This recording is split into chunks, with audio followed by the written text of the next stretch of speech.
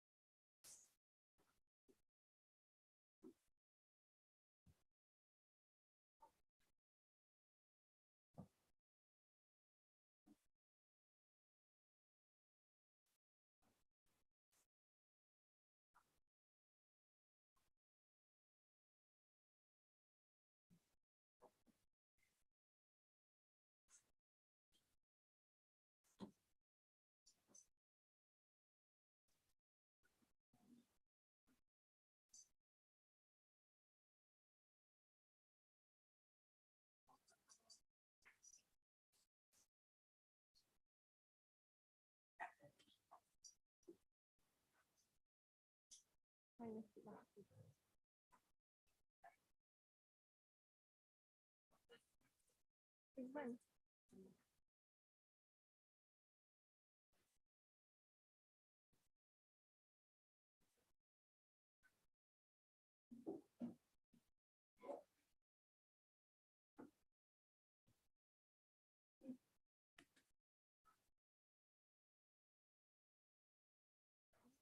sampai tak? Oke, sampai. Suruh anda boleh bangun kan? Suruh bangun. Suruh bangun. Haris ketemu sudah sampai.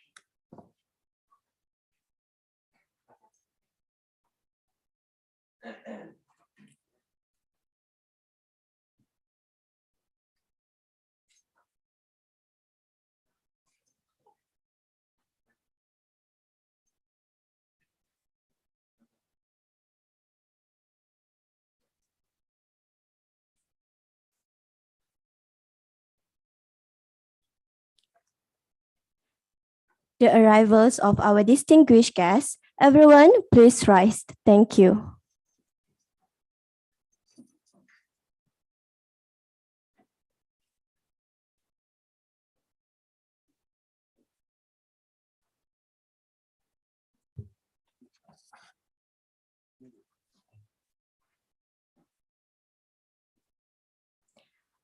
You may have your seat now. Thank you.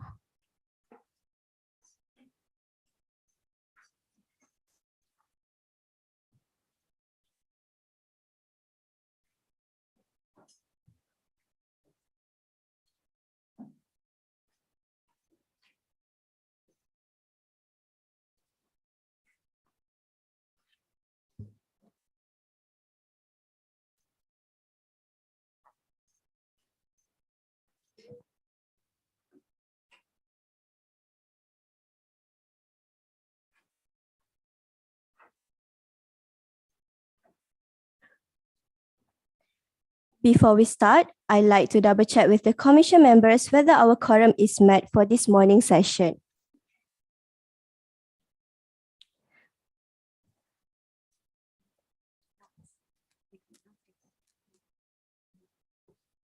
Assalamualaikum. My name is Farah Tasnim, the Public Relation and Secretariat IIUM Parliament. I hereby announce that the quorum has been made. Thank you. Thank you, Sister Farah. Bismillahirrahmanirrahim. Assalamualaikum warahmatullahi wabarakatuh and good morning. We will begin our sitting with the recitation of Asmaul Husna, Malaysian National Anthem, Negaraku, and IIUM song leading the way. Everyone, please rise. Thank you.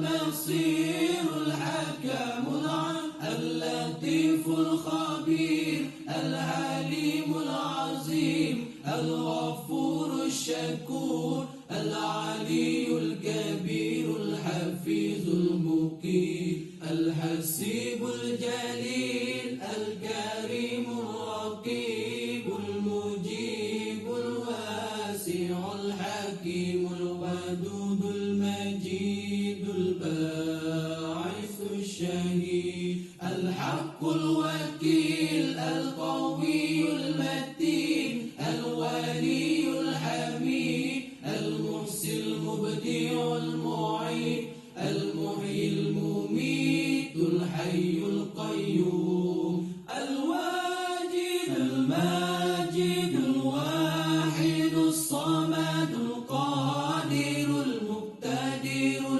المقدم المؤخر الأول الآخر الظاهر الباطن الوالي المتعالي البار التواب المنتقم العفو الرؤوف مالك الملك ذو الجلال والإكرام المقسط الجامع الغني المغني المانع الضار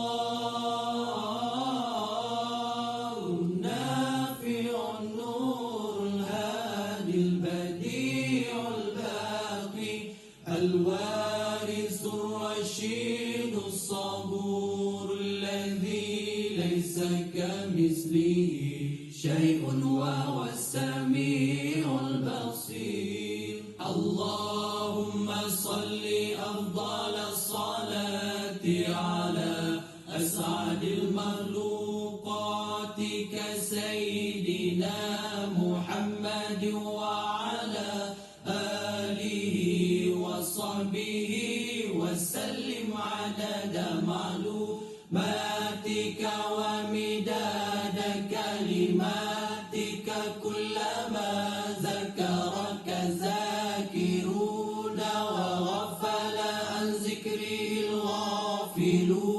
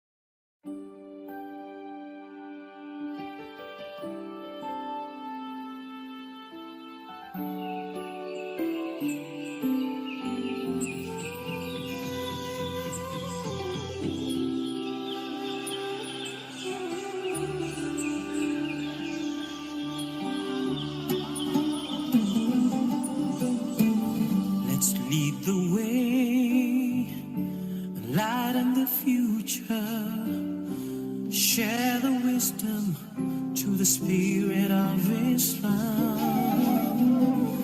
Revelation and reason shall excel, shall prevail. Merging faith and knowledge, we the Khalifa, we will fulfill the amanah. Together we make the world a better place. Forever expand the culture of Iqra. IIUM is to realize the meaning of Ramadan el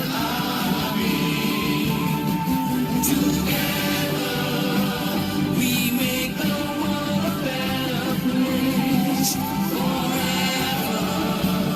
Expand the culture of Ikra.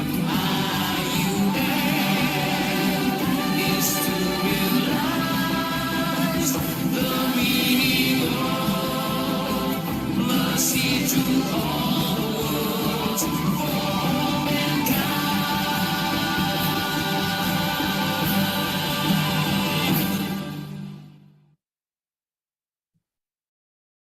Everyone, you may have your seat now. Thank you.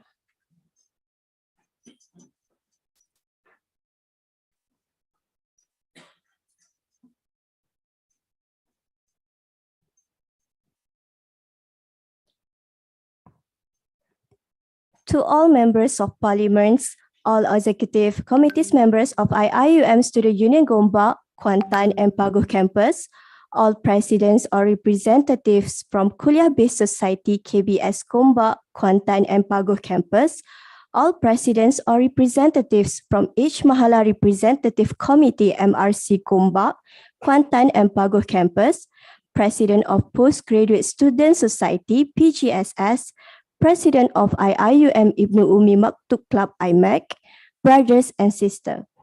My name is Nurul Ilya Natasha binti Ramli, second year student from Kuliah of Islamic Reveal Knowledge and Human Sciences, and I am Secretary of IIUM Student Parliament Commission for 2022 and 2023. For your information, this parliament is streaming live on IIUM Student Parliament YouTube channel. Brothers and sisters, to gain blessing from Allah Subhanahu wa Ta'ala, I would like to invite Brother Hassan, fourth-year student from Kuliah of Islamic Reveal Knowledge and Human Sciences, to recite the dua. Please welcome.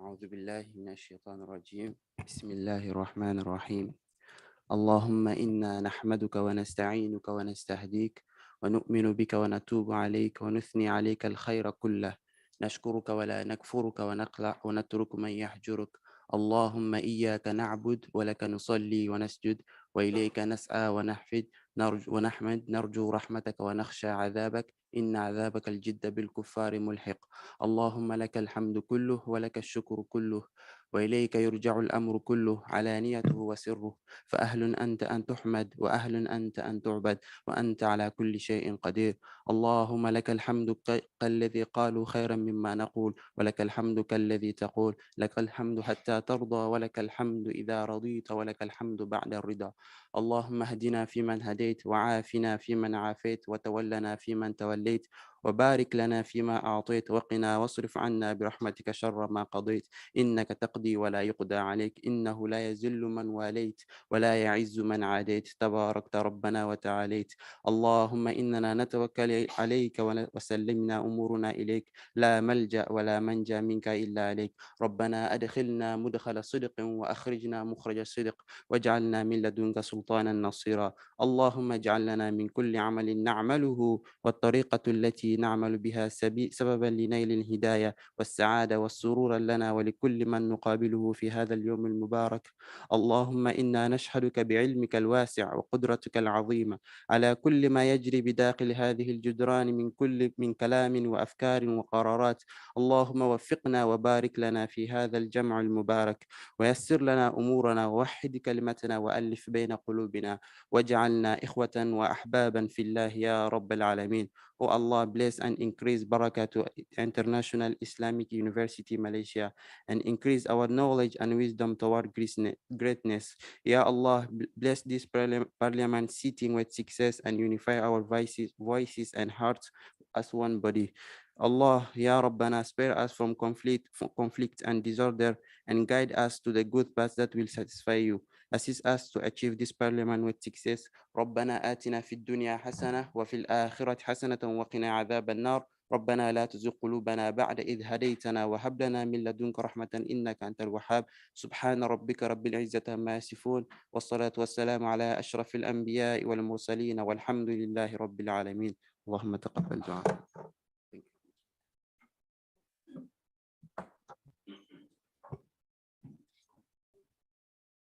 Thank you, Brother Hassan. Without further ado, I would like to invite the President of IIUM Student Union, Brother Muhammad Alif Naif bin Muhammad Fizam, to lead the Bai'ah members of Parliament. Please welcome.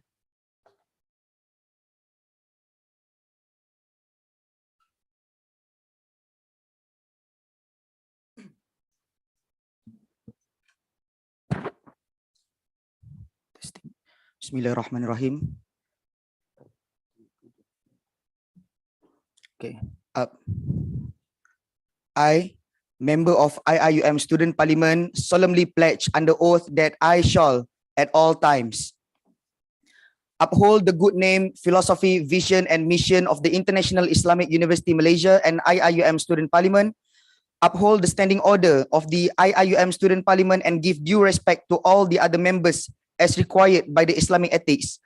Never, in any manner, do the prohibited acts as follows: to use any words that would tarnish the image of the university, to use any words that may lead to anti-government or anti-university, to use words that cause hatred among races, to give out any statement which deemed to offend other members, to use words that are deemed to be rude, to mention the name of other members in my speeches. I shall use the notion of brother, sister, observer, or any other notion approved by the speaker, to mention the act of members of IIUM Student Parliament except for act in executing his duty in any debate, acknowledge the power of speaker and deputy speaker to reject the motion or the amendment of the motion according to as he wishes, or stop the debate and dictate that the motion or the amendment of the motion shall no longer be debated if in the judgment of the speaker that any motion or amend motion or any debate on the motion or on in its amendment constitute to breach this law, to expel the members effective immediately to sit on the IIUM Student Parliament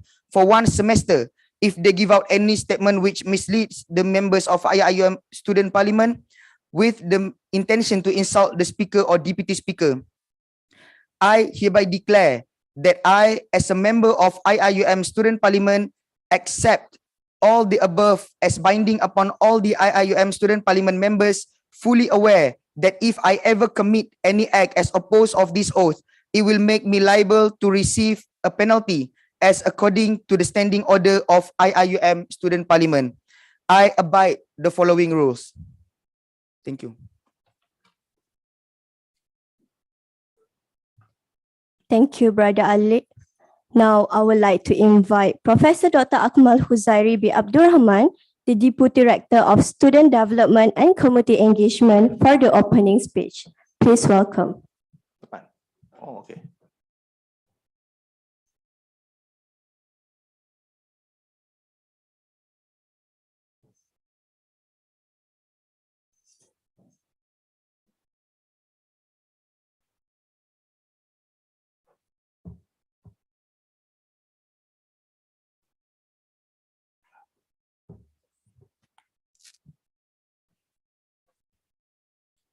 Bismillahirrahmanirrahim. Assalamualaikum warahmatullahi ta'ala wabarakatuh. Alhamdulillah wassalatu wassalamu ala rasulillah wa ala alihi wa sahbihi man tabi'ahu wa lah. Respected student leaders and members of the whole, all executive committees, members of IIUM Student Union from Gombak, from Kuantan and Pago as well, presidents, representatives from each of the Kuliah-based society, KBS in Gombak, Kuantan, and also Pago, presidents of representative from postgraduate society, student society, president of IIUM Ibn Ummi Maktoum Club, IMEC, and brothers and sisters, brothers who are with ties and with no ties. Loosen up a little bit. This is a parliament, okay? Don't look so tight. Okay, relax. You are going to convene until the afternoon then. praise be to Allah subhanahu wa ta'ala that after 2 years, after COVID-19, with His blessings and willings, we are here together physically for the first time in IIUM Student Union Parliament Central Seating. First and foremost, I would like to congratulate IIUM Student Parliament Commission for successfully organizing this parliamentary session physically. It is not an easy job, right? Organizing such a session, being a student on one hand, and also having to organize such an august occasion, whereby I think that this would alleviate the status of students, the intellectual competency of the students, and also the part whereby students are always given the opportunity to participate in the decision-making process of the university. This parliamentary institution is important to be held for its objectives. Number one, to collect all the voices of student leaders in answering any issues related to the rights and demands of students in educational and social needs inside and outside of the university life. This is very important. Why so? Because our fellow students are relying on us to become the medium with the administration. I know that some of us are fussing about the fact that some students, when you are leaning towards the administration, they would say that you are sucking up to the administration. Ini kaki ampu, kaki bodek, sebagainya. And then again, if you are going against the administration, you won't be seen as constructive. That is the problem. You can be critical, but to be seen as constructive is also important. To become constructive, it will always mellow down, and also will always have that persuading power with the administration.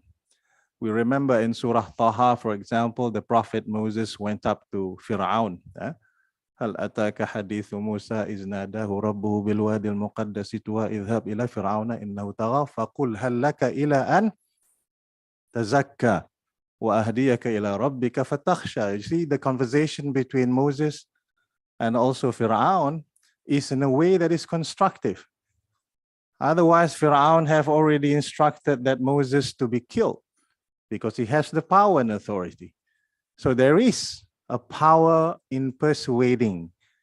There is a power in being constructive. So you are there. And in addition to that, because of the latest development that we are receiving from the ministry, the administration must be seriously looking into the empowering of the students. And all the students know about this now, to empower their students. Meaning to say that please expect that there is a shift of expectations.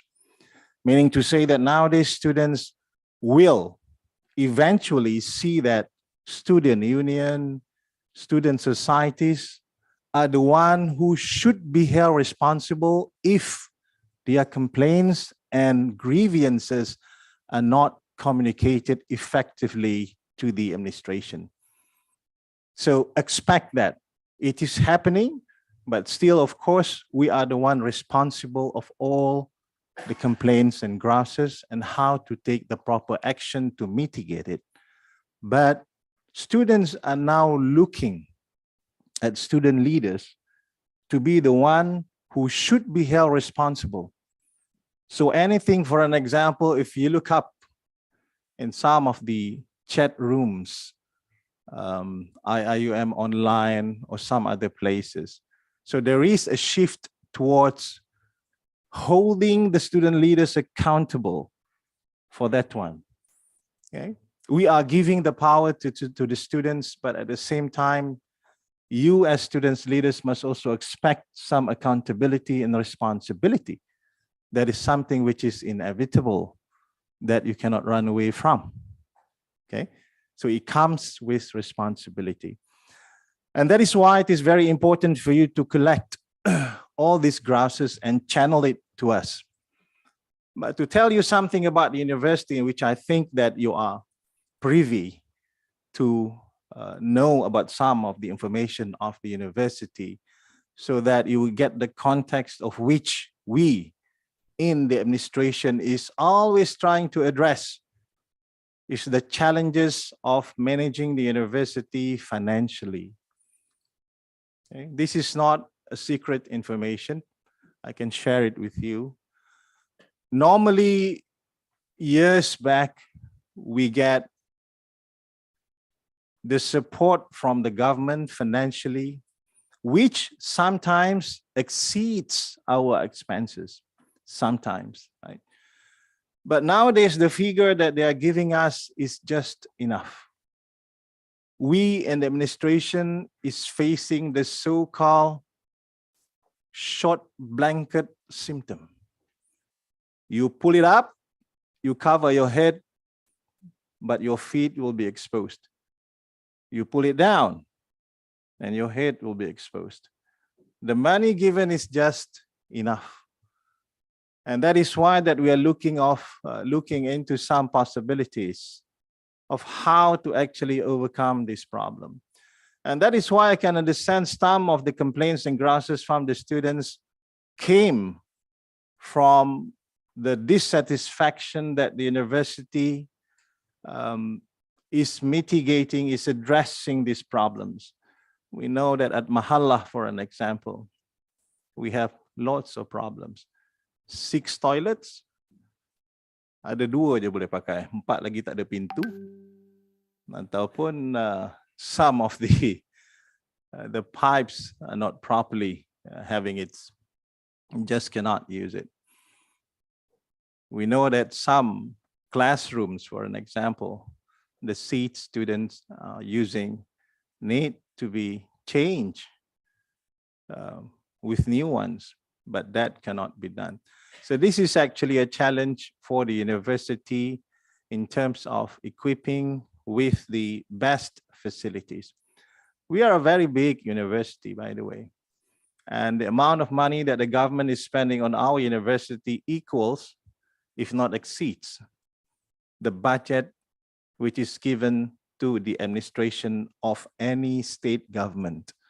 One university is akin and similar with the budget of a state university. Okay? So it stands around 600 million ringgit per year. But of course, that one of the sensitive issues is the issues of the tuition fee, of which the government cannot be simply increasing it because of the sentiment of the people. Therefore, the tuition fee has been unchanged for more than 20 years. You must understand that our international brothers are paying quadruple or more than that. A student, international student in engineering is paying 16,000 ringgit per semester, while you are paying 1,400 ringgit per semester. Just compare, do the math. That is the amount of subsidies given to us by the government. And still the international are coming because of the reputation of the university and perhaps some of the facilities that we are providing. They can pay the same amount of money to any private universities, but perhaps they won't get the facilities that we are providing here. So that is why a small number of them are still attracted to come to the university. But what I want to say to the local students is that please be aware of all these privileges given to you. And we must know this one in order for us to appreciate, that's the word, to appreciate the things that the stakeholders are trying to do to us. Okay? Your hostel fee, for an example, is 4 ringgit and 50 cents. And this one, the international student is also paying it equally with the local students. While the real fee for 1 day stay at your room at the moment stands at 40 ringgit. We pay utilities, electricity bills and water more than 30 million ringgit per year. 30. Okay. It's around 3 million per year. And unfortunately, this year, TNB has already notified us there will be some additional tariff post to our utilities, adding another 14 million ringgit to our expenses. So these are the realities I think that the students need to know, that the universities are bearing all these responsibilities in order to ensure that you would be able to study comfortably in the university. Initially, the agreement was that the OIC members were to foot the bill, sponsor the university. That was actually the initial understanding with other OIC member countries. But then again, after some times, most of the countries, they withdrew. And so happened that the only stakeholder remains is the government of Malaysia. Why I'm sharing this with the fellow student leaders is that it would enable you to contextualize, to put it in the picture of what we are trying to do. Okay? On one hand, we have these issues, on the other, we have the other issues. So that is why that we need our students to always be close to us, the administration, to tell us what is actually their grouses. And we would tell you in exchange for that, our limitations, our problems, and perhaps that the quick win solutions that we can do. This kind of understanding is very beneficial for us both. You can be critical. Again, I would sum up the idea, but please be constructive in that manner. Please contextualize. Put other people's problem first in order for you to understand what is actually the origin of your problems. That's the way that we train our thinking to become constructive. Second, brothers and sisters, is to empower our students. Voices in policy making and decision making of the university community by inculcating students with respect for the university's rules and regulations. This is again another point. I've talked about it previously, about the importance of involving the students in policy making. Of late, we have already decided in our meeting with the Deputy Vice Chancellor's meeting in charge of student affairs and development, that starting from the 1st of March, there should be initiatives taken by the university to ensure that the students will have more presence and authority in decision making. I have already called for a meeting between STAD and also some of the representatives from Mahalla, from SU, from Kuliah, based on how this should be taken forward. But of course, there is an argument. Doesn't mean that when the government wants the student to have more power and more involved in decision making, that would somehow make the student comfortable. Why am I saying so? Because when we say empowering the students, it means that the student now must do the work. You must become the secretary. You must be writing down the minutes. You must know how to file all those documents, etc., etc. It is no easy job. So there was this question is, if you are empowering us, does that mean that you are giving us more workloads? See? Some students are not comfortable with that idea. They feel that they are already okay with the status quo. But some want to take it further. We leave it to your decision. Because we know that now it is positive for us if we leave the decision making, some aspects of it, to the student. For example, in terms of planning for your activities. We know sometimes that students themselves are not comfortable when some of the authority, the principal, the deputy deans, what have you, imposed on you on what activities that need to be done. I had complaints coming from, I don't want to say where it is coming from, but we know that sometimes students do not feel comfortable because they say that, there are lots of activities.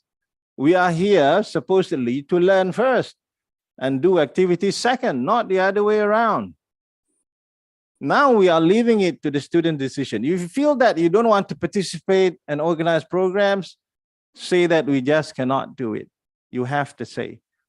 But financially speaking, and now even the ministry is looking into this one as well, perhaps there will be changes and amendments in the near future. You will be given also the authority to manage the society's money. But that would come with a price, right? Meaning to say that accountability needs to be there.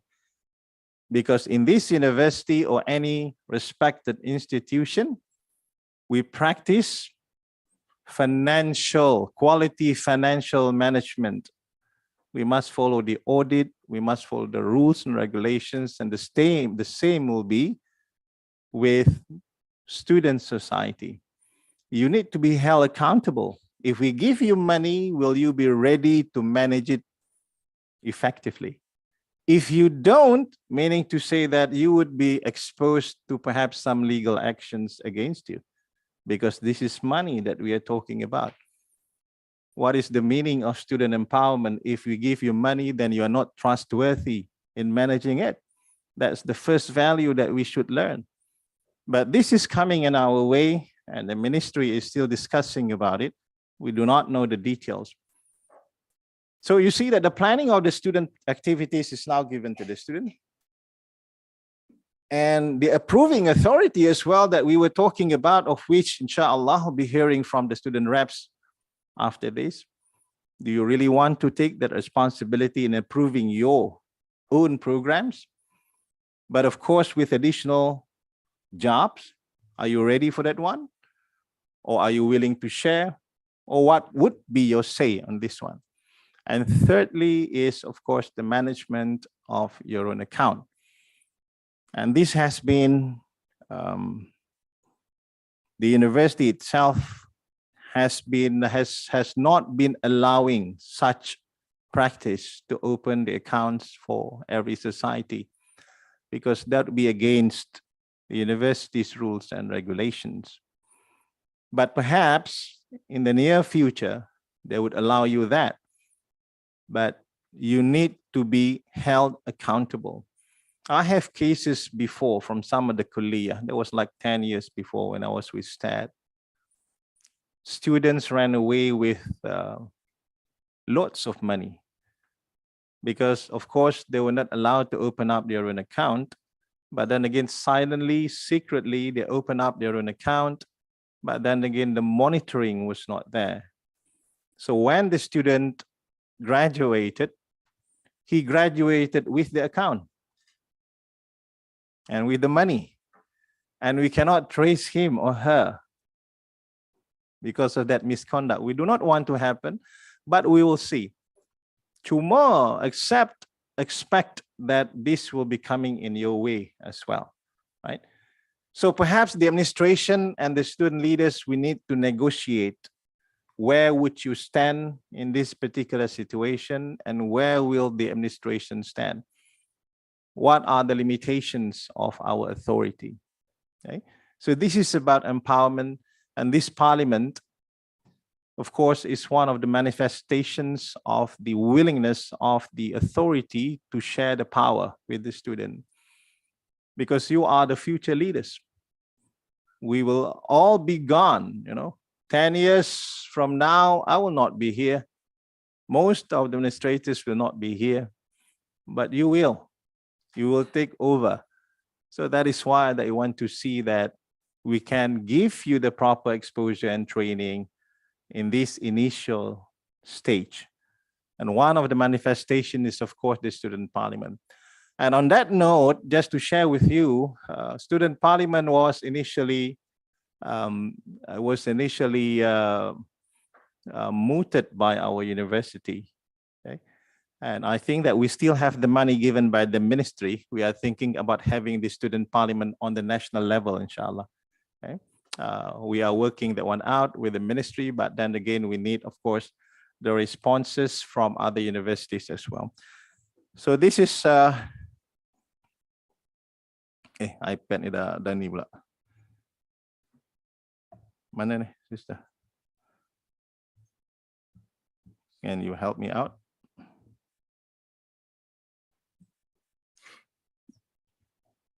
So password. Oh, okay, thank you very much. And the third point is, of course, to acquire new ideas and promote intellectual and constructive debate among student leaders. This is the platform, brothers and sisters. So you take the advantage of debating your issues, but do it in a cool way, please. As I told you just now, you look so tight in this morning session. And janganlah rasa serius sangat sebab pakai coat tie, right? Because this is a parliament, it is supposedly to be constructive, it is to be, I wouldn't say enjoyable, but then again, please, put a smile on your face and try to forward the ideas, constructive ones. End of the day, we want to hear from you real issues from the students. And inshallah, the administration will take it up. For sometimes, whatever notions which are discussed in student parliament, the administration will take it up seriously. For an example, you might mood the idea of, kita punya bus dah tua, lama kan, terbagai, And you say that we student, we want new buses. Saya pun suka lah.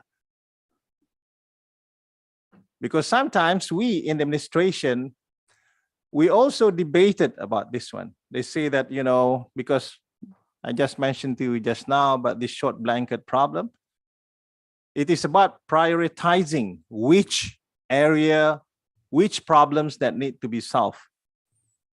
Okay.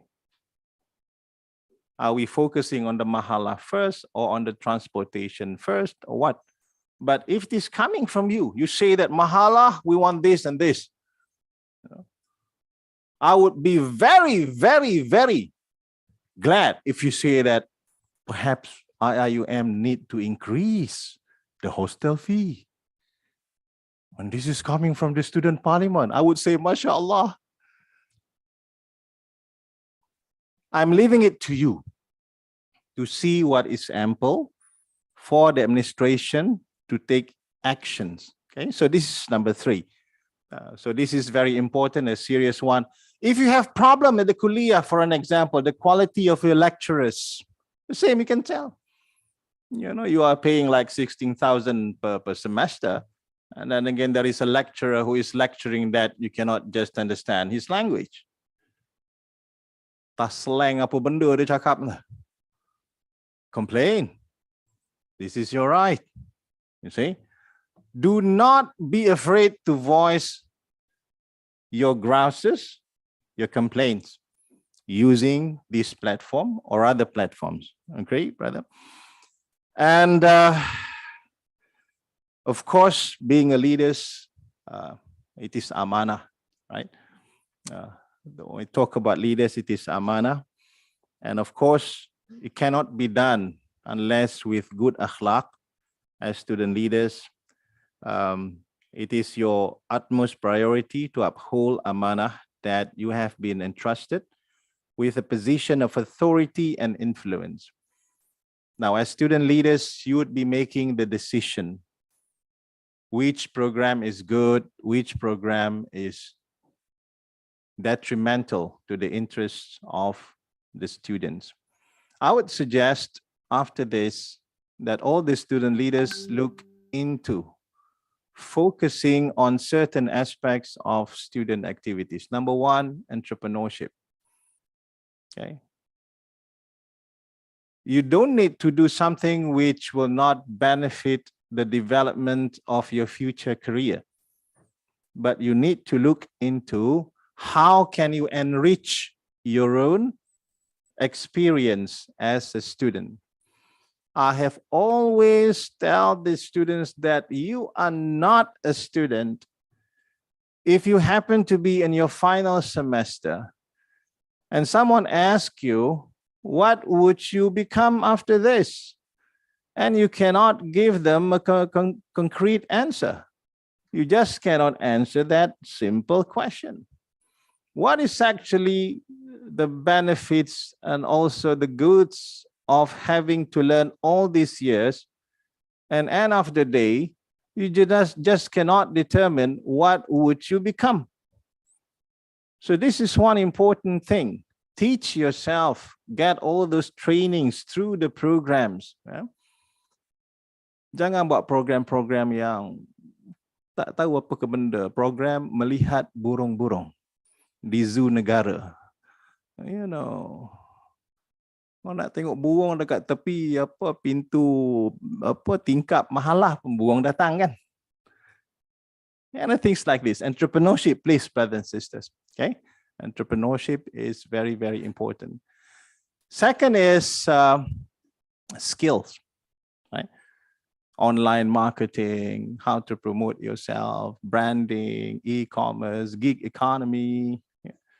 Now we are talking about that, how to actually train yourself to use all these platforms to market your services, your talents, your products effectively. That's number two. And number three is, of course, spiritual programs. Okay? We are nothing because why? In this world, we are only passing, right? As the Prophet says, the way that we should be living this world is kun ghariban fid dunya aw abir sabil, that we must become like a foreigner in passing through this worldly life, okay? Like the one passing through. This is very important. Why so? Because of the problems of the generation that we are facing. We had many close calls of suicides among our students nowadays, among your friends. And one of the latest incident that there is this one student who stabbed herself in the stomach, trying to kill herself. That was after second or third attempts, okay, of doing so. Now, our colleagues sometimes need help. Please spread the word that we are trying our level best in providing with the services, the counseling to the student, or perhaps you can approach them effectively and try to console them, try to know what are actually their problems. So amanah means that you are also the one who be held accountable. Sayyidina Umar al-Khattab radiallahu anhu was worried about if a shepherd would lose his sheep in Kufa. That's like thousands of miles from Medina at that time. The way that a leader is thinking is that he is always concerned about the well-being of those whom he was entrusted to rule. And the same thing with you. Okay? So this is an amanah. Why so? Because we are so afraid that Allah subhanahu wa ta'ala one day would ask us whether or not that we have already shouldered all these responsibilities trustworthily with amanah. Do not forget, always remind yourself not to misuse the trust placed in you by others, inshallah. And you are here for that trust. You are here to mitigate, you are here to debate, you are here to discuss all those concerns of those students you are representing. Okay? Mungkin berdosa kalau tak cakap benda-benda yang menjadi concerns of our students, you know. So cakap, bincang, inshallah. On the other hand, as a student leader, having good akhlaq means that you should embody the values of honesty. Honesty is number one. If you cannot be trusted, then you are no leader at all, right? Because trust is number one. If you misuse it, if you break your promises, then that's it. What is actually that you can gain from someone who say one day something and the second day just back off from it? It's a useless allegiance, to say. What kind of people can you trust if one day he's saying A and second day comes and he is beginning to say B? So the same thing, train yourself about this one. So amanah and akhlaq, brothers and sisters, we should strive to fulfill our responsibilities with integrity, honesty, and transparency, while also embodying positive moral character. This can help us earn the trust and respect from our peers and ultimately make a positive impact on our kulliyah, our mahalla, and our institution as a whole. The roles that the student leaders in exemplifying amanah in the parliament, as I mentioned to you and I sum it up.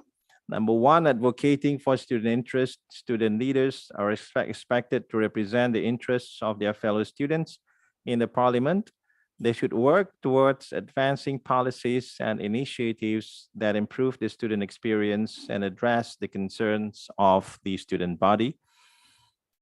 Second, building coalitions. Student leaders should work to build coalitions with other student leaders to advance common goals and build consensus on key issues. We need to say better cooperation between the club, kuliah-based societies, mahalah, and student union. We need to forge this kind of cooperation because when you voice out your concern in unison, it will be heard and taken more seriously by those who have the power. Otherwise, you might not be presenting a strong voice. People would say that, nah, this is coming from one fraction of the student societies.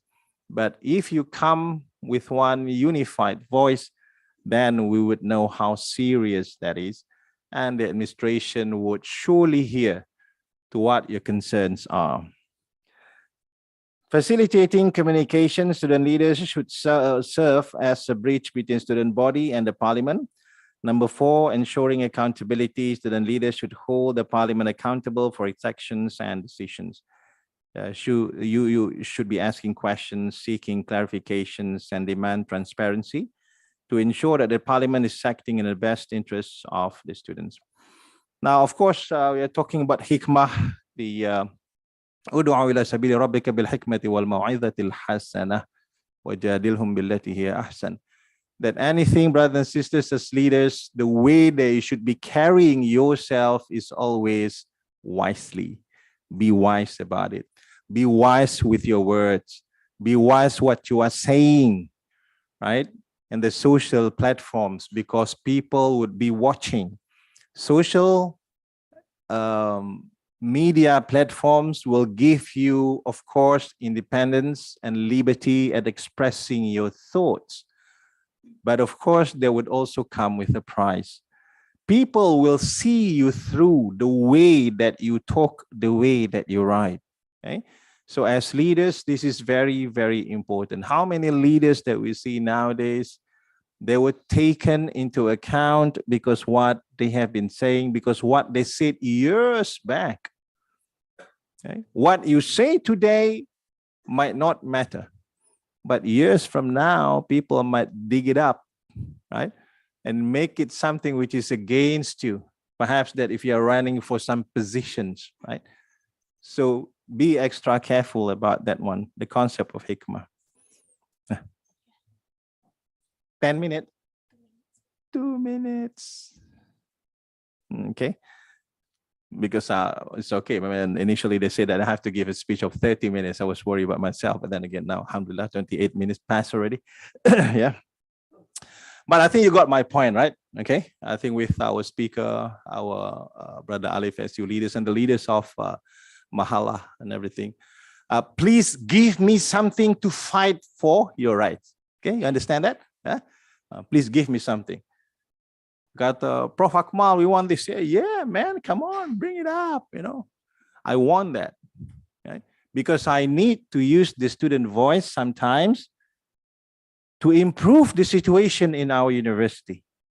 Okay, so we do not need to wait for example, the complaints, right? Sometimes we feel that we are doing something which is correct. Right? I learned a lot actually in my position. I used to think that because masa apa dia buat cerita kucing dekat Mahala, everyone was okay. I thought that was okay. And then came the complaints. Bau tai kucing lah apa. Kata, oh maksudnya student ni tak suka juga kucing. Dia kata bukan tak suka, Prof. Masalahnya yang menjaga tak menjaga dengan baik. So I know the student process, right? If it is brought up, then we would know. So it is very, very important to know the stories from your side. Okay?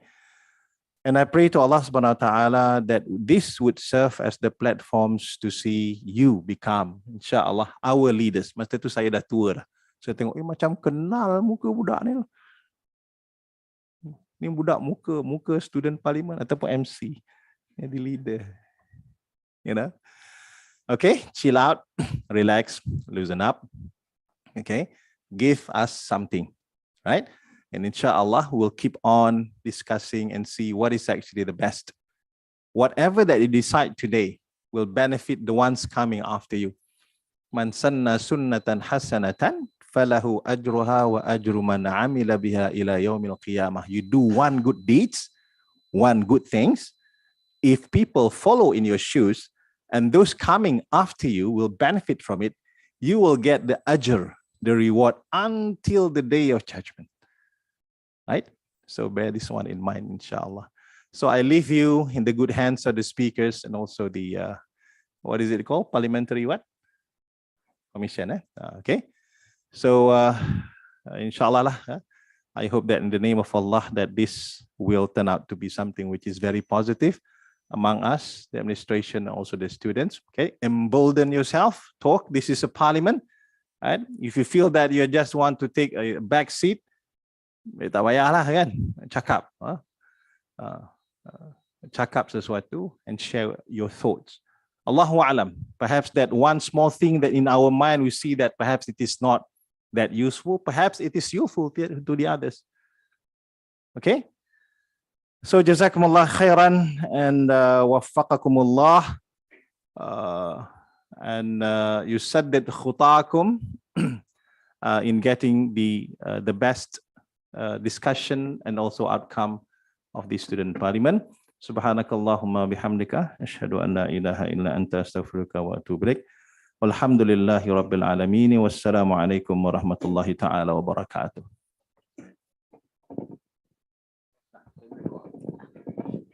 Thank you, Professor Dr. Akmal, for the speech. Unfortunately, Professor Akmal has to take his leave earlier than expected. We hope to see you in the next sitting. With all due respect, you shall to take your leave now.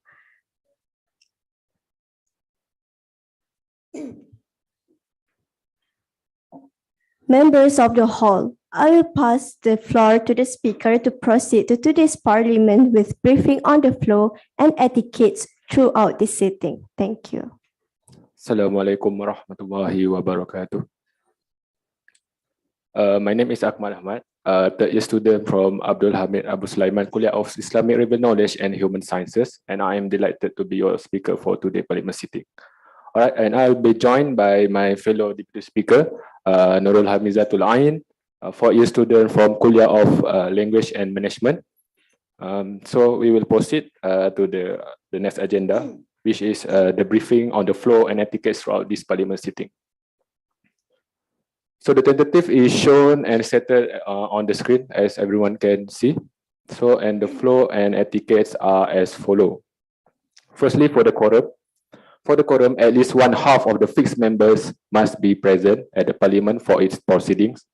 And second, for the list of voting members, the list of voting members will be only for fixed members. That's according to the standing order.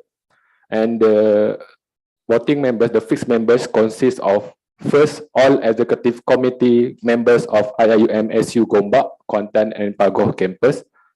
Second is all presidents or representatives from each KBS Gombak, Kuantan and Pagoh campus. third, all presidents or representatives from MRC Gombak, Kuantan, and Pagoh campus. Fourth, the president of PGSS, and lastly, the president of IIUM Ibnu Ummi Maktum Club, IMAC. So only these 5 categories of students are allowed to vote. For the voting of the motion, you only need to vote first, approve, or reject, or lastly, abstain. All right. For the etiquette, please always remain silent. This is not only for the member of the hall, but also any devices that you bring into the hall, be it your headphones or your laptop, your tablet. Please keep it on silent mode in order for the parliament to be proceeding smoothly. And do not speak unless you got approval from the speaker or the deputy speaker. And to get approval to speak, please raise up your hand and then address the society you represented. For example, let's say Asma want to speak. So Asma, raise up your hand and say Asma wishes to speak. All right. And let's say for the KBS, Revocation, raise hand and wishes to speak. For the IIUM because there are so many officers right in the MSU. So what you want to do is you raise your hand, and then let's say the president want to speak. Then let's say IIUM president wishes to speak. All right, everything is clear. Okay, thank you. So the amendment can be applied to the title of the motion, and the motion is open for the 20 minutes of the debate. And the motion can be amended in all or any following methods. First, by leaving out certain words in order to insert other words. Second, by leaving out certain words. And third, by inserting or adding other words. If you want to cancel your request to speak, just simply put down your hand, right, and I will get it. And again, I want to remind the members of the hall that the speaker reserves authority to intervene in your speeches if any of you breach any rules or etiquettes. Please aware of that. And also always be straight to the point when delivering your speech, and please do not repeat the same amendment, argument, suggestion, or question.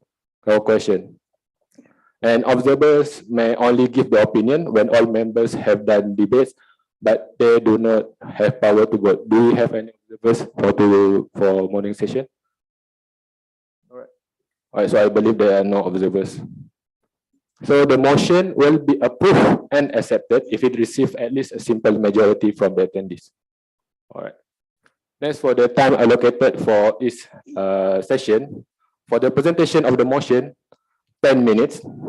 The debate of the motion, 20 minutes.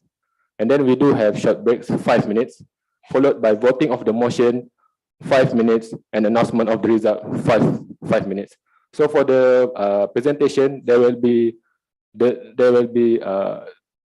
bell will ring 2 times. The first time during the presentation of the motion indicates the time has passed 7-minute marks, and for the second rings of the bell indicates the time has passed 10 minutes mark. This is for the presentation of the motion. For the debate of the motion, again the same things. The bell will ring 2 times. The first time indicates the time has passed 10 minutes marks, and the second time indicates the time has passed 20 minutes mark. Sorry. So before we begin, we would like to welcome the members of the hall to the IIUM Student Parliament Center is Parliament sitting. So we go to the first motion. Again, I would like to inform the members of the hall, once the amendment are approved, we will continue to sit with the approved amendment immediately. Now, I would like to invite an IMAC representative to present the first motion, which is amend the constitution to include Disability Services Office in IIUM Student Union offices. The floor is yours. Bismillahirrahmanirrahim. Assalamualaikum warahmatullahi wabarakatuh. Thank you, Honorable Speaker. I am Muhammad Nasrul bin Muhammad Noor, representing IIUM Ibnu Ummi Maktum Club. Okay, before I proceed to my motion, let me brief you a little bit on disability. So, what is disability? Disability happens due to the barrier that we face every day. Some of the barriers are physical barriers and social barriers. The barrier does not come from our impairment actually, but it comes from the inaccessible physical environment and exclusion in social interaction. Take this as an example. One of our blind students are being left out in class. You know, when the class is empty, that person was left out without knowing that the class was dispersed after, for example, like our usual class 320. Okay, all of the students just go out from the class and leaving that person only. And also, one of the reason is because there is no physical accessibility, which is in terms of the tactile. You can see in the Mahala Uthman, there is some straight and oval shaped tiles. Those are called tactiles. So without these tactiles, they will know where they want to go. So and that shows that there is some problem with the awareness of the students in that particular class. And one of the issue that have been raised before is the issue of disabled parking. It has been raised a number of times, several times in IIUM Online, and also okay, assistance is actually per our needs basis, and it is an autonomy of that person if that person wants to be helped. But as a disabled person, what do we want is we want to be as autonomous as we can, and as to be independent as we can. So I suggest that we have a partnership. We need to be in this together and make sure no one left behind, thus achieving the university's philosophy of Rahmatan lil Alamin. Let me move to the title, which is amend IIUM Student Union Constitution to include Disability Services Office in IIUM Student Union. Okay, in terms of currently in IIUM Student Union Constitution, there are no clauses for disability representative to make sure that the voices of the disabled students are being heard holistically. Therefore, to uphold the spirit of student unionism, equality and equity, and also inclusive participation and effective participation in student activism, there is a need for the disabled students to be together to embark the IIUM Student Union. Therefore, the grounds of the consideration. Okay, due to the voice of disabled students in IIUM are not being heard enough, and such being ignored, that we see what happens in IIUM Online. There's one person who always say that the parking is an issue. You may see it as just a minority issue, but it's actually a big issue for us. Like for example, from the khutbah before this, we have the rights to education as well. So we want to educate ourselves. We need education as well. So that issue is quite a big issue for us because we cannot move everywhere if there is a barrier. So we become disabled because of the barrier. Therefore, there is a need for us to be part of the union itself to uphold and embrace inclusivity towards the student with disabilities community in IIUM. Next is the implementation.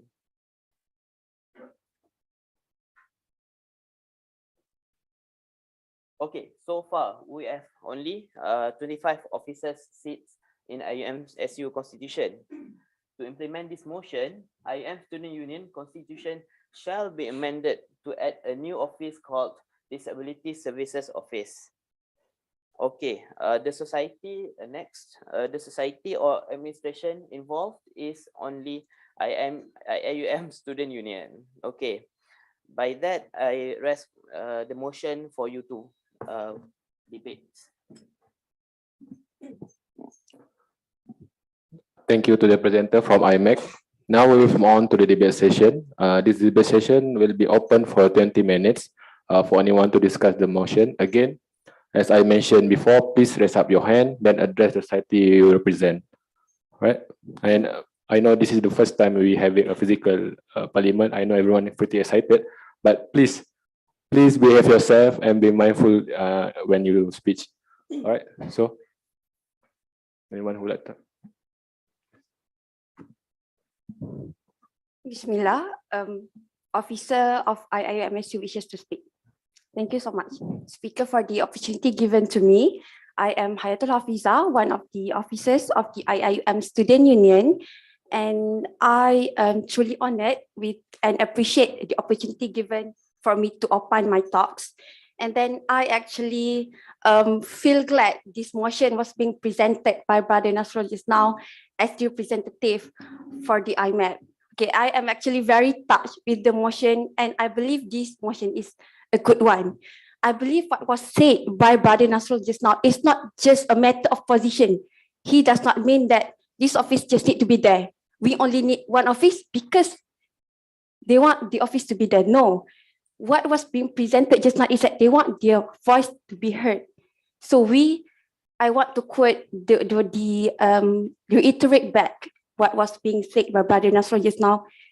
We need to be in this together. We need to make sure that they are part of us, not just the matter of position, the office to be there. No, I want to note everyone here is that, of course, the students who are less fortunate than us, especially in terms of physical, they want to be treated the same way with us. They do not want them to be seen as weak. No, maybe much more students of disabled students may be much more stronger than us. We can see many proof in an article in IIUM online even that they are much more stronger than us. They have so much things to offer. So why do we not support this motion and open a platform and opportunity for them to be part of us and have their word to be heard from each one of us? So officers, and of course student leaders as well, our linear honorable student leaders here, we need to remember only the same people can think the same thing the same way. Even we, the one maybe a bit fortunate than these disabled students who are less fortunate than us, we kindly, most of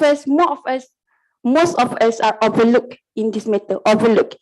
If Brother Nasrul do not touch on this matter, maybe we are going to ignore them forever, right? We in this university are with them together. We learn with them, but why do we overlook and just ignore the existence of the students? We are the students, we are the same, we need to be treated the same way together. And maybe if you want to ask the advantages of having this office with us to be included to amend in our constitution, of course, the spirit of inclusivity. This union love inclusivity. We touch sports, we touch culture, we touch arts. But why do we do not even touch the matters of disability services? Why do we just leave these matters to disability services unit? If they cannot entertain the needs of the students, then where do they need to raise their concern? Do we have any office that can entertain their needs and concern? No, we only have DSU now within the IIUM. So now I really love and glad that Brother Nasrul address this concern and this motion to be with us, and I would like to call upon everyone to support this motion for us to prove the matter of inclusivity, democracy, so to have one of them to be in this together with us so that we can undertake and take part and heard their voices. So I think that's all for me. Thank you, Speaker. Thank you, ISD. My name is Vice President 1 of IIUM Student Union, wishes to speak. Yes, the floor is yours. My question is just on the technicalities. For the office to be established, we must have a specific, I think, job scope on what they cater, and also what is the meaning that the goal of each offices, because each tenure we revise and do the job scope again to fit maybe the next tenure, because based on our experience. And also on the technicalities, is it going to be a special seat, meaning that only disabled student can run for the seat only, or it's a common seat, but the theme is disability services? That is my question. Thank you. All right, thank you. So representative from IMEC can answer the question. Okay, thank you, Brother Rafiq. Okay, for the ob- objective and also job scope for this office to be established is one is to empower the disabled person or persons with disabilities in IIUM itself, and to make sure that they can access the information, they have access to information, they have access physically to the office, they have access to whatever services that they need. That's one thing. Another thing is in terms of, sorry, can you repeat your second question, Brother Rafiq? My second question was about the contesting seat, meaning that is it going to be a special seat only disabled student can run, or the theme of the office is disability services? Okay, if possible, because for us disabled, we have the lived experience as a disabled. Therefore, if possible by the constitution and by ROS regulations, for us to include an exclusive seat for the disabled, that will be better. But if not, I am open for the seat to be contested. Because I just want to raise the issue that we had this issue last time when we want to put international seat in IIUM Student Union Constitution, and when we go to RS, RS doesn't allow an exclusivity in the society, meaning that there cannot be somebody or a special seat to be contested for any, even though we are in good spirit, we are in the spirit of the union, we want this to be more representative as possible. But when we last time went to RS to include the international seat to the constitution, it was not able unless we allow the seat to be contested by everyone. But the theme of the office is international seat. So I'm just bringing the same context to this issue. Thank you. Thank you, VP of IMS. Yes. Teacher MSU wishes to speak. All right, the floor is yours. Okay, thank you, my honorable speakers. So, let's continue with this motion lah. From me, I do agree with this motion because I believe any kinds of students who are disabled need to be chance and given them opportunity to contribute for our union. And I believe from what I know previously SRC, they have a seat for the disabled students. So with this opportunity, I believe also they can give so much contribution for our union. In spite of that, I would like as well to opine my thought on this, that we should take some concerns together. It is especially on their needs. And one of the concerns that we need to aware and we need to accommodate, which is the accessibility. I believe there are not all of the buildings in IIUM have this accessibility for the disabled students. So in this, we need to aware and accommodate if they, from their needs. Let's say IIMSU needs to conduct a meeting or a programs. So we should accommodate them for the disabled students. And then I'm pretty sure that the students want the same opportunity like us. Even though they have certain needs that we need to aware and accommodate, but please do not treat them like they are weak. They also have a good strength, huge strength to contribute to our union. Despite of that, I have seen a few of disabled students that have passions to our unions. For example, from what I know, in the previous elections, they had a convoy around IIUM, and one of the speakers in the convoy around IIM is from these disabled students. So he have a patience to our student unions. Therefore, I would like to call everyone in this hall to support the motions and give them opportunity to contribute to our union. That's all from me. Thank you. Thank you, Treasurer. Yes, President. President of IIM Student Union wishes to speak. Yes, the floor is yours. Okay, so Assalamualaikum warahmatullahi taala wabarakatuh.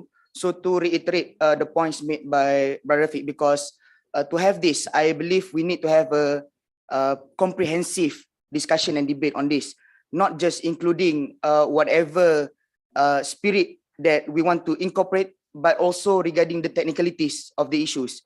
So as mentioned by Brother Rafiq, I myself went to ROS during the establishment of international office. I myself went to the ROS and discussed with the officer of ROS himself regarding the establishment of international seat, in which the point made by ROS, because of course the union is subjected to the Societies Act, it is not just cannot have a designated seat, but let's say if a designated seat were to be established, for example, whether it is international office or the disabilities services office, anyone can contest, meaning even if someone who is not an international student can run for international seats, and vice versa, of course, for disability services. And I believe the student leaders who run in IIUM Student Union have their own passion in many fields, and not just subjected to the job scope or subjected to the office that they were designed or elected to, meaning they can use their voices in terms of whatever office that they represent. So my opinion on this is that to specialize a seat for the disabled is actually, for me, it's not very inclusive as much to empower them to run in whatever office that they can run actually. So it's a matter of, for example, if our disabled friends wanted to run for welfare office, then it is open rather than to have a designated seat, but also to have a seat that already have an established job scope, in which as of now is quite comprehensive. And in fact, in the Office of Welfare of IIUM Student Union, we do have a department that cater to the disabled students. Although this might not be something that is might have some holes here and there, but that doesn't mean that it doesn't prepare or it doesn't work on its function properly. In which I myself, including I think Brother Aiman, Brother Rawa, had meetings or discussion with the if I'm not mistaken, the position is Director of Disabled Services Unit, Prof. Rosita, regarding facilities and accessibilities, in which it is brought through the Office of IIUM Student Union, although it's not a particular one. So just to at least to play as a devil's advocate, to spark a more thorough discussion on this, rather than, again, I mentioned, rather than mere spirit, it is also concerns technicalities and also the workings of the union as an institution governed by the Societies Act. So thank you. Thank you. Yes. IMSU Assistant Treasurer 2 wishes to speak. The floor is yours. Thank you, Mr. Speaker.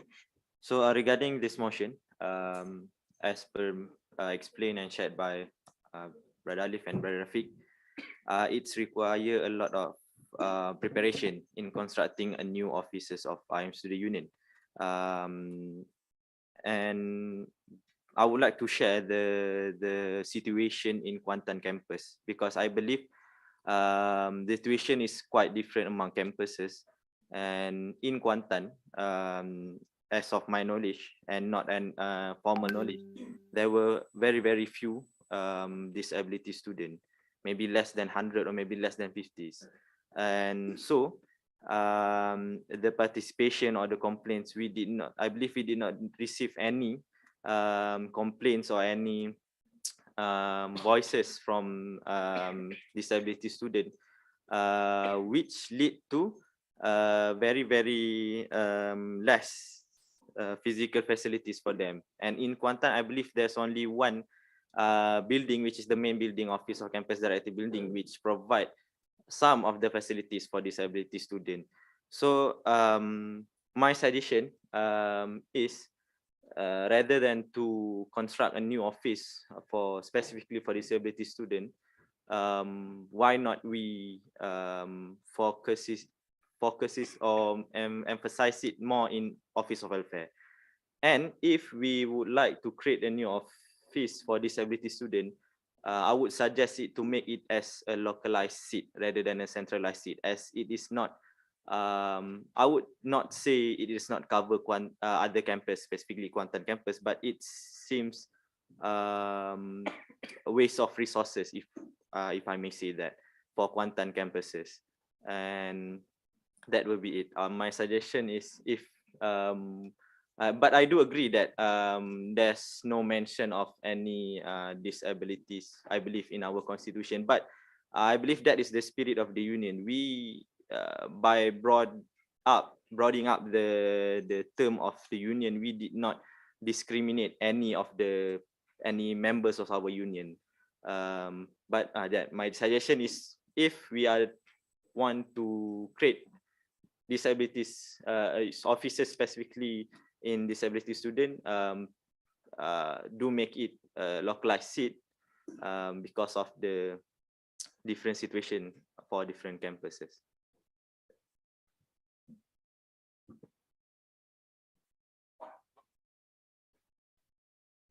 Office of Welfare Kuantan wishes to speak. Yes, the floor is yours. All right, thank you very much, Mr. Speaker, sir. So before I progress to my arguments, I would like to extend my applaud and also my support in what the respectable honor of our Member of Parliamentary has actually reiterated regarding disability services. However, on behalf of Kuantan, such as my previous colleagues have mentioned, such as Brother Shakir, in Kuantan is a very different situation. However, regardless in that situation, Office of Welfare, we in Kuantan, we have 7 different departments. One of those specifically catered towards disabilities, which is named as the Disabilities, Mental Health and Social Welfare Department. And in this department specifically, we do cater with issues that go on with limitations of availability and access. However, I would also like to bring to the table today that one issue that happened from last year was that there was no one on campus who will be any member of IMAC. Therefore, in Kuantan, we had abolished, not under the supervision of a student. However, since it didn't meet the the regulations of SDEF, our Student Development Department, that society was abolished. However, like what my president has said regarding working on matters of the society itself with the student union, I believe that whenever we have a new office introduced, it will cost more than just an issue of a clash of interest. However, it wouldn't be fair. For example, if the SU were to approach a certain body, will it approach, for example, IMAC first or SU first? A clash of interest will be the main pinpoint of how it will work together. For me, the best way for us to cater this issue is for us to work together, as in, for example, focusing on certain departments, focusing on certain allocations or what these officers are supposed to work for. And in Office of Welfare, we are more than determined, and we do tell to all members of the floor today that we work on to focus on any issues available. For example, even in disability cases, even if we don't have IMAC club in Kuantan, we do cater to those with, for example, one of the offices in Kuantan, such as the Student Services Department, SSD.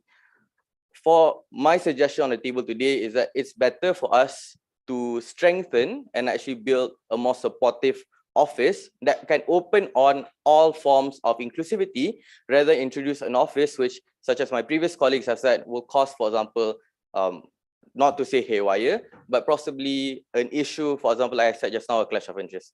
And in today's discussion on the motion, I do agree everyone is being optimistic. However, in terms of practicality, tangibility, I believe this will cause a major issue when we progress not over in the start of the office itself, but over time we'll see that there's a lot of clashes. And hopefully, to make better use of this issue is for us to work and strengthen, for example, through binding documents, could be through any forms of discussion that we can actually clear the path that we have. For that, I thank the suggestion and the motion. I do support, however, the best practicality as an officer of welfare, I believe it is to be part of the Office of Welfare itself, to be strengthened and concreted through works with all members of the floor, for not only from IMAC, but also through SU, the KBS, and then MRC. That's all from me. Thank you very much. I think we have only 1 minute left.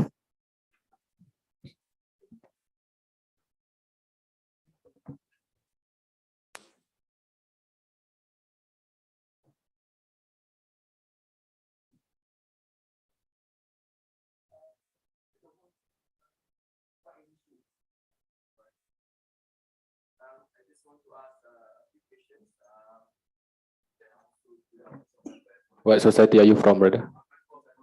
All right, proceed.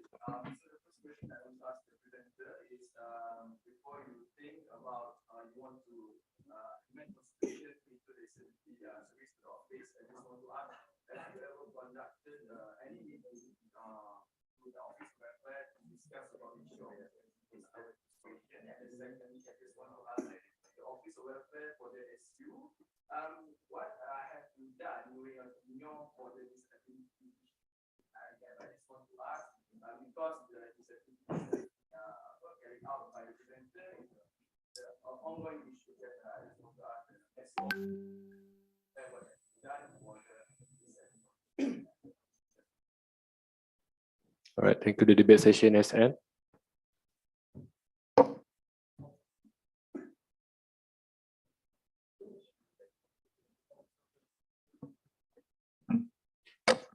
All right, we'll give additional 5 minutes. Officer of Welfare wishes to speak. Yes, the floor is yours. First of all, I'd like to describe the structure of Office of Welfare Student Union. Especially, we have one department in both Kuantan and in Gombak. We have Disability Service Department, and we have named it Holistics Department to remove the word disability because they're not disabled, like they are strong as well. And we have 2 members from disability. We have 2 PWD members and 2 members from postgraduate students and 2 general members. So the first meeting was conducted with Disability Service Unit, and now we have been working very well with Disability Service Unit and also IMAC. And in fact, we had arranged a program. We have planned a program, IDGAC, to be held in these months. But due to technical issues, we could not proceed with it due to budget issues, more precisely. So that was discussed. That's an answer to MRC Bilal. And as far as the disability service is concerned, I would like to, I resonate with the idea of welfare quanta, which is giving more power to disability service so that they can run for welfare seat and have a stronger and wider reach, not just for disability students, and have more power to spread the awareness about the disability services and other problems related to disability services. Thank you very much. All right, thank you. So I will give last 2 minutes before we vote to the IMAC presenter to justify his motion. Okay, Bismillahirrahmanirrahim. With due regards to disability issues, actually it's not the issue only on welfare. It's the issue of everything because we are humans. All of us are humans. Welfare themselves, I would say, will not enough to cater for the issue of the disabled because it's not the issue of welfare. We don't need only help. We need rights. So that is the thing that we want. By having this office is part of the empowerment of IIUM student in terms of the students with disabilities. And also, I agree, I resonate with the idea of localizing the seat. I am okay as long as there is a seat in IIMSU. It's a contestable seat and it can be contested by everyone to be in that seat. But I believe that the seat have to be here because I believe, I am sorry to say, welfare alone is not enough. It's not enough. One program wouldn't give the awareness that we have.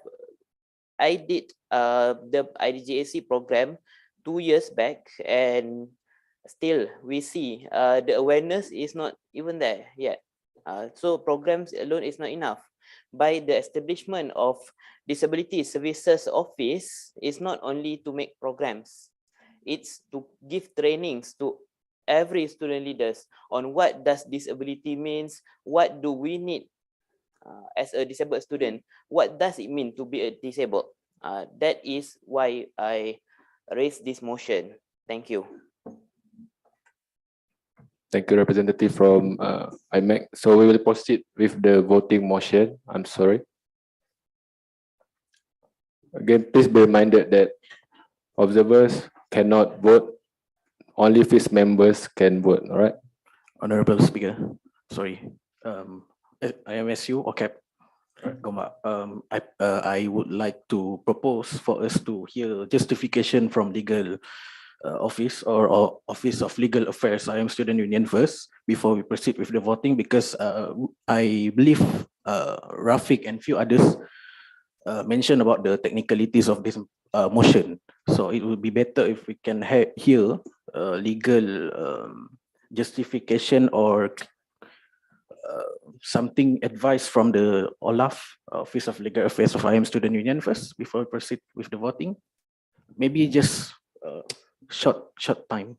Okay, sure. 3 minutes. Okay, thank you so much, Honorable Speaker. Thank you, Honorable Speaker, and definitely OCAP of Student Union Gombak. Legal Affairs Gombak, I would like to give a point that there could be an issue of void ab initio here, because as mentioned earlier, Registrar of Societies do not allow that one office is specifically contested by a certain group of students within the students. And we have heard several discussions and points made by several parties, members of the parliament today. Therefore, on the issue of legality, and I consider about the technicality, I would like to propose an amendment to this motion, which is not to include Disability Services Office, but to include Disability Services in the name of Office of Welfare. This, in the same manner, we give a big recognition that they are a very important part of the students of IIUM. Like the case we have with Office of Islamization and Student Development, they carry different portfolio, but they are still within the same office. So if we were to have Office of Welfare and Disability Services Unit, not only that their jurisdiction or the problems they receive from students could be overlapping, because can you say that the concern of a disabled student not a matter of welfare of the student? So my suggestion that I would like to propose here is to amend the motion to include disability services in the name of Office of Welfare. Thank you. Thank you. So we do have a request to amend. So by that we need to vote 2 times. First for the amendment and second for the whole motion.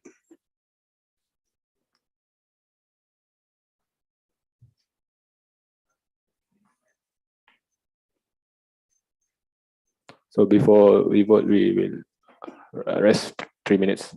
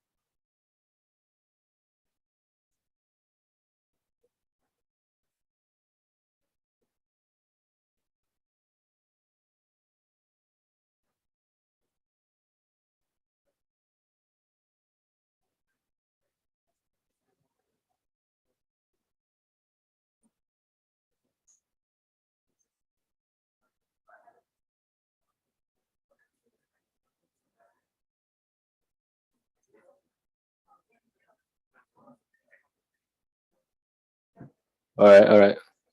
So 3 minutes is up. So we'll proceed to the voting process. The voting process is, attention please. Right. The voting process is to be held through the method of show of hands by all members, and the secretary is responsible for counting the vote.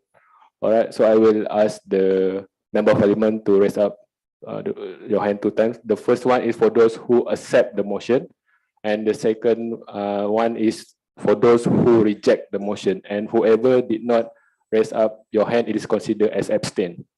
All right.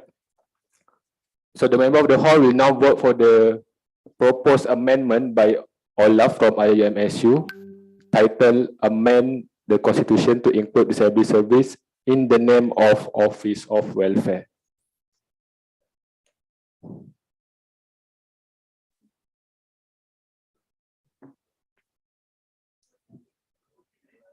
No, all right. The first one is from the Olaf. All right, amendment from Olaf. All right. So the member of the hall will now vote. The member of the hall who accept the amendment proposed by Olaf, please raise up your hand.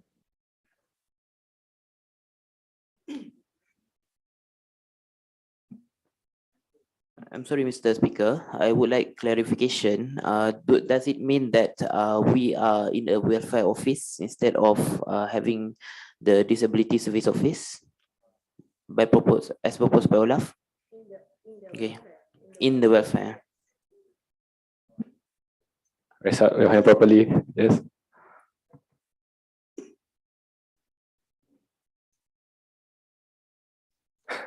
Sorry.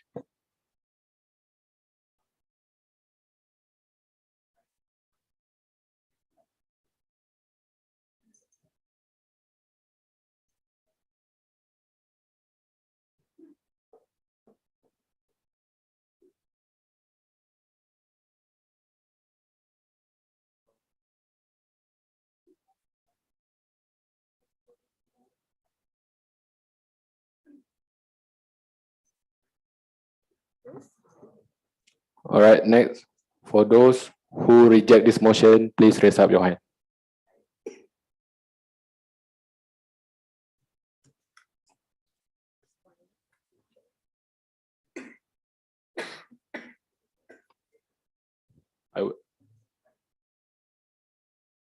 I would like to thank you for the member of the hall for your voting.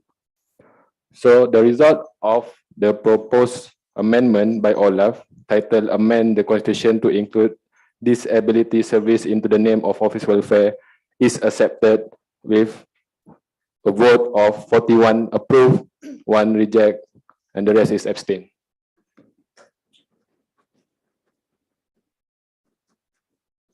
All right, moving on to the voting process for the whole motion. Again, the same as before, I will ask the member of the hall to raise up your hand 2 times. So, the members of the hall will now vote for the motion, amend the constitution to include disability service officers in IIM student union offices. Those who approve this motion, please raise up your hand.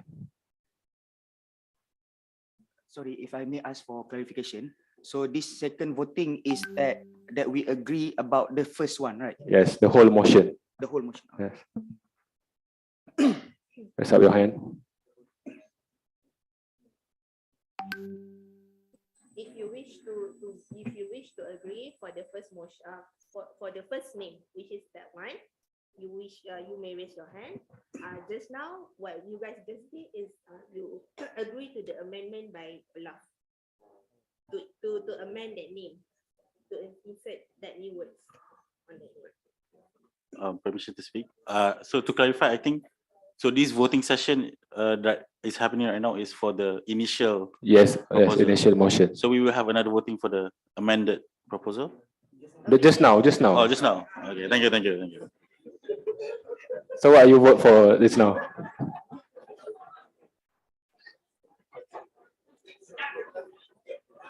All right.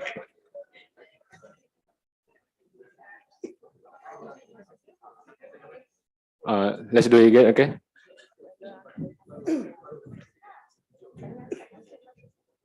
Attention, Member of Parliament. The members of the hall will now vote for the initial motion titled amend the constitution to include disability services office in IIUM offices. Point of order. Point of order. I have a question. In the Office of Welfare, right? So in the case of, let's say, voting for two different motions, right, based on our previous meetings, wouldn't it be clashing with the original approved motion, let's per se, right? So let's say if the amended motion was something to, let's say, take something away from the motion itself. Let's say amend the constitution to include disability services. Suddenly, the amended motion was not to include at all. And then if we were to proceed with the approved motion, let's per se, wouldn't it be clashing? And supposedly we only have to vote for one motion, and not if, let's say, if the amended motion is approved, then it should be taken as the final approval of the motion. But let's say if the amendment was rejected, then in the case, it will proceed to the original motion. And let's say if the original motion is approved, it will approve as original. But if it was rejected, the motion in entirety will be rejected. Because at the end of the day, wouldn't it be clashing? Let's per se in Standing order. Speaker. In standing order 37. 37.7, is it?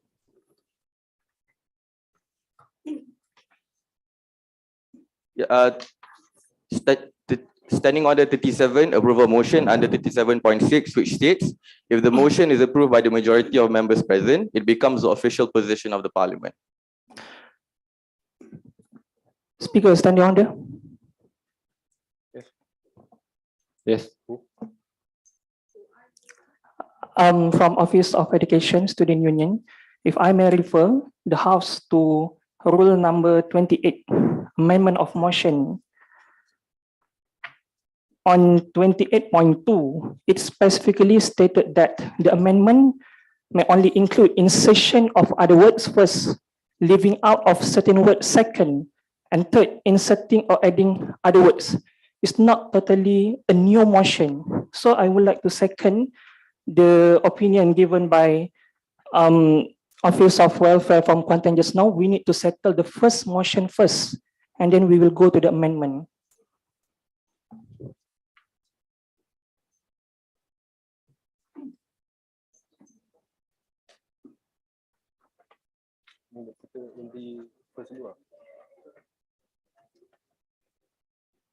So you suggest that we amend the first one? We vote for the first one first. Yep, because we need to follow the rules of amendment as stated in Rule 28.2. Thank you.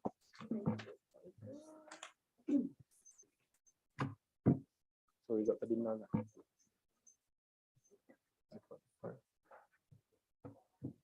Thank you, member of the hall. So with that, the previous voted is null. We will go back for the first one.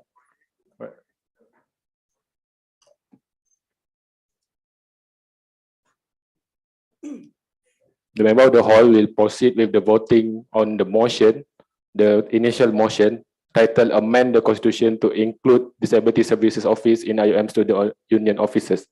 Right. So the members of the hall who approve with this motion, please raise up your hand. The initial motion.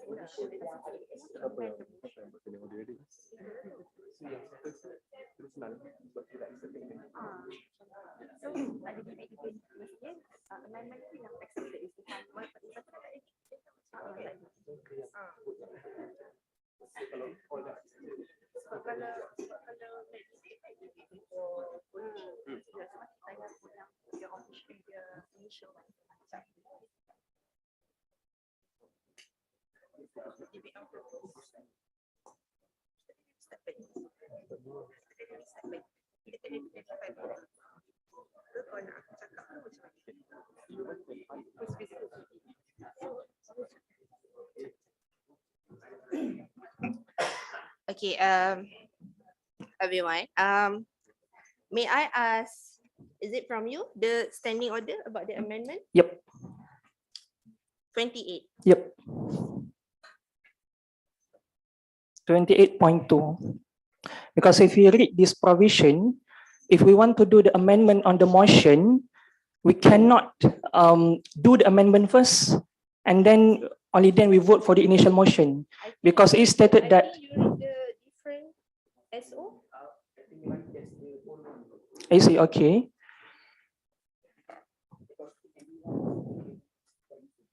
I see. Can you provide stated the, all right. How can you not have the new one? It says cause misunderstanding in the hall. So, okay, I'll settle that. The original thing is, once Olaf has proposed the new amendment, right? You guys may debate on that. Either you would like to agree on the proposed amendment, you would like to add new words, or you would like to take out some words. So after that proposed amendment has been agreed on its name by the whole members of the parliament, we will vote on that amended motion instead of the initial one.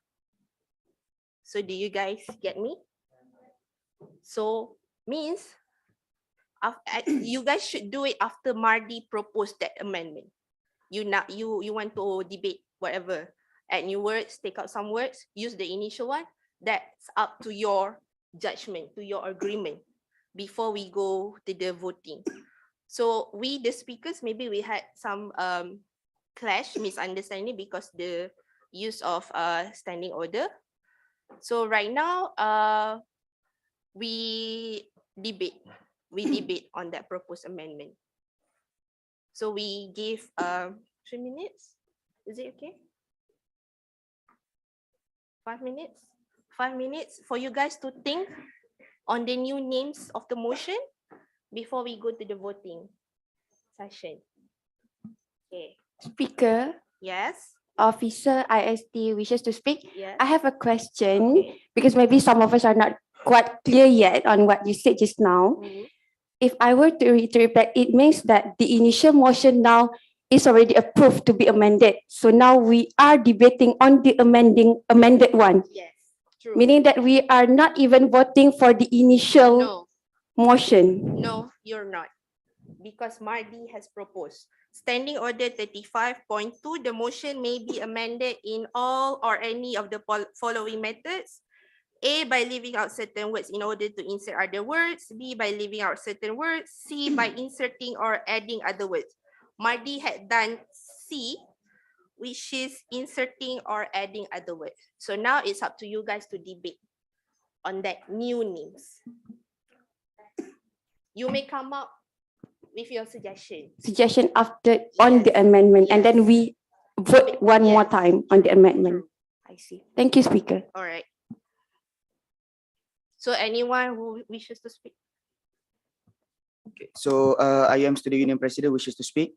Yes, the floor is yours. On this, I would reiterate back what my fellow colleagues here, Sister Officer of Legal Affairs has mentioned regarding the addition of disability in the name of welfare. So it means that it will carry both functions, just as what has been justified. For example, Islamization and student development. So same goes. Maybe the proposed name can be welfare and disability service, rather than to have one particular or one designated seat. Right now, it is incorporated with welfare seats. So the amended things that we can do in the constitution is not just the amendment of names, but of course to include job scopes as per what the constitution has provided. That after this, whatever issues or privileges or whatever notions in regard to the disabled students is now under the purview of welfare and disability services office.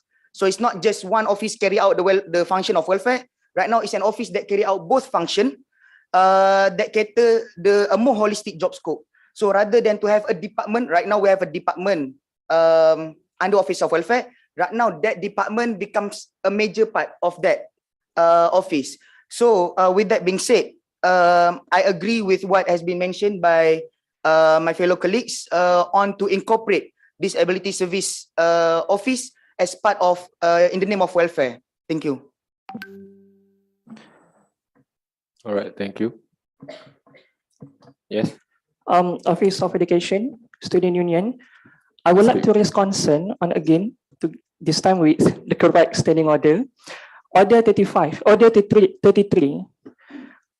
This concern also raised by my partner in Office of Education, Abdul Fatih. 33.1 is stated that if a proposer desires to alter the terms of a motion standing in his name, he may do so by giving to the secretary an amendment notice of motion, provided that such alteration does not alter any principle embodied in the original motion or the scope thereof. Therefore, I'd like to ask the opinion of the presenter just now. Does the amendment has altered the embodied original principle of the original motion?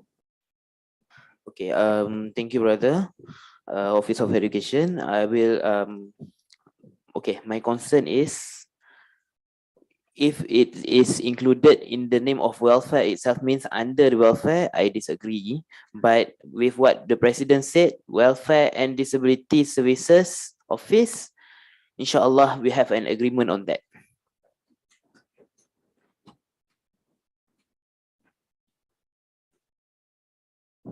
So which one your stand? The former or the latter? I make the latter. All right, thank you.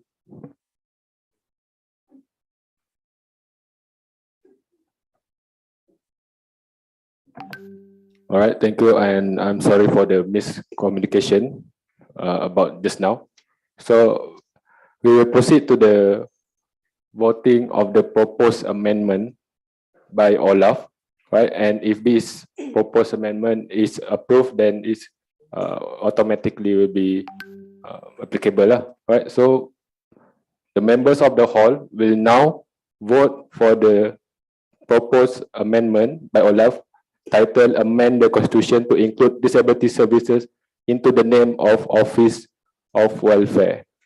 So for the member of the hall who accept this proposed amendment, please raise up your hand. I think it's better if you guys stand up from your seat to have our secretariat to properly count you guys. Thank you, everyone.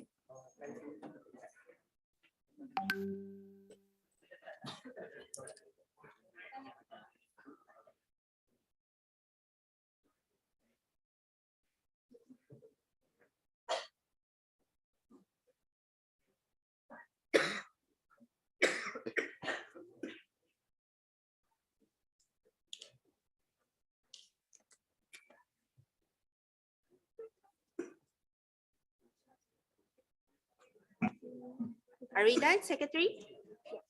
All right, you may sit.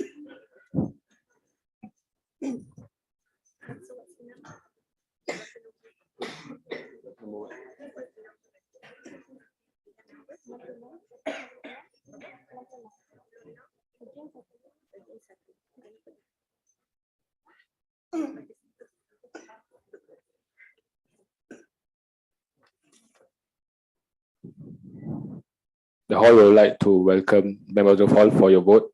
So I will announce the result of the proposed motion, amendment proposed motion. So the result of the proposed amended motion, titled amend the constitution to include disability services into the name of Office of Welfare in IIMSU, is accepted with 66 approved and 1 rejects. Right.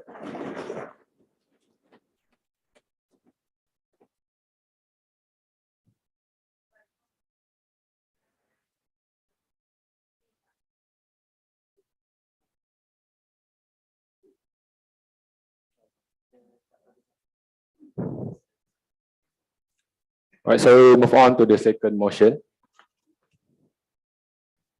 For the second motion, again, anyone who wishes to discuss, debate, or give their opinion, you are required to raise up your hand and address your society. And the orders of the speakers will be decided by the discretion of the speakers. So now, I would like to call upon Aiman Omar from Science Student Society for the second motion presentation, which is allowance or permission on second intake and direct intake students to transfer credit, as well as reducing academic period to tally with academic funding contract.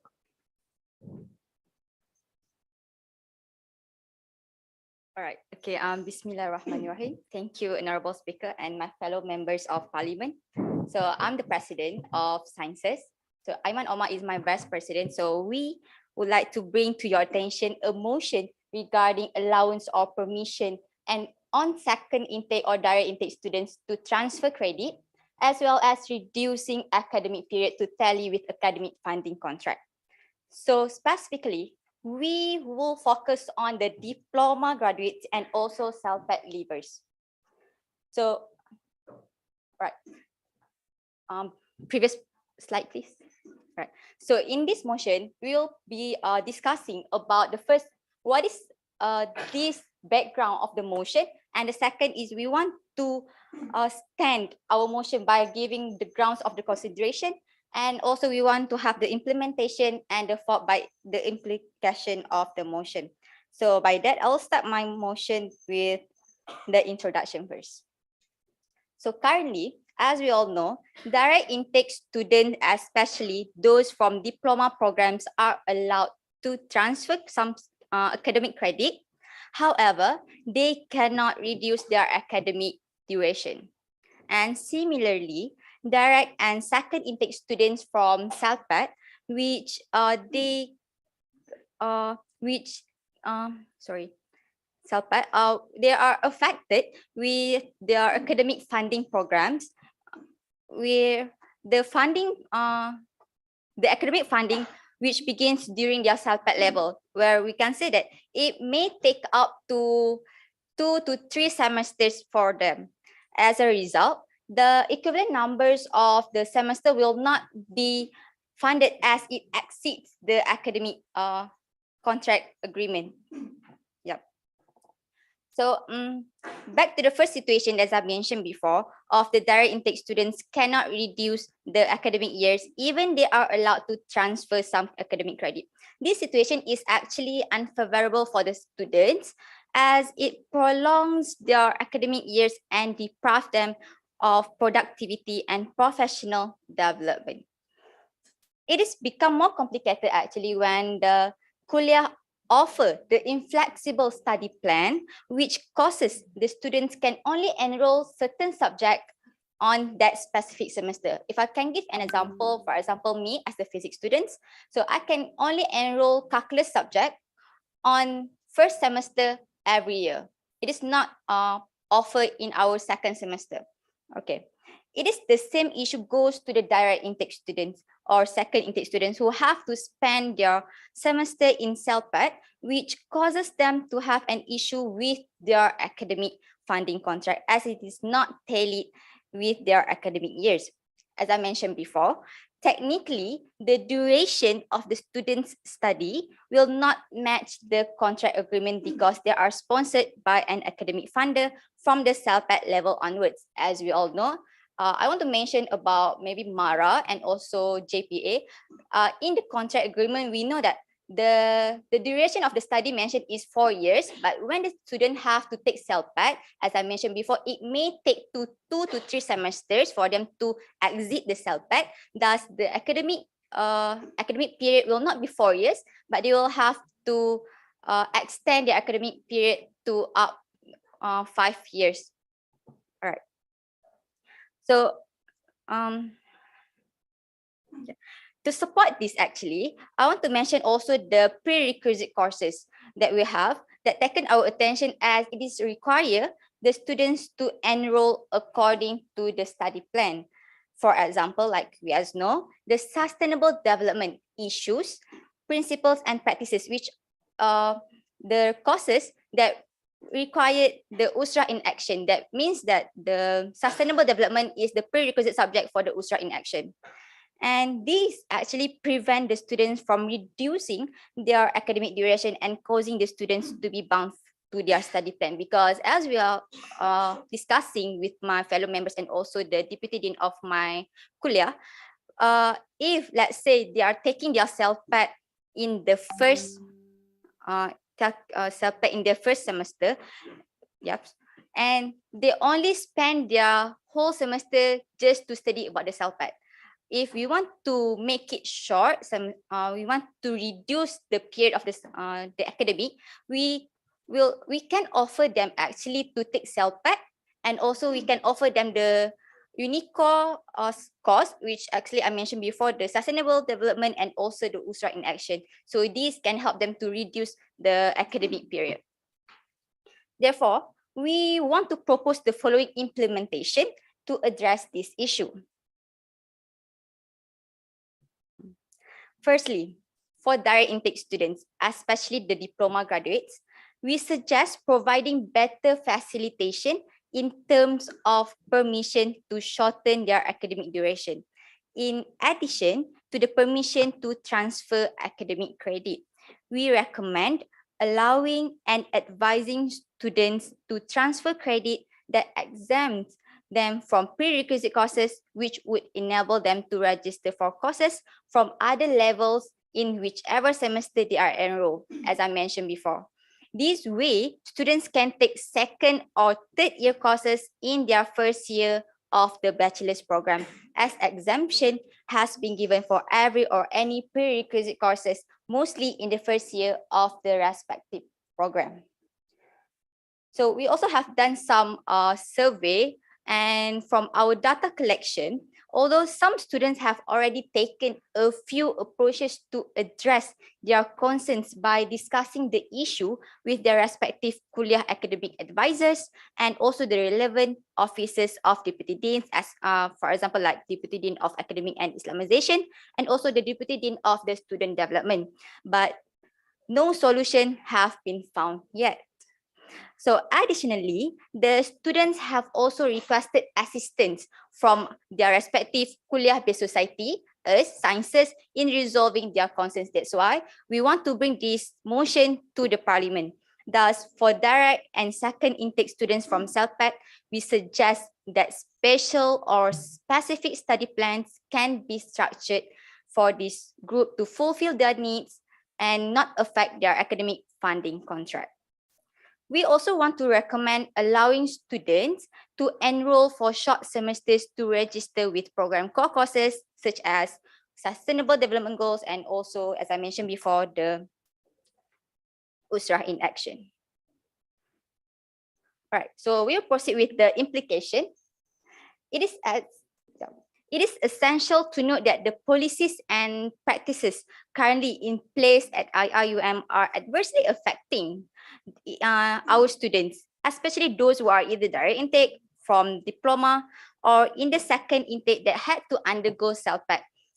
These students have faced challenges with their professional careers due to the extended academic periods resulting from restrictions on reducing academic credits or enrolling in certain courses which do not align with their education funding contracts. To address these issues and better support these students, IIUM actually could consider several measures for this first group. IIUM could allow the transfer of academic credits and reduce the academic period, while for the second group, implementing a special study plan or allowing enrollment in short semesters could fulfill their actual needs and align with their academic funding contract. So in this motion, I'll mention that we urge the relevant authorities, including the Academic Management and Admission Division AMAD, the Office of Deputy Dean Academic and Internationalization, and also the Kuliah's Academic Advisor as well, to take their immediate action in addressing this issue and providing the necessary support to our students. So I would say that let us uphold the values of Rahmatan lil Alamin and ensure that no students is left behind in their pursuit of academic excellence. That's all from me. Thank you.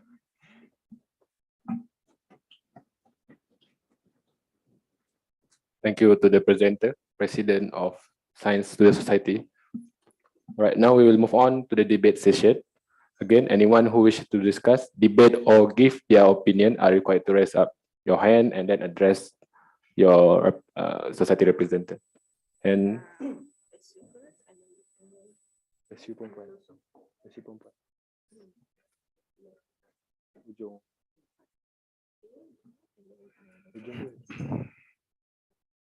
Okay.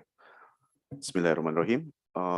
Thank you, Mr. Speaker. Thank you, Mr. Speaker. My name is Muhammad Abdul Fatih bin Muhammad Rahman from Office of Education, IUMSU. So I have two questions to give to our presenter here today. First and foremost, may I know if there is actually from your presentation, if you will give some of the case studies of what happened actually among the students, or some of the examples of the students? Because personally, from my experience, I'm from UITM Dengkil. I'm direct into students, and I've gone through also 4 years of studies here, and also have scholarship. So I have no problems with my period and financing contract. We'll call it the contractual agreement with my scholarship. So what are the case studies of the students having this kind of problem?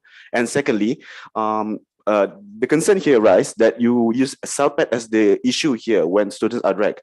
So from SALPET, we know that students who failed APT or Arab placement test wouldn't have to go to the SALPET. They can go to the class. However, only students who failed in EPT, English Medium student, actually have to go to SALPET courses. So why would we actually differentiate between the courses we have to take in Kuliah and SALPET if that they failed EPT? Wouldn't it be the same as when they failed from the courses in the Kuliah and then they just dragged because of their fail? Because they failed. So the case is actually the same, and SALPET is not something that different. It's also the pre-required course for the university, same as other courses too, when you go to the Kuliah. So why you are trying to differentiate between the SALPET and the courses from the Kuliah when you are failed and you are failed? That's all. And lastly, to those two questions, but my comment is that I actually approve and I actually appeal with your motion that we should actually shorten the period of students who could get actually exemption from the transfer credit, because this actually will help the students to go to the market and go to work faster with their already acquired knowledge. So thank you very much. So may I? Yes, do you want to answer straight away or you want to wait for the question? I want to answer All right, straight away. the floor is yours. So may I request you to actually rephrase the second question actually. Okay, so the second question, SALPET, failed APT, EPT have to go to SALPET courses. EPT. No, not APT. APT, you don't have to go to SALPET. So failed EPT, you have to go to SALPET, have 1 semester extra. So what's the difference when you failed one subject and then you have to go another semester to learn the subject? What's the difference between this? So we have to use SALPET as the reason to give this kind of motion a strength. So now you want to compare about. I want to answer the second question first. So right now you try to compare when we fail the EPT and compare it with when we fail our core subject, right? Okay. As you know that if we fail the EPT, we have to stay here in Gombak, even the continent campus and also the Pago, and it will drag our semester period. And then if we fail our core subject, we still can take the core subject in the next semester. Yes, right. Yeah. So I think by failing the core subject will not be any issue, as we can take it is offered on the next semester. So okay, back to the first question is there any problem direct intake student, right, from the diploma? Because as your experience, you don't have any issue for that. So we want to actually to reduce the academic period for the diploma students as the other university. We want to help them actually to have like 3 years of degree, because we know that some courses has already offered in their diploma course, and this will be like a redundant courses in diploma and also degree. Yeah, because from our data, we can transfer some of the courses, but when we come up with the certain courses that actually offered in both diploma and degree, they won't entertain the students actually. So we want to bring this motion to the parliament. That's why. Okay. All right, thank you, Science Student Society. So, yes. Also, yes, the floor is yours. I got the floor, right? Losok comes first. Why?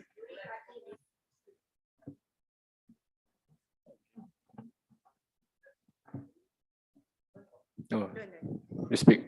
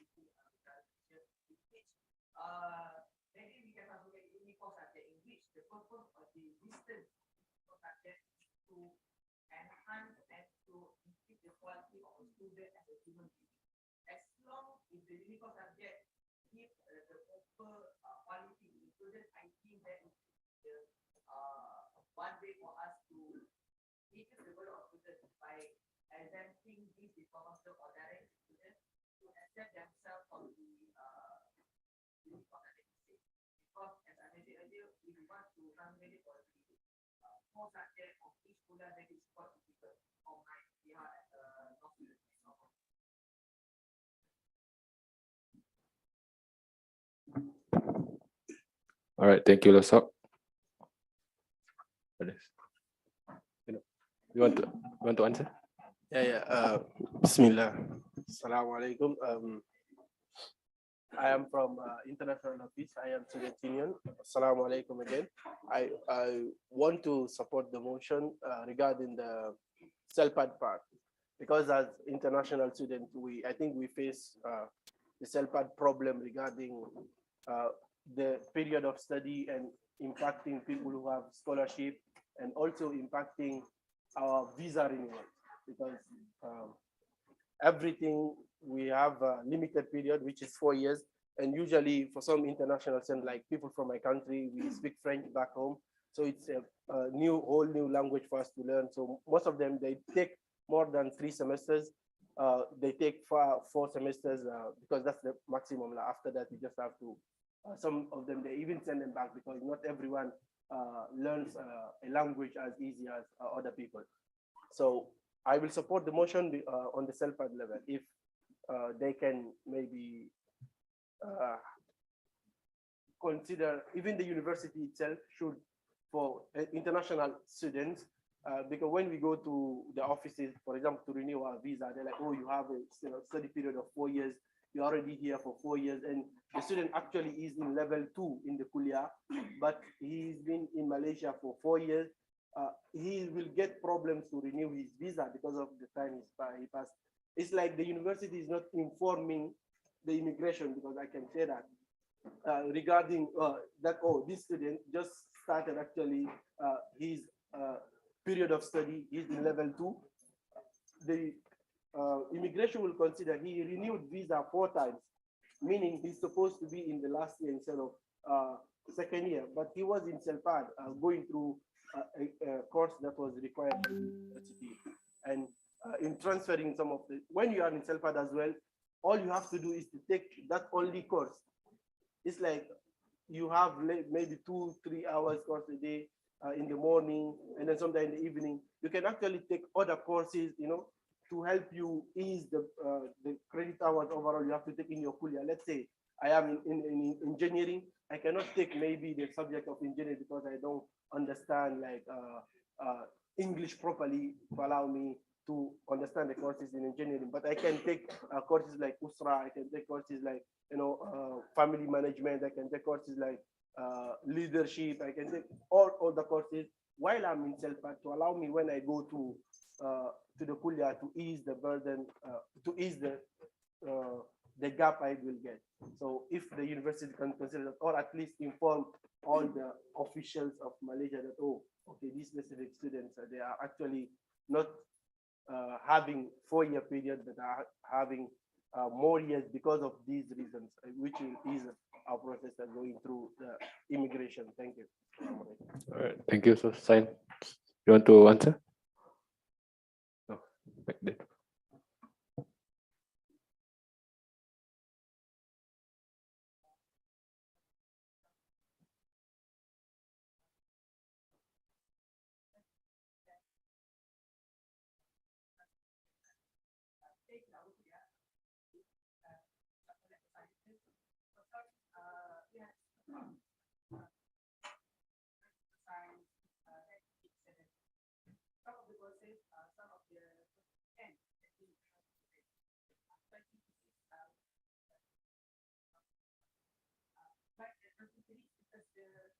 content of the courses that you taken in the previous diploma. So this is there. So I want to say that maybe people can, we should conduct a more widely survey.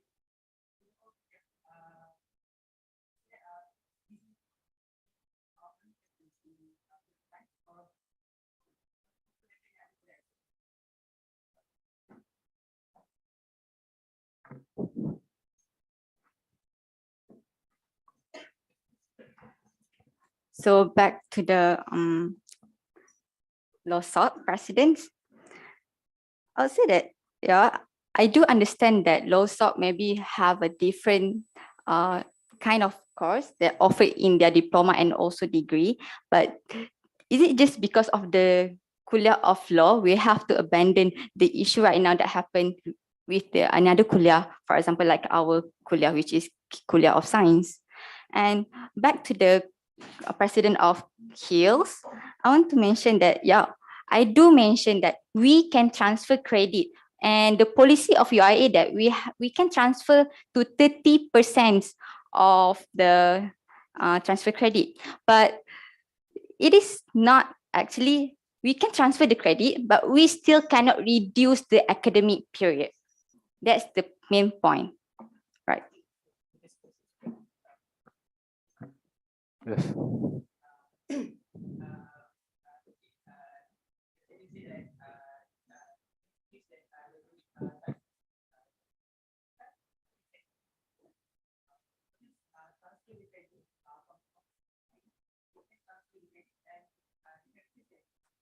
screen, and also the subject that student taking there. For example, the revision and health subject in the fourth year. Again, they're going to consider or subject in the second year.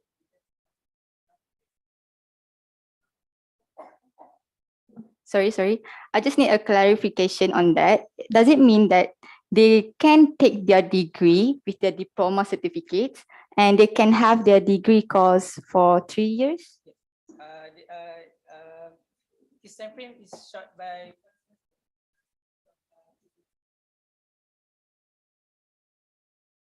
I am Student Union Assistant Treasurer True, wishes to speak. I would like to ask the proposer for further justification regarding the question raised from Office of Education IIMSU. What are the differences if someone failing CELPET and failing normal kuliah subject? Because the example given by the proposer is that if we fail CELPET, then we have to extend our study, let's say 1 semester. But if we fail a kuliah subject, then we can take it to another semester. But what if that another semester is outside our 4 or 5 years of study? So isn't it the same if we fail CELPET subject and our kuliah subject? So again, I would like for us for the justification. What are the differences and why we need to highlight CELPET subjects?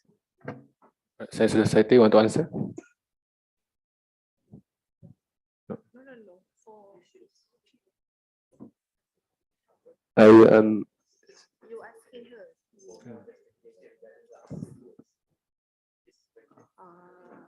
If Mr. Speaker, if I may, I would like to add some additional information from his questions, same as my question. Because from his reasoning, same as my reasoning, okay, because we are going to propose this to the university administration, I'm afraid that they are going to reject this motion because you are going to use CELPET as the reason. For the reason is because, like I said to him, like I said to you before, that when we fail our university courses, for CELPET, it's inevitable. If you fail EPT, you have to go to the courses. But if in the kuliah, your reasoning is that you can actually transfer the failed one, you can take on the next semester. But there are some kuliah, not just ICOL, they have prerequisites. That is, you have 1 and 2. So if you fail 1, you cannot take 2. And then you are still going to be dragged into another year just to finish that 1 semester. And then each kuliah also have their credit hours limits. That is, if you cannot take this semester, next semester because of the credit hour limits, you are going to be dragged too. So there are 2 reasons why we cannot actually feel that when you fail your kuliah courses, you can actually take the next semester as a reasoning to counter this CELPET argument. So that's my additional for his information, those 2 reasons why we actually cannot believe that the kuliah courses is not the same as CELPET situation. All right, Olaf. Thank you, Honourable Speaker. I would like to add some perspective and ask some questions towards sciences. So if we are talking about reducing academic period, then would it be that you are trying to alter the syllabus? And I'm asking whether, I'm not privy with the science stream, but for ICOL or legal field, we have the legal qualifying board that determines whether when a student fulfills certain syllabus and subjects and credit hours, only then they would be able to be entitled to a degree.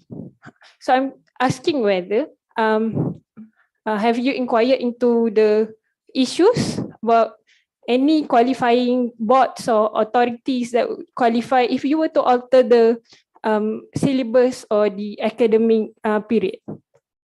And I would like to give some perspective. We are talking about CELPET. The name itself is Center for Pre-Languages, Pre-University Languages Department. So from the name, we know that it is pre-university. So if we were to allow CELPET subject, I would say, I know perhaps for Arabic it's doable, but the idea itself is it's pre-university. And I agree that the concerns of the students should be heard. We are not trying to say that it's not worthy to be debated here or something. But I'm saying that if we approve here, Prof. Akmal just now guaranteed that the university will undertake to bring it to further authorities. The question, I'm saying that it will take a long way, but this could be an appropriate first step in your duty of looking after the interests of your members of constituency. Thank you. All right, thank you. We have 2 minutes for our debate session. Anyone who wishes to request for additional proposal, you want to add additional time for this motion? Okay. Yeah, I do mention actually in my speech before, in the implication, we suggest that by implementing a special study plan would be good to this motion. And I also to take this purpose of me taking this part and to second the motion that to allow second intake or direct intake students to transfer credit as well as reduce their academic period to tally with their academic funding contract. As we all know, one of the main reason of this situation is the inflexibility of the study plan offered by certain kuliah in IIUM, which causes students to enroll in specific subjects only in particular semesters, making it more difficult for them to graduate early. And I would suggest one more time, we need to introduce more flexibility in the study plan so that the students can enroll in all subjects in each semester and progress faster towards their degree. And moreover, I would say that the current English placement test EPT required by IIUM as a prerequisite course is actually affecting the students' ability to reduce their academic period. It is suggested, if possible, that IIUM should actually recognize the Malaysian University English Test MUAT to replace the EPT, as this will significantly reduce the number of students that will be affected by the prolongation of their academic period. Furthermore, as I was told before, we want to suggest that the level of the EPT should consider the marks of the students to exit the EPT instead of using the level by level method.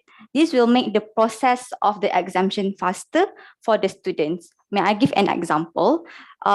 For example, students with level 4 can exit to level 6 if their marks are over the limit of level 5. Because right now, if they are in level 4 and even they get the marks higher in Proposer, your time is up. level 5. You didn't answer the speaker question when he asked you whether you want to add extra time or not. Oh yeah. So how many minutes do you want that we can consider? 5. You should tell us. Any of the proposal, you should tell us if you want extra time, how many minutes that you want. 5. 5, It will be enough. 5 minutes. including the debate. You want more questions for the members? You wish to take more questions? Yes, I wish Can. so. So 5 minutes is enough for you. You Inshallah. sure? Yeah. So 5 minutes. All right, so may I continue to my point just now? So I repeat, as for an example, students with level 4 can exit to level 6 if their marks are over the limit of level 5. But in our case right now, if they're in level 4, but they get the marks over the level 5, so means that they can enter the level 6. But they still cannot enter the level 6. They have to undergo the level 5. So it means that they have to undergo like 2 semesters even they already passed their EPT on the first take of exam. That's it. Treasurer MSU wishes to speak. All right, the floor is yours. Okay, thank you, my honorable speakers. From my perspective, I do agree with this motion because I will also a graduate diploma students and have an experience from the transfer credit for the CELPAT, and I have took also the same subject that I have took from my diploma subjects in this degree. So I do support this motion, but I need further clarification from the presenter. May I know just now you said that in your schoolia need have can be transfer credit but cannot reducing the time study period. So may I know the further clarification because I do not understand further. Thank you. Yes, as I said, the answer that. All right. I'll just give an example for one of our students, for biotech student. They can what we call it, transfer credit for this course. But for example, like one semester, you enroll for 5 course, then you can only let's say that you transfer credit for 2 course. They have to take the 3 courses, but still they cannot add up another course, which is I'll give an example. They want to take the next semester course into that semester just to fill in the total credit hours. They cannot do that. That these effect that they cannot reduce the academic period. Do I answer your question? IIMSU OCAP content, what wishes to speak? All right, I do have one question for the presenter. In your presentation, you mentioned that you want to have a special study plan, which is allowing students to take courses in their short sem, right? So I want to ask, is the students can take the self-pad courses in that short sem, in that your suggestion? Because the issue here in Kuantan, whenever the students are comfortable to take self-pad courses, they need to go to Gombak. We do not have self-pad in Kuantan. So they will have their semester in Gombak, and then it will cost, for me as a medical student, it will cost 6 years for me to accomplish my degree. My normal study is 5 years, but because of my studies for self-pad in Gombak is 1 year. That will cost 1 more year to my study plan. So my question to the presenter that you present is, do you want students to take the self-pad courses in the short semester? No, because we already know that we cannot take our degree as we did not finish or exit the EPT. So that's what will be the point.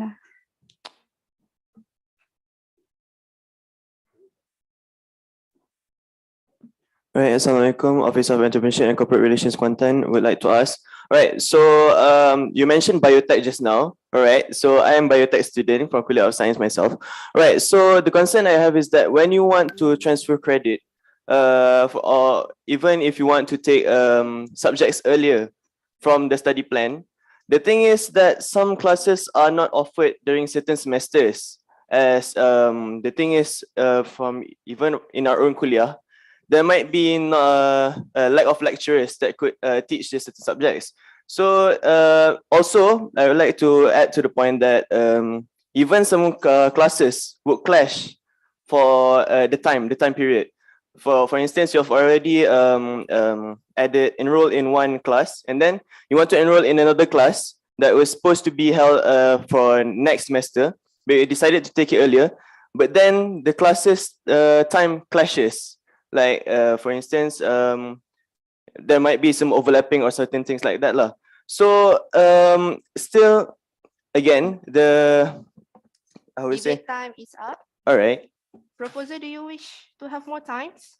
Motion. Losok has been eagerly wants to ask you question. No, it's up to sure. Motion. Up to proposal. Yes. How many minutes?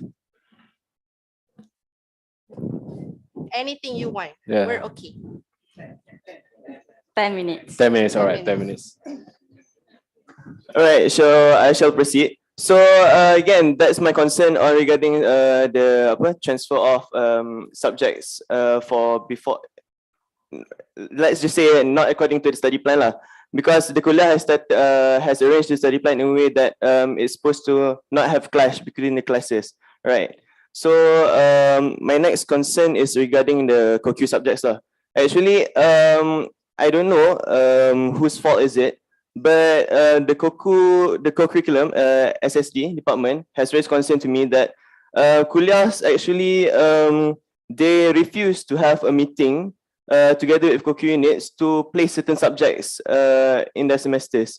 So that's, for instance, you're supposed to have first Usrah 1 and then Usrah 2 for the next sem, and then Skill 1 and then Skill 2. So that caters for the instructors. But then certain kuliahs refuse and they just put the subjects according to their own schedule. So again, lack of instructors, lack of teaching power. So then it raises lots of issues in the study plan. So anyone would like to add on this? Just want to answer? Oh, all right. I want to answer regarding the first question from the entrap.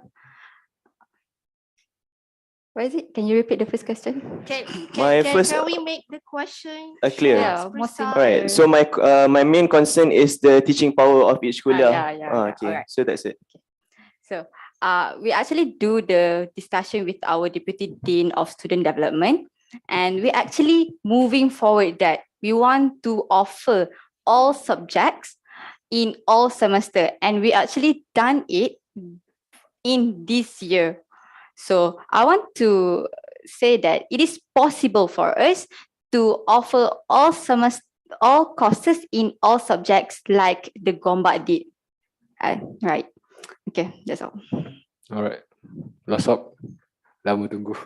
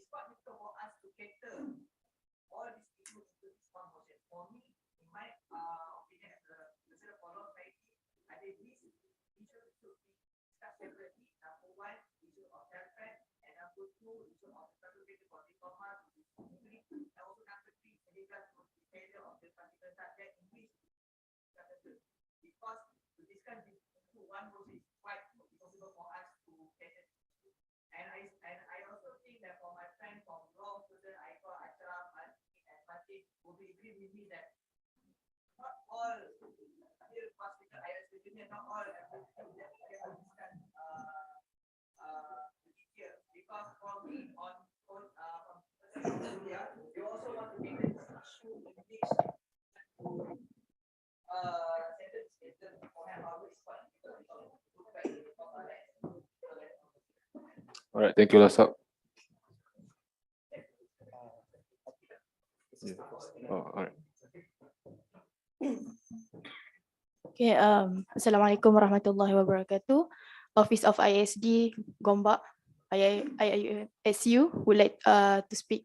Okay, so I do agree on this motion, but of course I would like to draw the attention of all of you that actually I'm a direct intake student and also the CELPET leaver, so I do understand how the CELPET system working.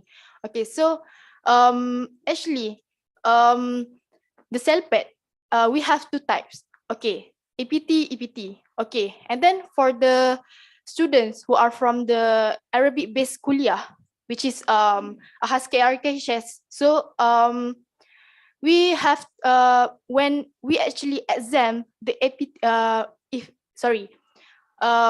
if we do not exam the EPT, so we have to also take the EPT course. However, the problem is most of our subjects is actually in Arabic, but from other kuliah, they said that if they do not exam the APT, they can take APT even in their kuliah year. So they will enroll in the kuliah, so they don't have to go to the CELPET. So meanwhile for us, we have to took I mean for those who are not exempted, APT and EPT, they have to took these two courses, and then they have to spend a whole semester to finish this course. But I know that some of you aware that we also I mean for the CELPET student, we also can took some subject outside of the CELPET, for example LM. But I think maybe you can also propose I mean to review this matter. So okay, so I think that's all from me. Thank you. Thank you. Okay. This is not a question. It's just a suggestion on implementation, regardless of whether this motion is approved or not.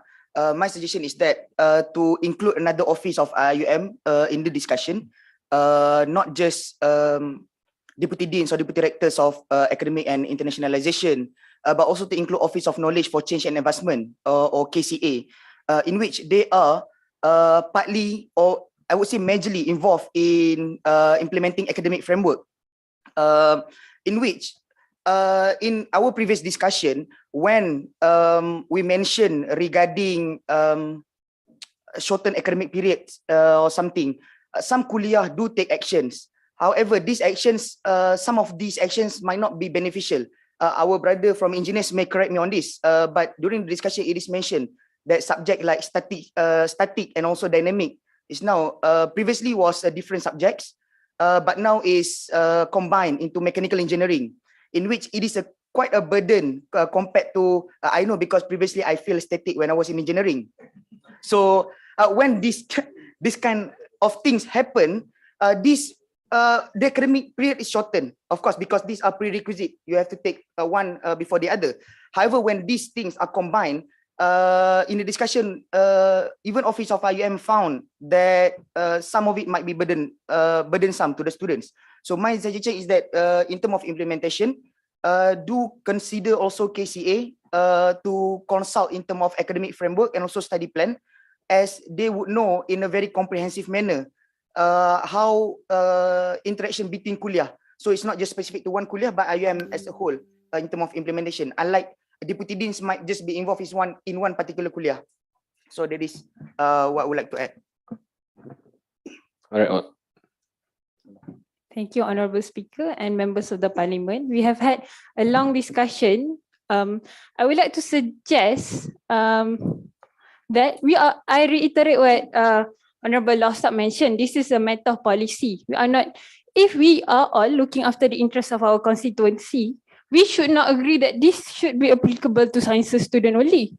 Because not only I'm not disqualifying the concerns of science students, but it also applies, like what was mentioned by other members of the Parliament just now. So this is a matter of policy to increase more than 30% of transfer credit by diploma students or direct intake students, to change EPT to MUET, perhaps what was said by our Honourable Sciences just now.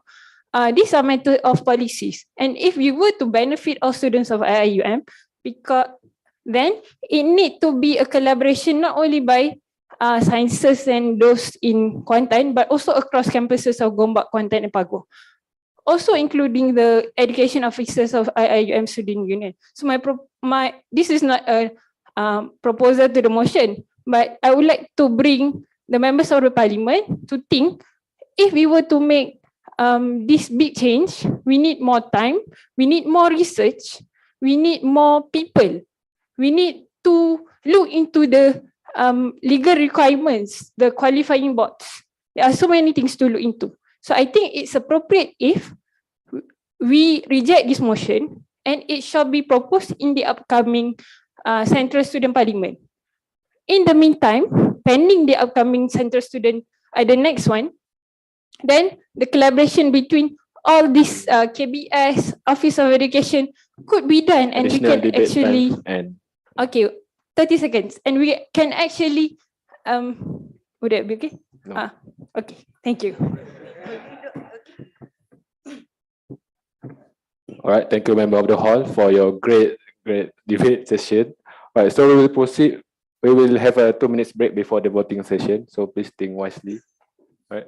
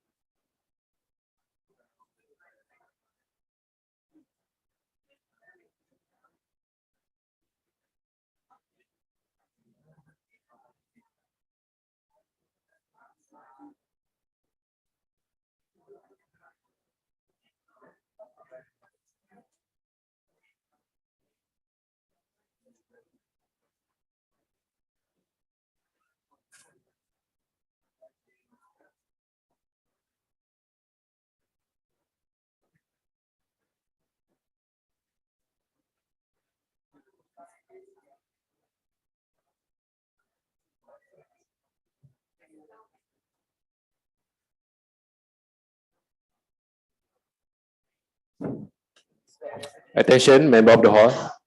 Please. Attention, please. We will proceed with the voting for the motion. The voting of the motion is held by using show hand method, but I request everyone to this time to stand up when you agree or disagree with the motion. Right?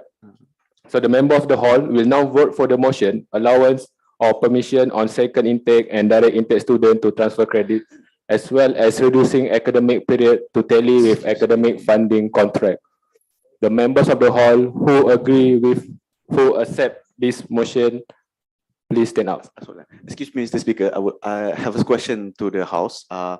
If this motion is being rejected, would the motion be brought back to this Parliament again for another tenure with the same principle, or if it's rejected totally for the rest of this?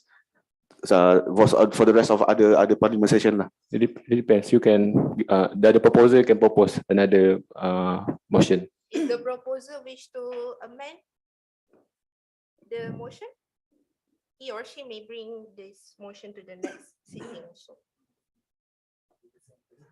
Huh? It's up to the proposer. It's up to the proposer. Perhaps you can asingkan based on what the intake, the self things. Alright. Science Student Society. Alright. Okay, the member of the hall who agrees with this motion, please stand up.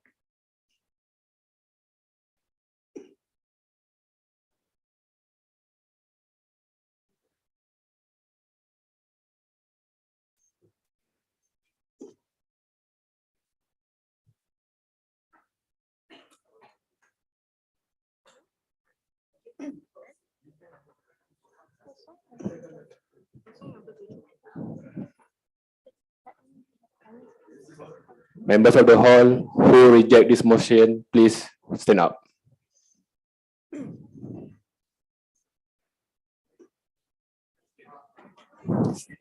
There are so many people, play safe, yeah?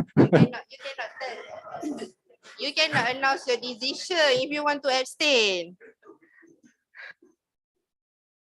I was at the toilet.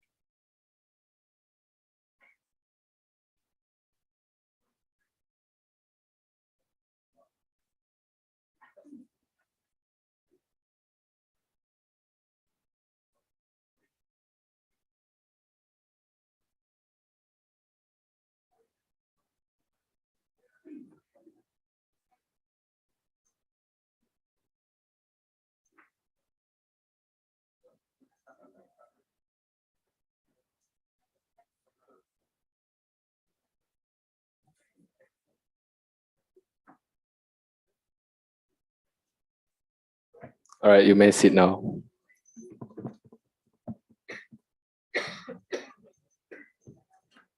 I will announce the result for the second motion. The result of the allowance or permission on second intake and direct intake students to transfer credit as well as reducing academic period to tally with academic funding contract is rejected with a vote of none approved, 47 reject and 20 abstain.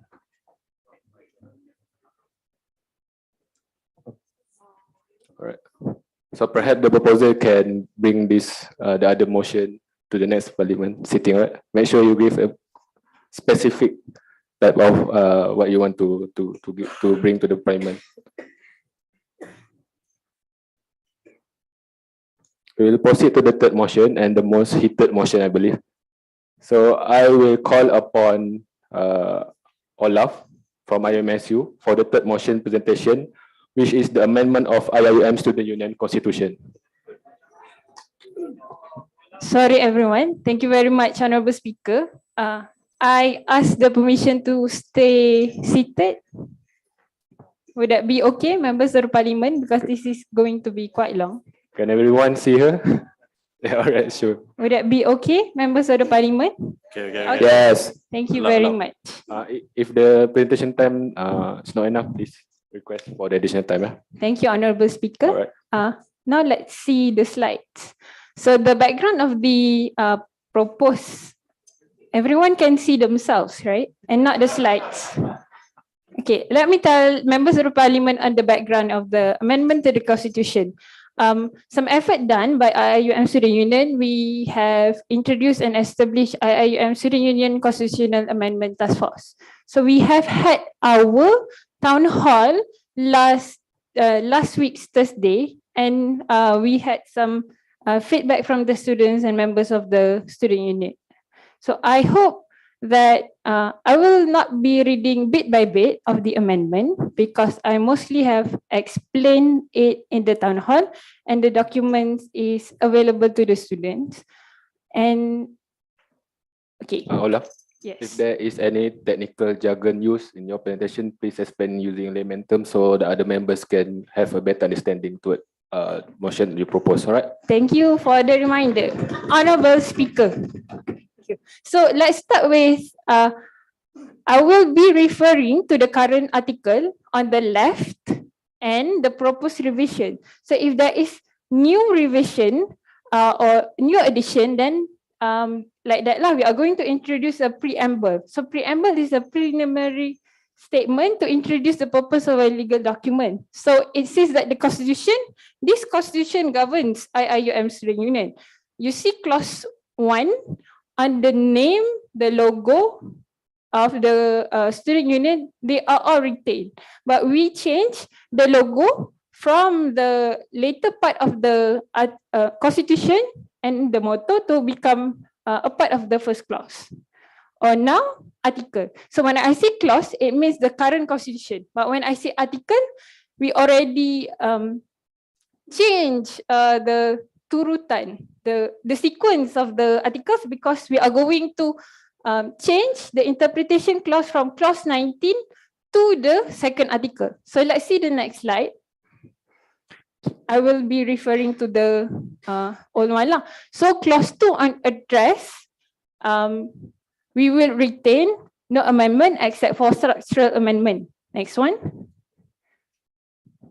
Okay. The objectives in this page and the next one, can you please scroll down? And the next one, the objectives are all retained, but we simplify it into more concise words and sentences. But we are going to introduce a new clause or paragraph exemplifying a diversified community by ensuring equal and fair treatment to all students without discrimination. This is consistent with our spirit to treat all students with equity. Next one. If we see here on clause 4, membership, some major changes that we are going to make is we are going to allow in Article 5, there is no more two types of membership. Last time we had associate membership and ordinary membership. Associate membership are open to graduated students or alumni. We see that there is no necessity for them, and if they were to become associate membership members, they cannot have the same power as ordinary members to vote in the general meeting, to vote in the general election. So there is no necessity for associate membership to be retained. So we change every wording that say ordinary membership to only membership, because you only have one type of membership left. Okay, so this membership is open to 18 students of IIUM of 18 years of age. But we could have international students who, by reason from the education in their country, they can arrive here in Malaysia even if below the age of 18. So in order to become member of the student union, they have to get supply a written consent from either their parent or guardian.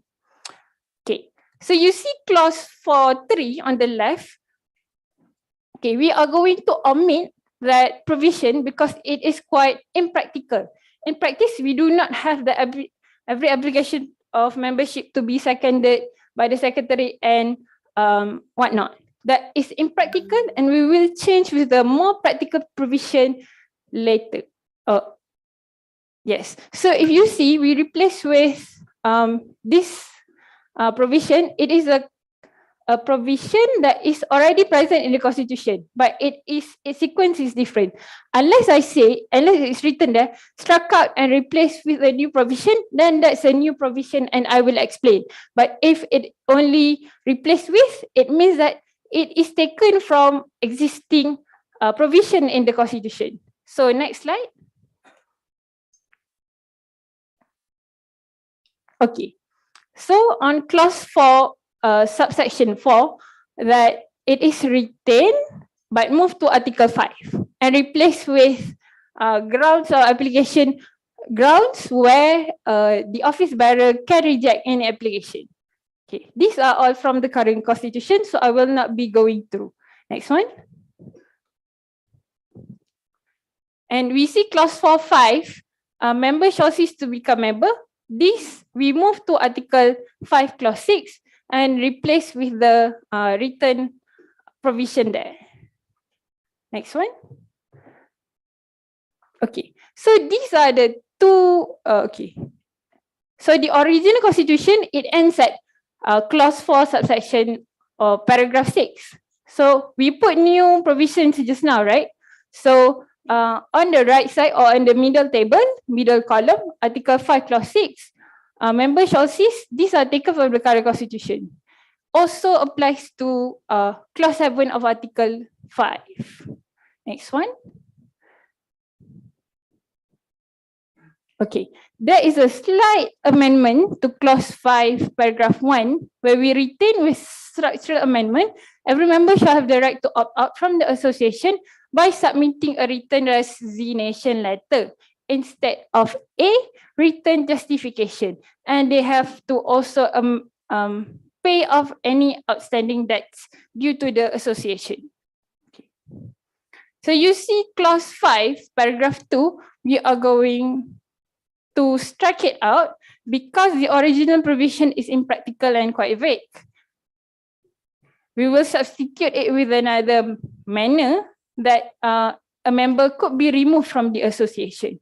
So the new clause, okay, you see, subject to provision of this article, the association shall have the power to terminate any member that is found to be liable for misconduct. This is a we are going to talk about what are the misconducts later. So this provision gives power to the association to remove members who have been found to have committed stipulated misconduct in the next slide.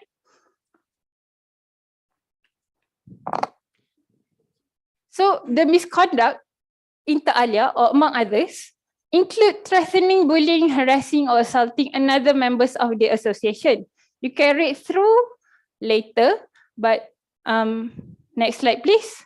So if any members of the association have been found or is reported to have committed this misconduct, then the main board will receive a complaint and will appoint a disciplinary panel. So we will have a proper way of finding out whether the alleged allegation made against this member is substantial or is there proof to prove the case or not. So the members of the disciplinary panel is stipulated in Article 6, Clause 5.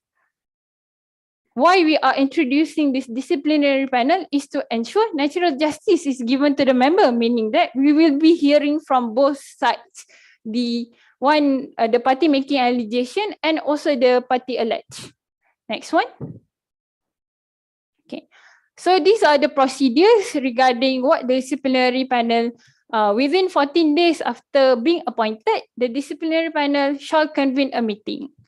And if in Article 6, Clause 7, there is no misconduct amounting to termination, then the disciplinary panel have to notify no misconduct have been found to have been committed by the member. Then there is no, okay.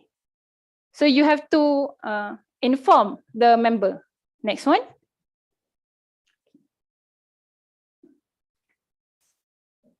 So here, new provision like just now, the disciplinary panels are all new provisions. If misconduct has been found to have been committed by the member, then such decision must be communicated to the member. Okay. And of course, the member have the right to appeal. So the member shall have the right to tender a written appeal to the disciplinary appeal panel against the decision within 7 days before the enforcement of such decision. Upon lapse of 7 days, the termination will be regarded as final and cannot be appealed. So next clause, we see who are the members of the disciplinary appeal panel, and most importantly, they cannot be the same persons, members of the initial disciplinary panel. Next one. Okay. So after presentation end, we want to request. Okay, may I ask for more time, Honorable Speaker? How many minutes? Can I get 30 minutes? But I'll 25 minutes. Okay.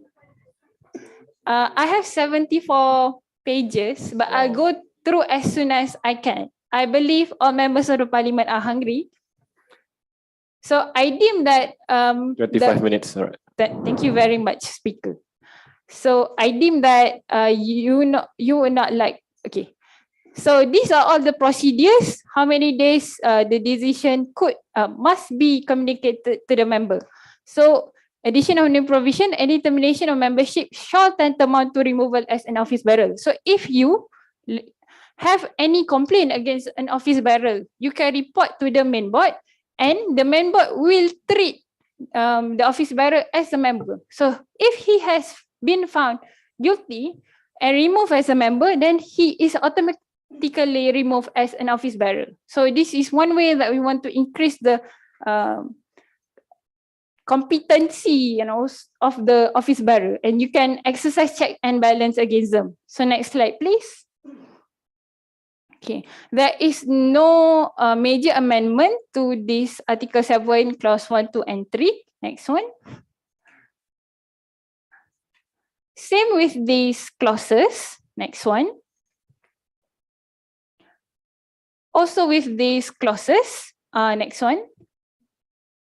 Okay, so we are going to introduce a new provision to allow, okay, initially you have to pay 3 ringgit entrance fee and 3 ringgit of yearly renewal as members of the student union. But we are going to introduce any students who just enroll in the university, they can pay lump sum of 15 ringgit for the entirety of their study. But if you are an architecture student, for example, your period of study is 3 years, don't pay for this lah, because it's a loss on your side. You only become member only for 3 years. So the next one, that is the new student. But how about existing students who have become member? So they can pay 10 ringgit lump sum and renew for the rest of their studies. Next slide, please.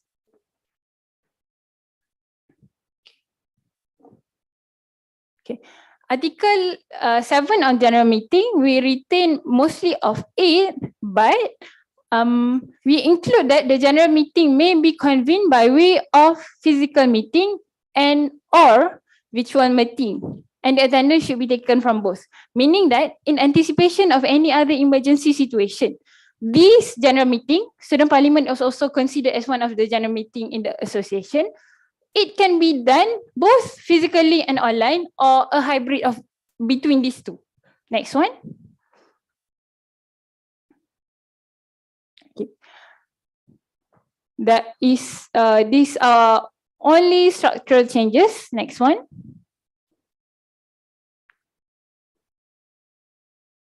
These are also structural changes, but we are going to introduce a bit of amendment that an annual general meeting of the association shall be held as soon as possible after close of each financial year, but not later than 30th April on a date and a time, place to be decided by office bearer. So we put that AGM must be done not later than 30th April because we want to have some consistency between the new tenureship and when the tenureship steps down between two tenureships.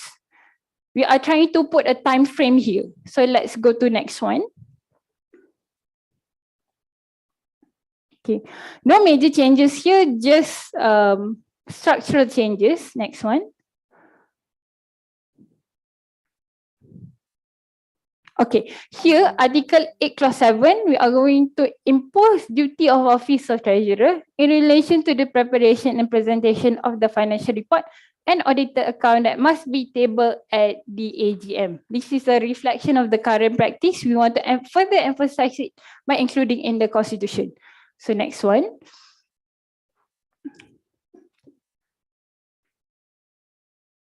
These are only structural changes. Yes. Next one. Okay, here instead of student leaders general meeting, we are going to change it to IIUM student parliament. So these past years, there is a vague misconception or there is no clearly, it's not clearly stated whether student leaders general meeting refers to IIUM student parliament because the constitution does not define who are the student leaders. How shall be the student leaders general meeting? Would it be different from a student parliament? So in order to resolve this confusion, we are going to strike out a student leaders general meeting and introduce a separate article on student parliament just now. Okay. So next one.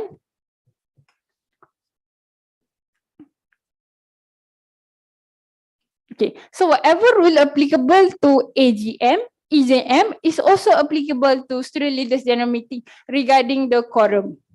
So you see Article 8 Clause 12, the postponement of annual general meeting, the rule of postponement shall also apply to student parliament, but subject to the standing order. Thank you. Next one. So these are only structural changes. Next one. Okay, we are going to introduce a new Article 9 on student parliament. So these provisions are all taken from standing orders which are applicable to our sitting today. We introduce what is student parliament, who are the members of IIUM Student Parliament Commission. Next one. And we are going to reflect the manner of electing this IIUM Student Parliament Commission, in which they are selected by Student Union Commission Selection Committee through a fast selection process. So I believe many members of the parliament are not member of the parliament when I presented the amendment to the standing order. I think it was during September or October last year. So it was duly passed in the student parliament that allows SUCSC to be the body to select the student parliament commission and also election commission, just to give some insight to everyone in the hall. Okay. So we also recognize that the standing orders that govern the student parliament shall be the main reference if we were to have a dispute between provision of the constitution regarding general meeting and the standing order. So standing order would prevail. Okay. So what is the function of student parliament? They are including but not limited to amending the constitution, approving the annual financial report of the association. Next one. Okay. So these are all the procedures stipulated in the standing order. Next one. Now we go to Article 11, office bearer. Previously it's known as the committee in our current constitution. So what we are going to do is we are going on the first clause, it is maintained and slightly amended. Okay. On the second clause of the current constitution, the following positions shall form the association main board. But if you see, everyone is main board, from the president until 25 ordinary committee members. That does not make sense. We are going to introduce the member of the association shall comprise of office bearers holding the seats enunciated in Article 10, Clause 2, Paragraph A, 10.2b, 10.2c, 10.3a, and 10.3b, which comprise of our president, deputy presidents, vice presidents, general secretary, treasurer, assistant secretaries, and assistant treasurers. So these are the main board. Next one. So instead of putting that only the citizens of Malaysia can become office bearers of the association and we have to get approval from Registrar of Societies, we think we have to reflect the current practice that international students are free to run for office bearer positions. So we are going to strike out Clause 8, Subclause 3. Okay. The main board shall have the discretion to appoint any person to fill any vacant seat in the association. This is in the case of vacant seat that no one contests for that seat. We have had several parliamentary sitting to endorse probationary officers. Okay. So, like mentioned in the lower row. Next one. So instead of calling everyone the committee, we will be calling the terminology when you say office bearer, it means students elected or won uncontested in the student union general election. So the function is maintained, incorporated in Article 6, Article 11, Clause 6, and replace that shall office bearer shall be eligible to run for re-election each year. So if you want to do it again, you can run again next year. Next one.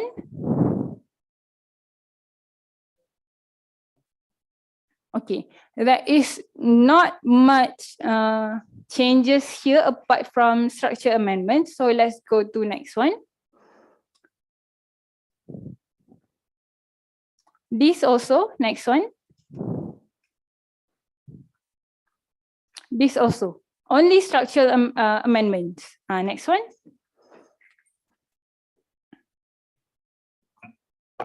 Okay. Pardon, Olaf. Yes. Me and the speaker, we think that if we have to go through the whole consti for the whole 25 minutes, it will be difficult for the members of the parliament to grasp everything that you wish to amend in the consti based on the town hall. So we understand that you want to amend this based on the town hall. Yes. Correct? So because of the time restriction, can we go to the important parts of the clause? So instead of you reading all the amendment, and then later on during the voting session, the members of the parliament would have a hard decision Understood. to remember all this and that. Can I take it that all members of the parliament disclaim any liability of me if I fail to explain some part to you later? Would that be okay? But I will go through the important parts. So you cannot claim me, you cannot blame me for failing to explain when we are, the time is jealous with us lah, they say in Malay. So no problem here. Next one. No problem here. Okay, this one regarding office bearer. So if they want to resign, they have to send a resignation letter to the main board. So what if the main board want to resign also, can send to other main board. Okay, so if they resign, they still become member unless their resignation letter said that they also resign as members of the association. So if, next one. So this one is quite important. It is a duty for office bearer to attend meetings. So if they fail to come to 3 consecutive meetings, they have 3 days after the 3rd meeting in order for them to give justification letter for their absence. But the president have the power upon the lapse of 3 days or upon receiving the justification letter to terminate or not terminate the office bearer. The president here must exercise his discretion. Okay, so here, okay, I believe the Student Parliament Commission, I'm afraid this is not the latest slide I have provided, but don't worry, I will be pointing out what has been omitted later. So you see clause 15, the association shall not be liable for any office bearer's act or omission done in a personal capacity that involves any matter inconsistent with the constitution. The second sentence is not included in this proposal. So there is no liability on the association if the office bearer in his personal capacity committed any crime whatsoever. Next one. Okay, so we are going to introduce the election. The central seats will be comprised of President, Secretary General, Treasurer, 2 seats of Legal Affairs and 2 seats of International Affairs, while the locality seats are made of Deputy President, Vice President, Assistant Secretaries, Assistant Treasurers and 21 office seats that will be distributed among the 3 localities. Next one. So we recognize IIUM Student Union Election Commission like how we recognize the Student Parliament Commission just now. So you can skip this slide and the next slide. And okay, now we are at the duties of office bearer. Previously, the duties and powers of office bearer are in one single article. So we divide it into 2. They have the duties and they have the power. So the president, these are all matters in our current constitution. So let's skip this one. Also this one. Skip.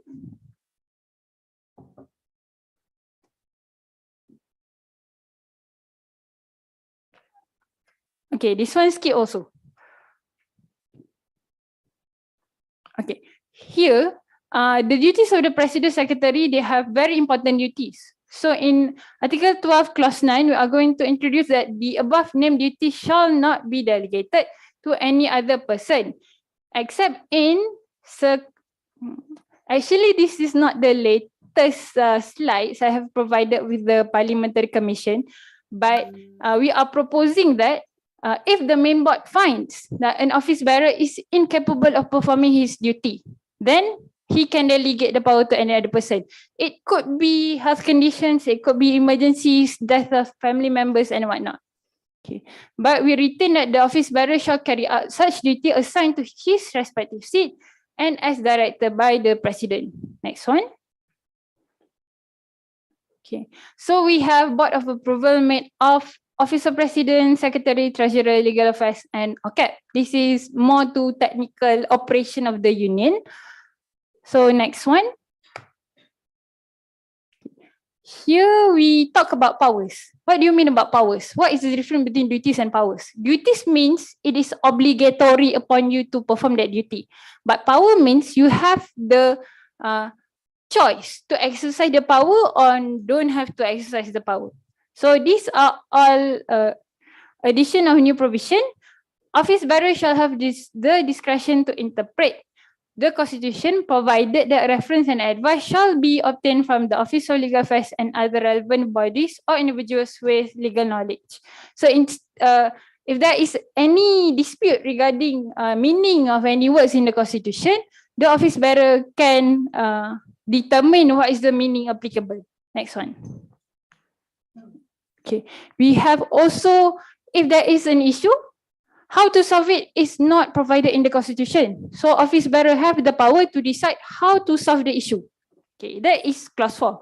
Clause 5, this is giving power to the main board to, this actually have been divided into two parts. Firstly, member have the power to make, introduce, repeal, enact any policies. And the policies should be applicable even after we change tenureship. This is to ensure consistency and stability in the operation of student union. So even, for example, or maybe Alif introduce policy on human resources, then it should be applicable unless in the coming years, any of the member decides that it is otherwise or it is not applicable anymore. Next one. Okay, no changes here, but to clause 3 of Article 14, we stated the particulars of the bank account of the union. Next one. So we are going to strike out the expand on clause 5 of clause 10 on your left side bottom because it is impractical for Office of Treasurer. Next one. So here, the significant change is that the financial year of the association shall commence from the date of the new tenure of the office bearer holds their seat until the date of dissolution of the said tenureship of the office bearer. This is to avoid overlapping. Now, currently, the financial year is from January until December, but we, the student union officers, assume office last year on June. So there is overlapping between the tenureship and financial years. Hence our proposal here. Next one. No major changes here. Next one.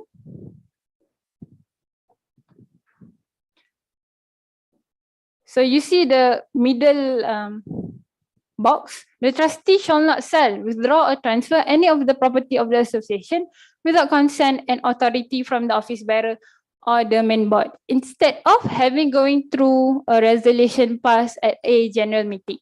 So next one, next slide. Okay, we have some amendments to the interpretation clause. So interpretation clause is important when you have any legal document. Usually the interpretation clause would come second. The first one would say, what is this document lah? Like we say, this is IIUM Student Union.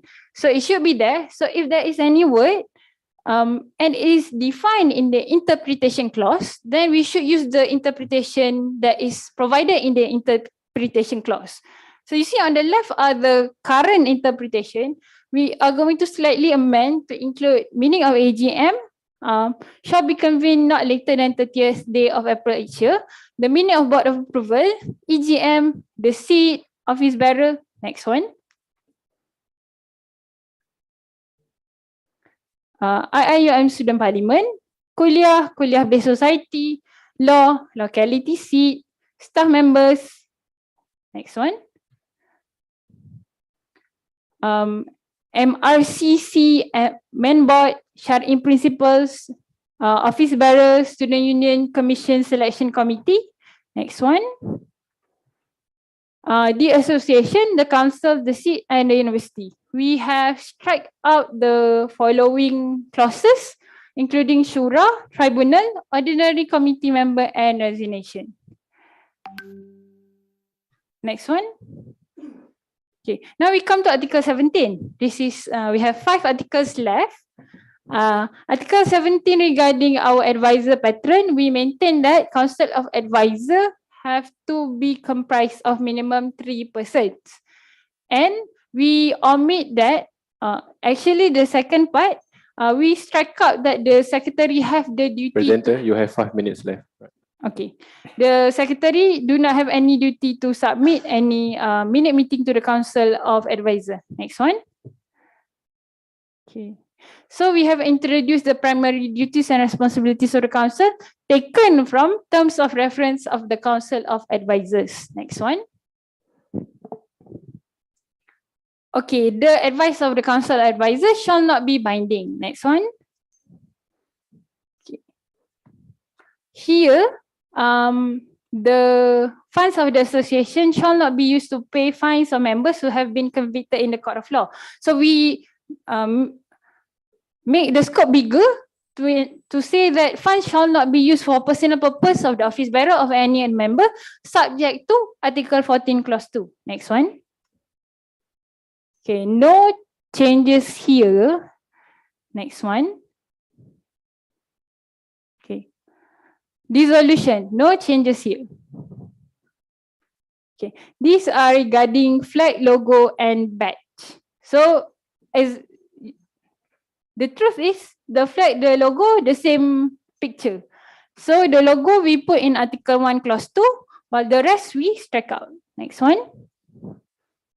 Also the badge and description are struck out. Next one. So the motto for the students by the students are maintained but included in Article 1 Clause 3. Okay, now we come to the part of the guiding principles. You can see on the left, we are proposing to strike out the guiding principles on the basis that it is not necessary to include it in the constitution. And I checked that the same provision is present in IIUM constitution. So this could be included by the drafter of the constitution following the spirit of IIUM. And you see that the use of, you see later, Surah Ali Imran, so it could open room for different interpretation or tafsir. So we are proposing to amend, to strike this. But there is a provision in our current constitution that in order to make amendment to clause 19, we have to obtain consent from the Council of Advisors. As of now, we have yet to receive consent from the Council of Advisors. So if we agree to strike out this, and later, the proposal was rejected by the Council of Advisors, then we will still have this provision. Okay, I hope the members can understand that part. Next one. We come to Article 19. Just now lah, guiding principle and shared governance. Next one. So here we introduce clause 3 and 4. To give power to the association, office bearer, have the right to cooperate with KBS or KBSC. And also right to cooperate with MRC and MRCC. So we are recognizing that we have the power, we have the capacity to collaborate with KBS, KBSC, MRC and MRCC. Next one.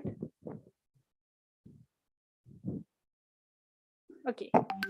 So we have new provision regarding political activism to promote political literacy and involvement among the members. Next one. Okay. Okay. That is the end of my presentation. Thank you very much. Assalamualaikum warahmatullahi wabarakatuh.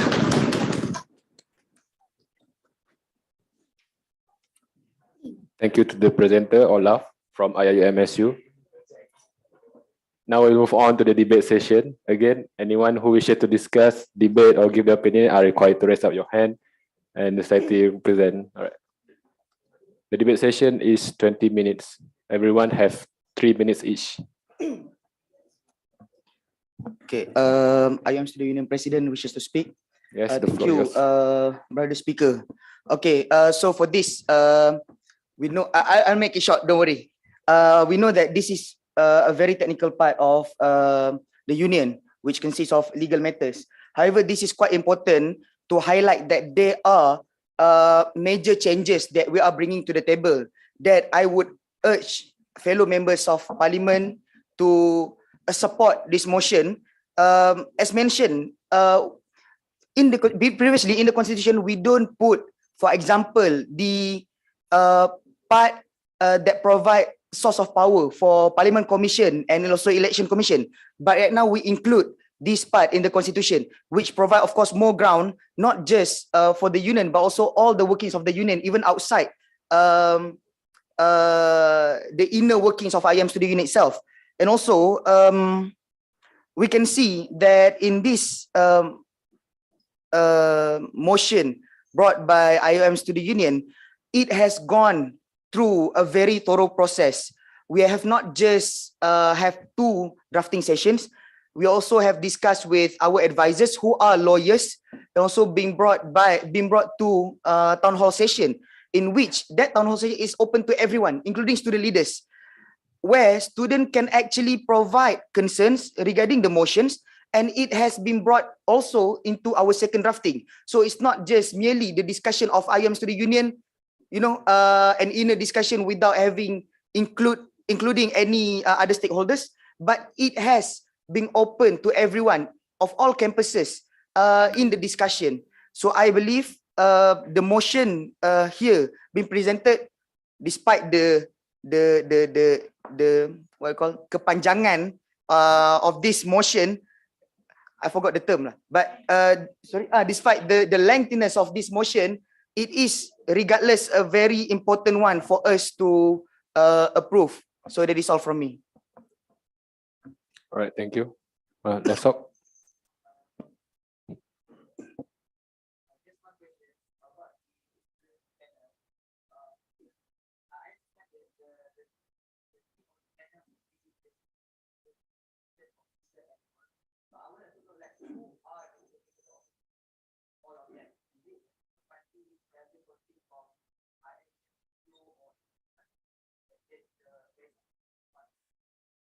All right, thank you, Olaf. Want to answer? Thank you very much, Honorable Losok, for your inquiry. So if we see, I'm afraid it will be difficult for the commission to find the slide again. So I'll just explain verbally because there's 74 slides. So the main board have the power to appoint these parties. Okay. So of course we need someone with legal knowledge. You cannot put someone from the finance sector or the economic sector to decide something that will impact their membership and their rights to vote and whatnot.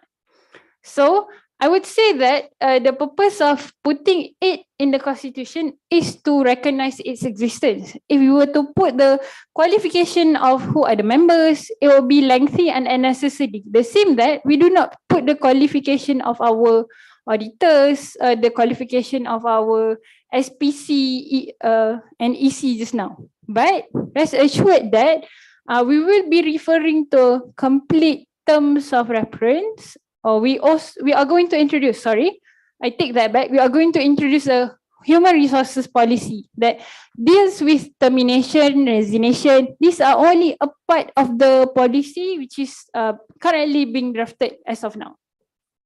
So the qualification of these members, whether they have legal knowledge or not, whether they are a neutral third party would be further specified in the human resources policy. But I can assure that the goal to introduce this disciplinary panel is to ensure natural course of justice. So if you have a judge, they cannot have personal relationship. Even the lawyers or defense counsel, they cannot have embarrassment with the members, with their client or the opposing client. So the spirit of delivering natural justice is there, but we cannot include the specification in the constitution. I hope that answers my honorable Losok. Thank you again for the question. All right. Anyone else who wishes to speak? IIUMSU Secretary wishes to speak. Thank you very much, our honorable speakers. Assalamualaikum warahmatullahi wabarakatuh.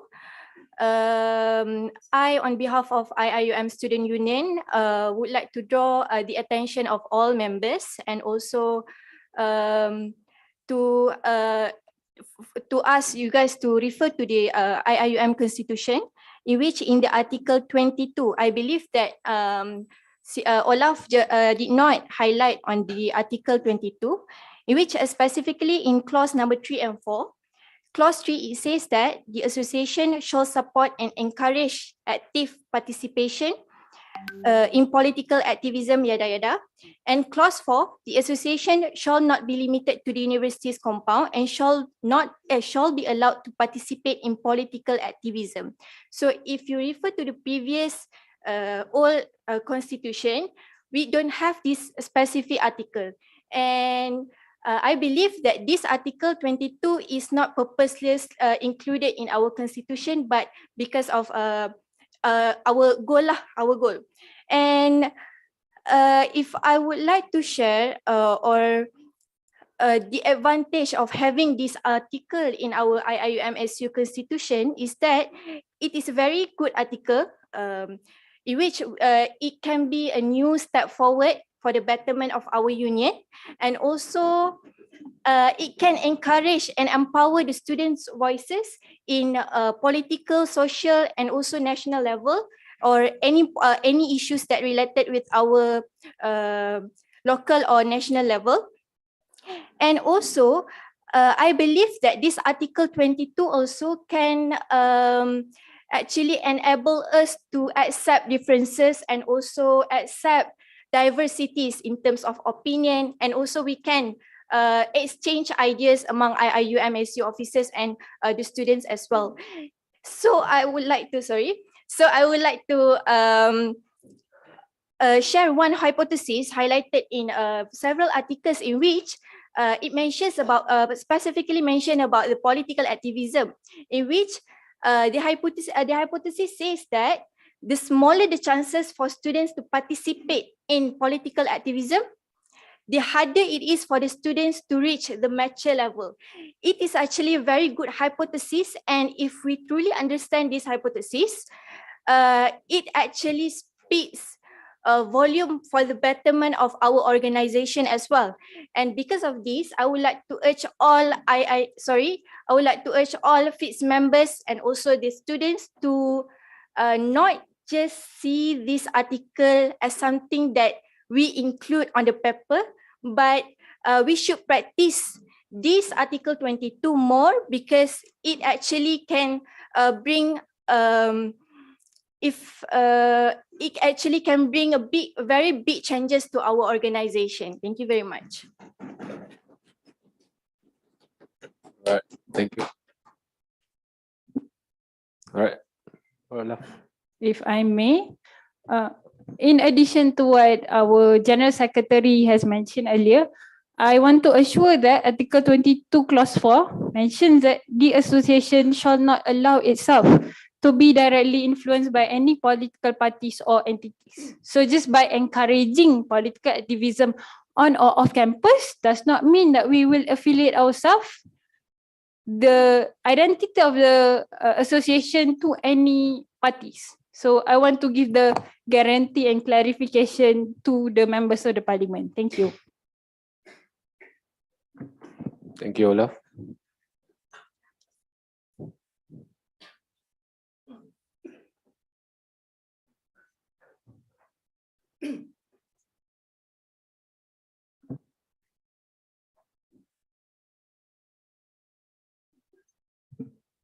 I would like to propose to end the debate session.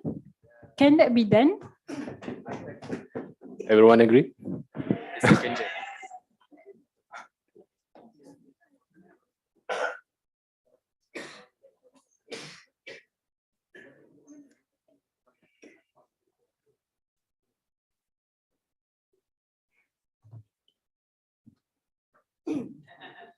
All right, we will now proceed with the voting for the motion. Please be reminded that again, observers may only give the opinion, but they do not have power to vote. All right.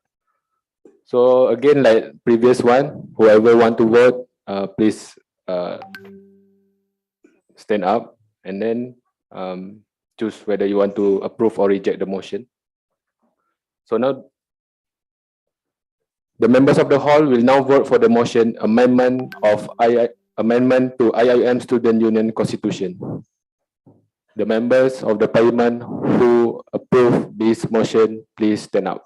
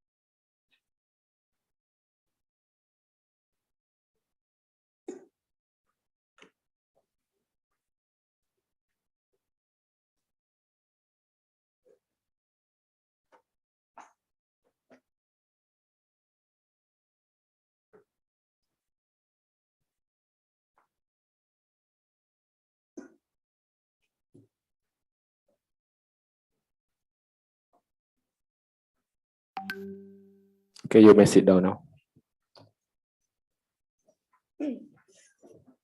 We on to the next voting. Any members who reject this motion, please stand up.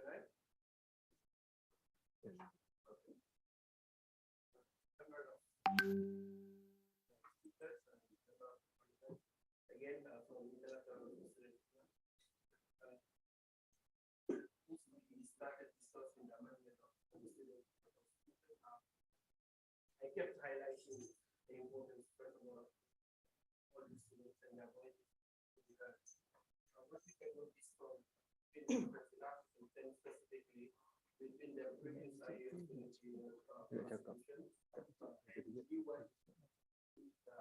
I'm focusing on international because next year I will not be here, but I don't want the one who will be here having difficulty because we have we still have as a central, but we talk a lot about empowering the students and their voices and everything. If you see the only seat that is there, that instead of being empowered, it's being deprived of the little power they have in the international seat. So IIUM students in the international office used to be not only part of the main board, and also part of the board of approval, which give them the international students a voice in the way to participate in taking voicing out the concerns of the students, because we represent a lot of almost 6,000 students in IIUM as of today.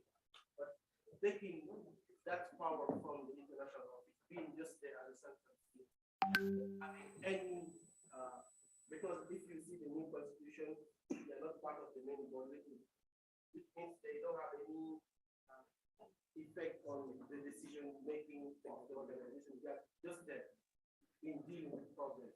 And as the university always say that student union should not show themselves as problem solver. We should bring solutions to the table.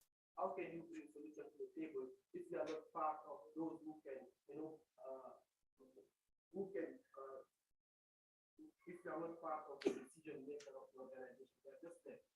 International students, again, we are facing so many different issues here that we want solutions, but we want to be in an organization where people can hear our voice, but we cannot do it by being just there as a mere office, I would like to come back to the proposition in the beginning, having the 17 minutes.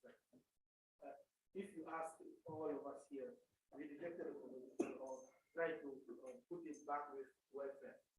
If you ask us, what are the problems that disabled students are facing now? I can say that the majority of these students, we don't even know, we have no idea how many disabled students are here, what are the issues they are facing, in which kulia, in all our kulias, what are the solutions we can provide for them. It's like the same thing as for international students. We have international friends, we know they are here, but we don't know their problems because we're not saying you have to know our problems, but it will be better for international, to have someone in the discussion room, because every policy or every decision that is taken in the IIUM Student Union will be brought to the IIUM management and will be implemented, and international students will have to go through that.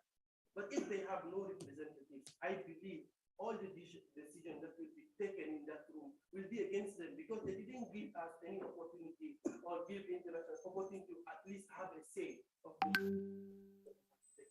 So that's why I would like to oppose the amendment. All right, thank you. The hall recognize your concern in regards of the inclusivity of the amendment to the IIMSU Constitution, but by this, the next time you are not allowed to, talk during the voting session. Please do so during the debate session, right? All right, thank you. So I will now announce the result of the third motion. The result of the amendment to IIUM Student Union Constitution is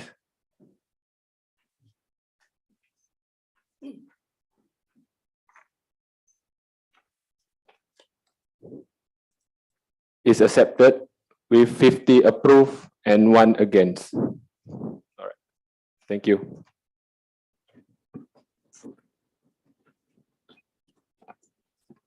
We have now reached the end of the Honorable Speaker, may I have your attention? All of wishes to speak. All right. May I have 5 minutes? Only 5 minutes. Just 5 minutes. All right. Very simple. Make it All right. short. I would like to request to the speaker to retract back the first motion due to the illegality of the motion because of in the Article 32.4. Any motions related to amendments of IIUM Student Union Constitution cannot be proposed by members which are not registered society in IIUM Student Union. IMEC is not a society registered under IIUM Student Union, and basically from the first, the motion is already illegal. So I request is 32.4, Article 32.4.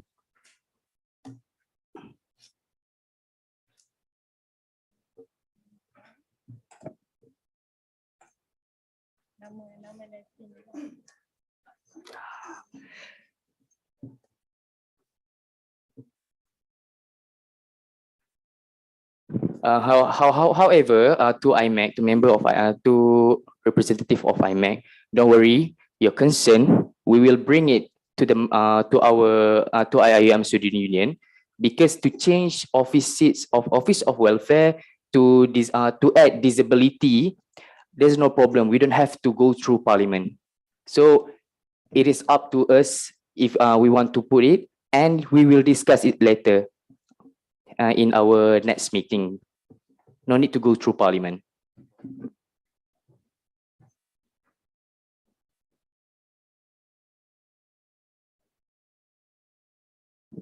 Can the speaker confirm the status of the motion? we're discussing.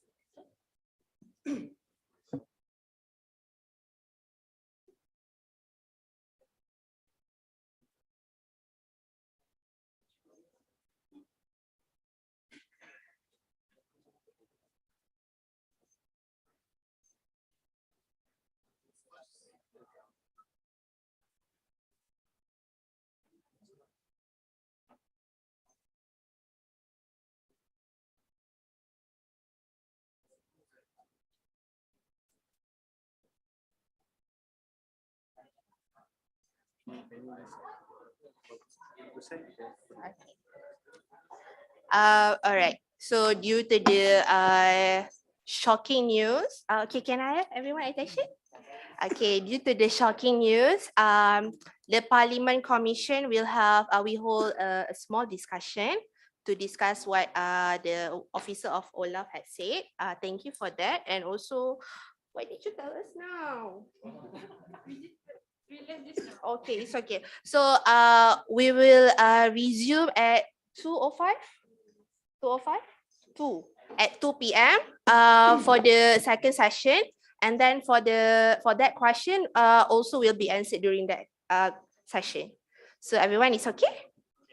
So now we will dismiss this session first. Thank you, everyone.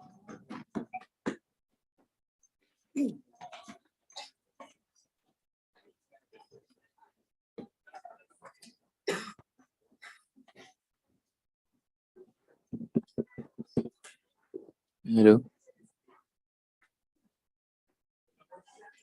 Oh, one more thing. To those who didn't scan the QR code, can you please do so for us to record your attendance? Okay, thank you.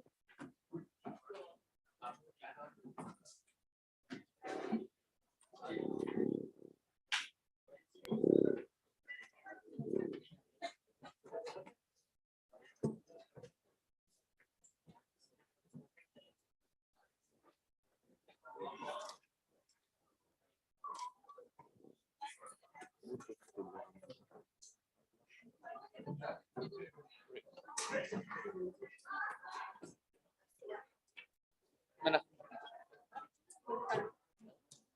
Enggak.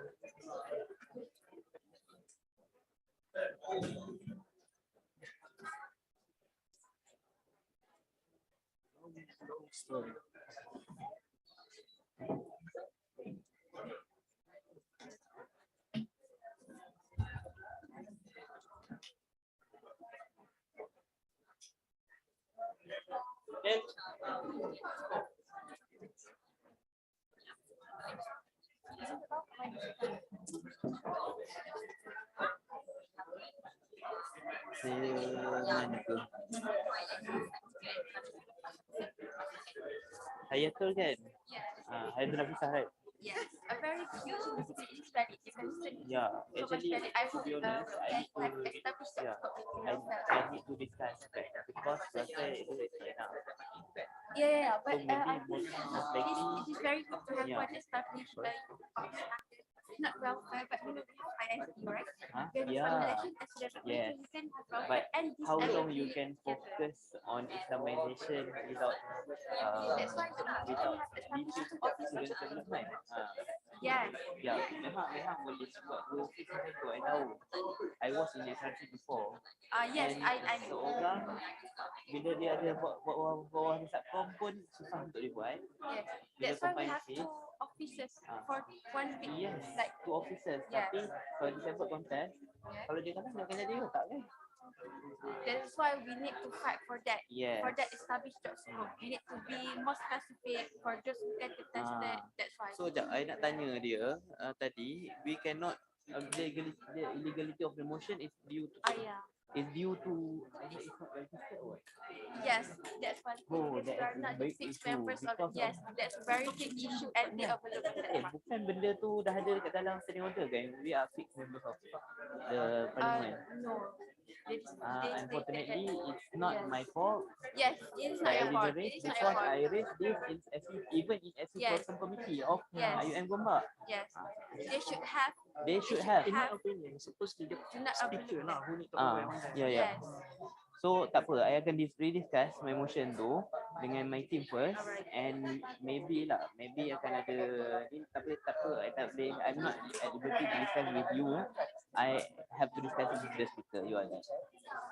But I believe your suggestion, your motion is very good. Yeah, we will support that. Don't worry. Yeah, we but promise we will support that. yes, but actually after Can I have everyone's attention? to share with you my Can I have everyone's attention?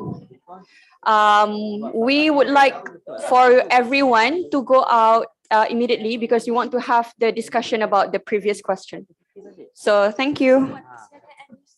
Those are two Because valid we resonate each other. concern. Yes, Because we face because those two discrimination. seats are very The special. international students face discrimination, Yes, face correct. alienation of the Correct. society. Same as us. Correct. They are within us, but overlooked.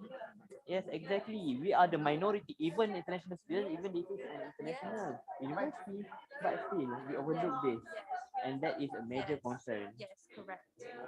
So that's why I abstain from voting for. So if I'm not registered member or registered fixed member, can I vote? That's another No, you concern. cannot vote because only fixed members of the parliament can vote. However, like Olaf said just now, we It's can bring within this matter discretion. within the IIUM Within student union discretion, and I we know. discuss internally Ah. and later maybe we shall invite you within that discussion so that you can confront more on your voices. Kalau kata isu ni sebenarnya it's beating around the bush, to be honest. I'm Yes, sorry. yes, correct. Yes, It's beating the bush because correct. after some discussion, I saw there is some discrepancy. Yes. I saw there's some discrepancy. Yes. But when you put on the welfare, I know that it's the two different job Yes, scope, but yes. the issue there is, can you make sure that okay, disabled yang pegang seat tu? And Yes, that's that's one one thing. thing. Another thing is cukup ke ataupun you yakin ke welfare dengan Yes. DSO tu boleh duduk sebagai satu office Yes. dan boleh buat disability services. Not to Sebab mention even office worker DSU tinggal seorang. sendiri pun Yes. yes. That is why we need to have a very specific established job scope. When we have Tapi that kalau one, ada then job can scope pun apply. that's not enough. I'm sorry because Dah cakap. Assalamualaikum to all parliament members. We would like to ask for immediate leave as we will have a short discussion regarding the previous rising matter. Thank you.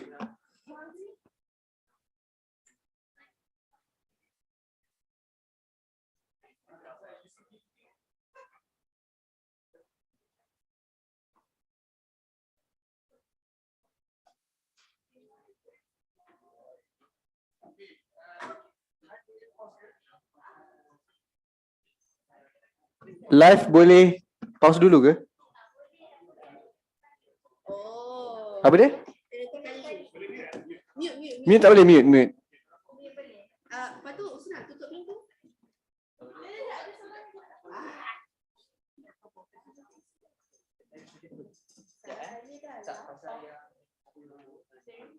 Kau nak delivery ke? Test.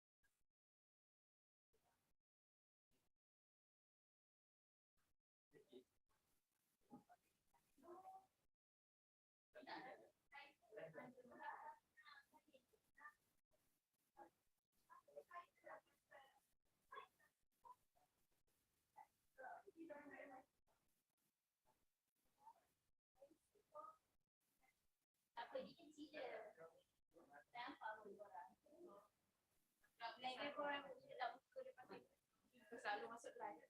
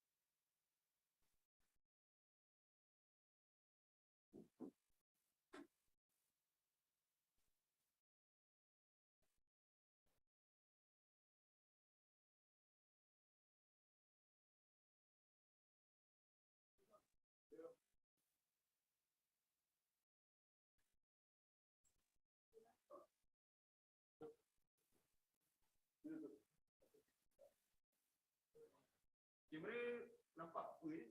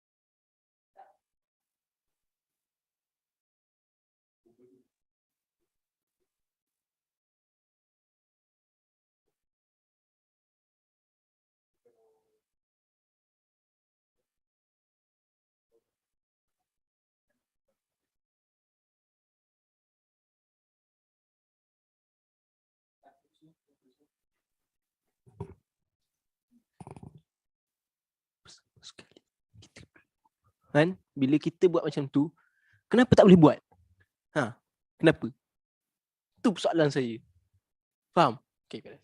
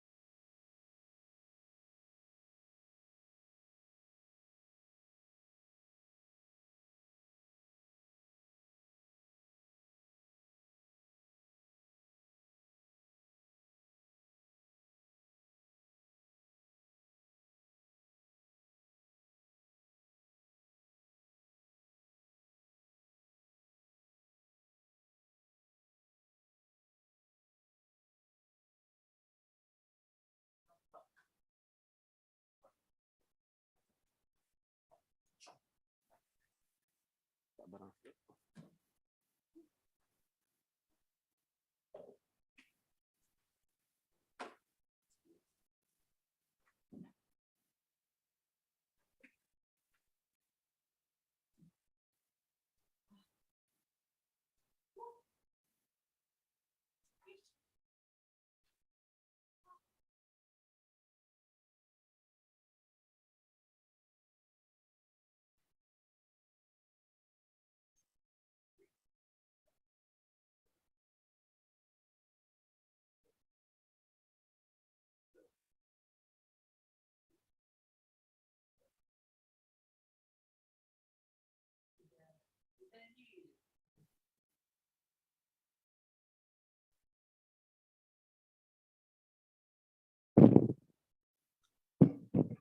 Testing.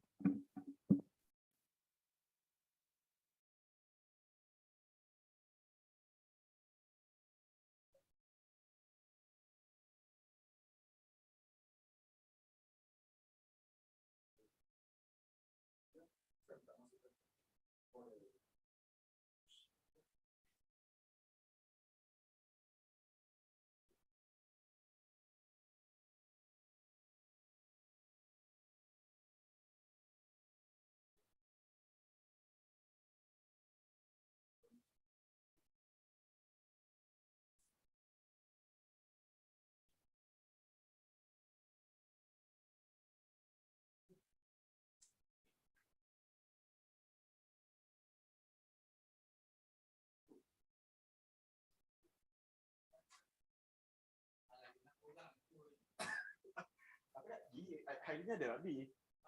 Aku ni nak pergi. Kita tengok balik, dah sampai setengah hari ni tak payah. Penat juga. Tak pergi lah. Semester.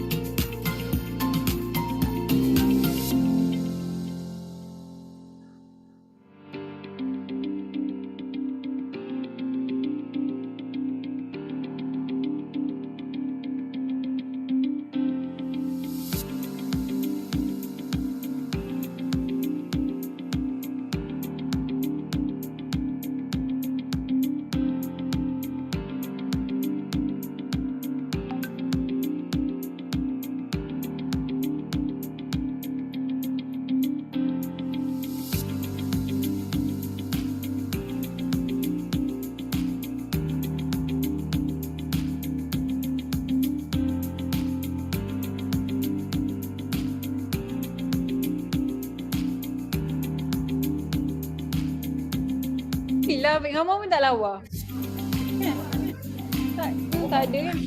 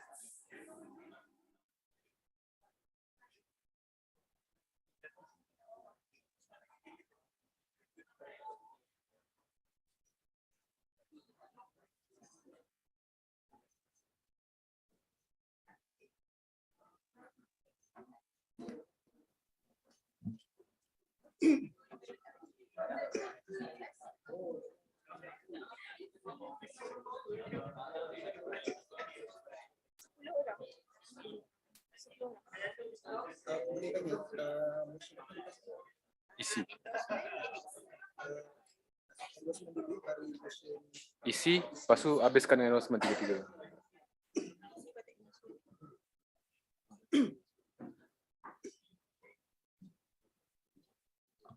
Reminder to all members of parliament, please fill in by our attendance form. For now, we need 10 more by members to fill by our form and 9 more members to fill attendance form. Please, QR code.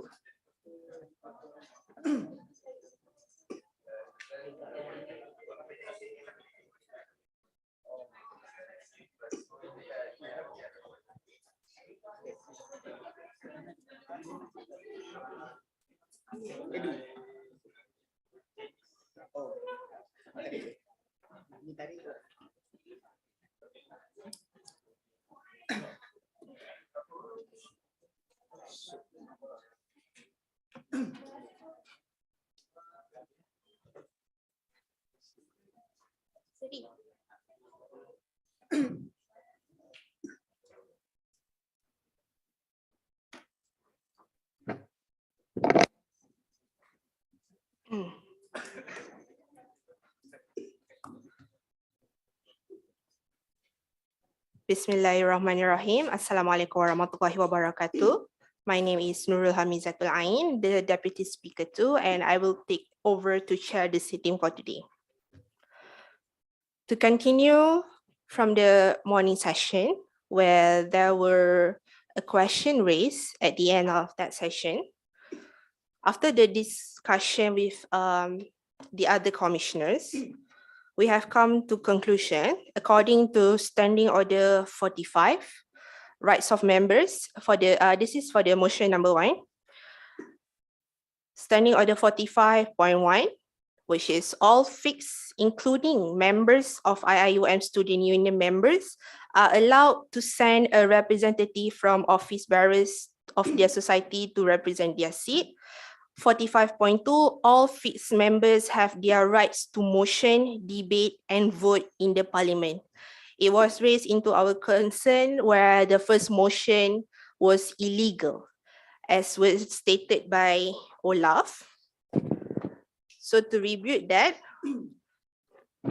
another standing orders that also were being brought up by Olaf, 37.7, where it was stated only members represented by societies administered by IIUM students unions can put and vote for the motion to amend the IIUM student unions constitution.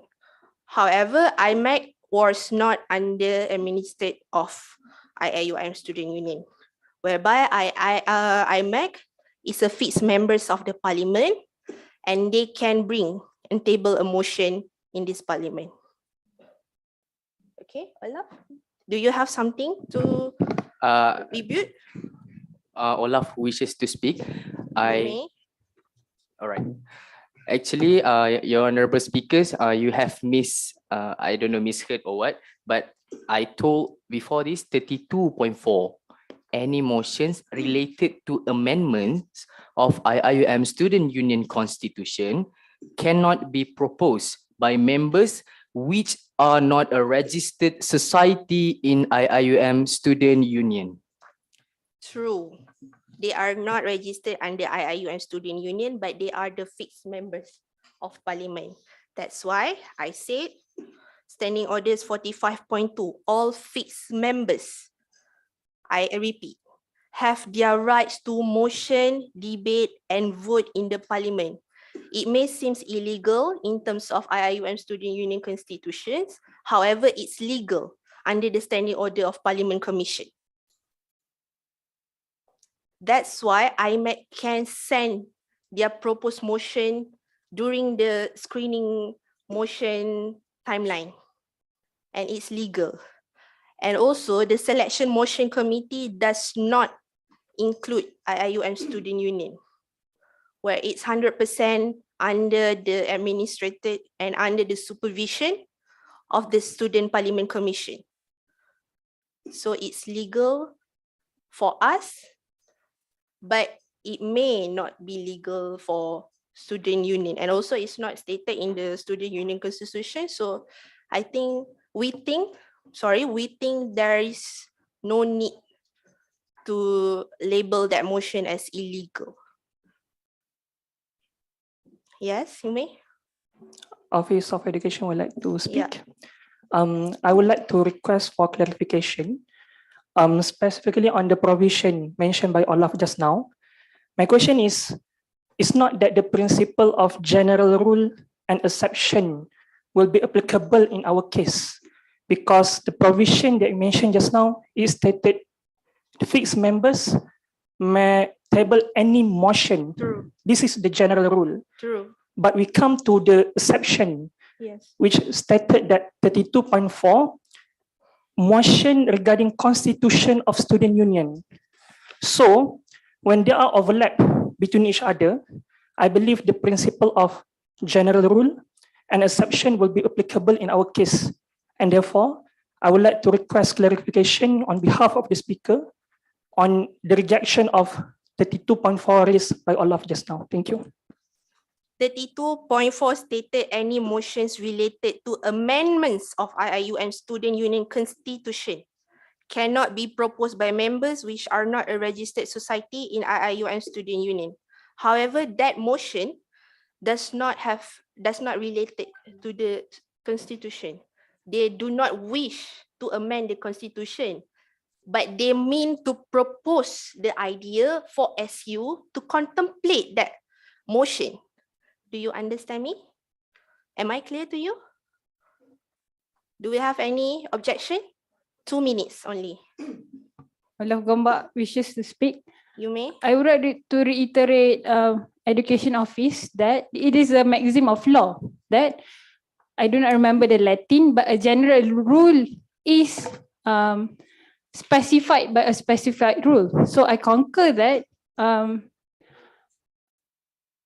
yes, specific rule overrule general rule, like what Office of Education mentioned. But I believe we have to find that the motion as void ab initio, regardless of whether it did or did not amend the Constitution, because in the name of the amended motion just now to include disability services in the office of IIUM in the Constitution of IIUM Student Union. So who proposed that amendment? You. I did. Yes. So did you go through your constitution, Student Union Constitution, before you proposed that name? It was a reflection of the intention of the proposal. Okay, then it's still legal. In our interpretation, it's legal. That's why I say it's legal by the standing orders of Parliament. However, you think that it is not illegal by your constitution. Right, that's why you want to retract that motion.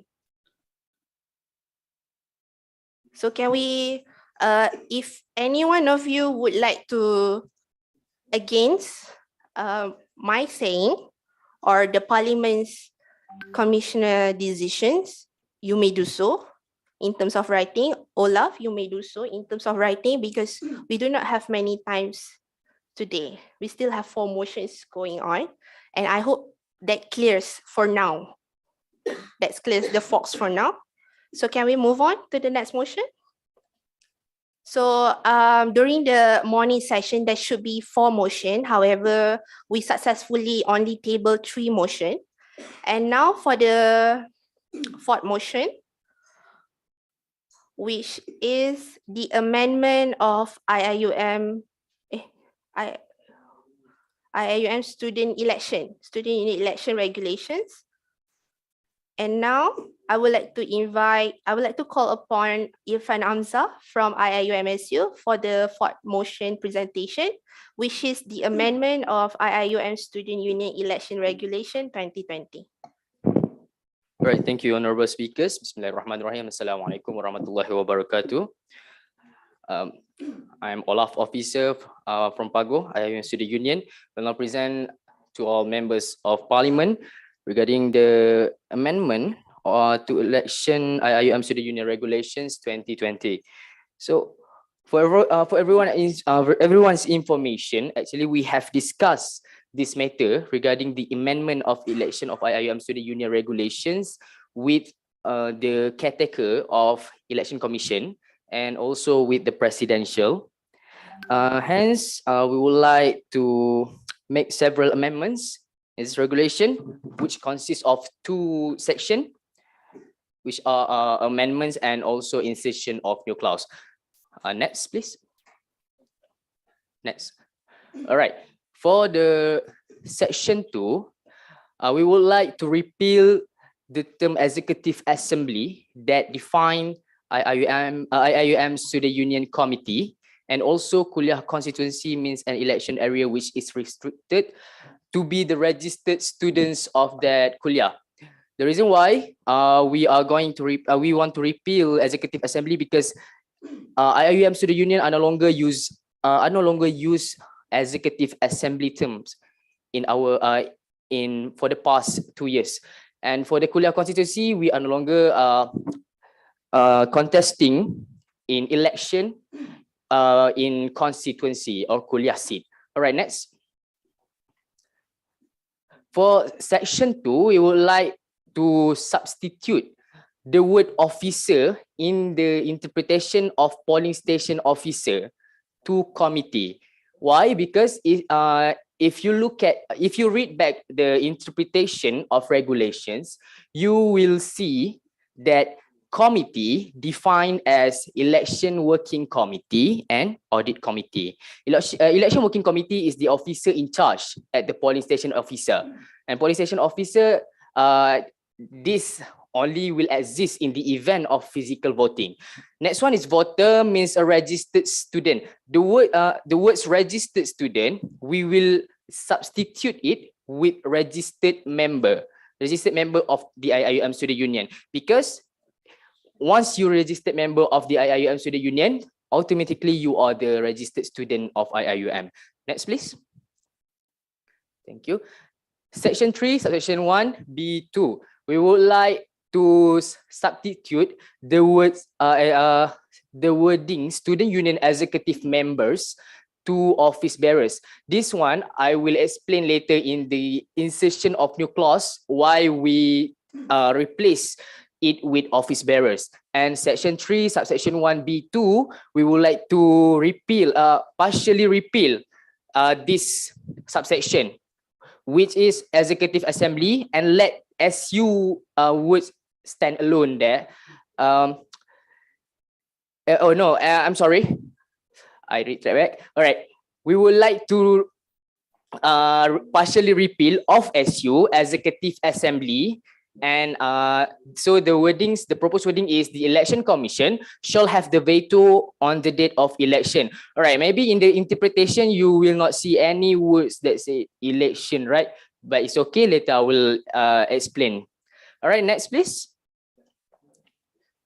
For this section 3, subsection 1, C, So this is about the seats in IIUM Student Union that will be contested in the election.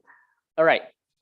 From the past 2 years, last tenure, whenever IIUM Student Union amend the constitution to change the seats of IIUM Student Union, Election Commission also have to amend their regulations. Hence, we have decided to make it easier for Election Commission with substitute the current wording with declare the seats to be contested subject to constitution. So if IIUM Student Union amend their consti to change the seats, number of seats or anything, they are comply to the constitution. Next, please. All right, for the section 5, subsection 1, we would like to repeal for the purpose of SU election, the SU Election Commission may determine the number of seats and constituency for the election. All right, the justification is because the current caretaker of Election Commission think that IIUM Student Union is the entity that have full power to determine the number of seats that should be contested in the election, not Election Commission. So when this current wording is here in the regulation, it is kind of have jurisdiction dispute between IIUM Student Union and Election Commission. Section 5, subsection 2, we would like to add a few words in this subsection. So the chairman of the Election Commission may determine the control of the election at the seat and constituency. But we will repeal first and constituency because we are no longer contesting under constituency seat, under kuliah seat, and we add as specify under these regulations, meaning that chairman, they have he have the power to control the conduct of election, but specify under the regulation, this regulation 2020. Next, please. Section 6, subsection 1. IIUM Student Union would like to substitute the word Executive Assembly position of SU to position as office bearers. And section 6, subsection 2, 1, Election Commission shall consist of liaison officers. The word liaison officers will be substituted to officers. Why? Because the current caretaker of Election Commission justified to us that before this, they do have liaison officers. The liaison officers will liaise with the MRC and KBS, with MRCC and KBS. However, they think they don't have, there are no need. They no longer need KBSC, liaison officers from KBSC and MRCC, because everything they will handle by themselves. So they will substitute it. I would like to request to substitute liaison officers to officers, and the officers here consist of media advocacy and registrar. Next, please. Thank you. Section 7, subsection 1. The substitution of executive assembly position in SU to office bearers position. And section 7, subsection 2. This also we would like to substitute the whole wordings of this subsection. The SU Election Working Committee may propose to the Vice Chairman of the SU Election Commission to form any other subcommittees for the smooth running of the election.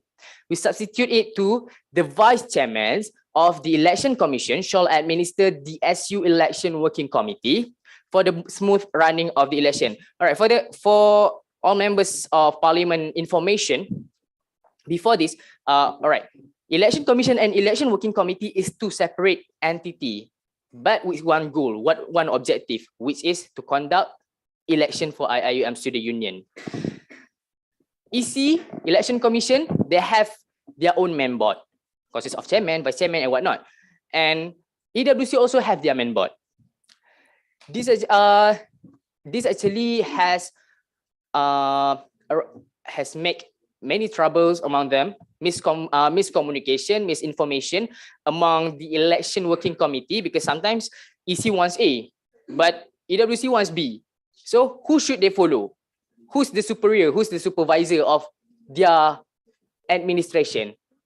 So to make it easy, the vice chairman of election commission shall administer the SU election working committee in terms of the conduct the election to make it smooth. All right, next please. Section 8, subsection 1. We would like to substitute this part, this current wording. The membership of SU election tribunal shall consist of students of the university and officers appointed by the Legislative Assembly. The chairman and secretary shall be elected among the election tribunal. Sorry. All right. We will substitute it. We would like to propose to Member of Parliament to substitute it. The chairman and members of the SU election tribunal shall be appointed by the Legislative Assembly among the students of the university and officers. The justification is, if you read it, the membership of the SU election tribunal shall consist of students of the university and officers appointed by the Legislative Assembly. Olaf, your time is up. All right, I would like to request How many minutes? 20 minutes because it's really long. That's too long. 5 minutes, okay? 15, please. 10? 15. 10. We still have another 3 motion. And then the 12. debate. 12, please. 11. Last choice. All right. So we will amend it because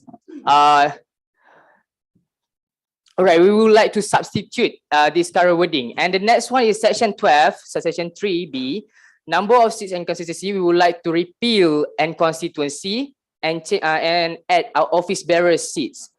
Section 13, subsection 2C, we would like to substitute 1 academic year to 2 regular semesters or 4 regular blocks. 4 regular blocks is common in Kuantan, kuliah of medicine.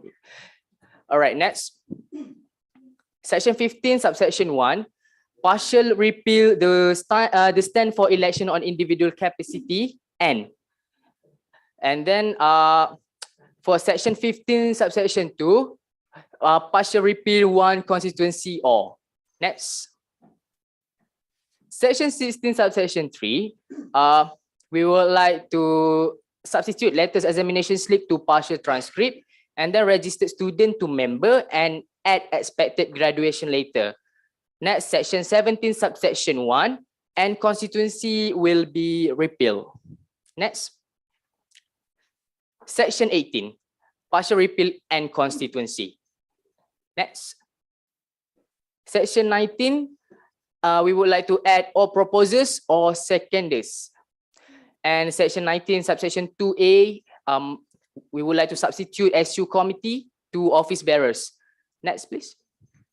Section 19, subsection 3, partial repeal the word the decision on such objection made by SU election commission shall be final and conclusive because the final and conclusive should be tribunal.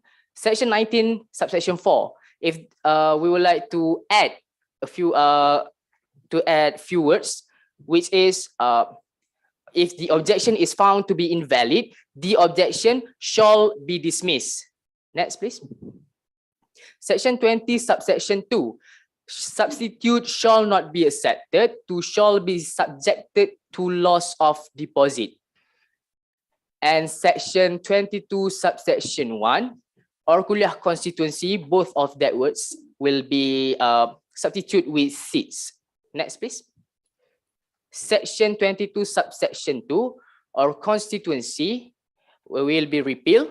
Active student and also will be amended to member will be partial repeal.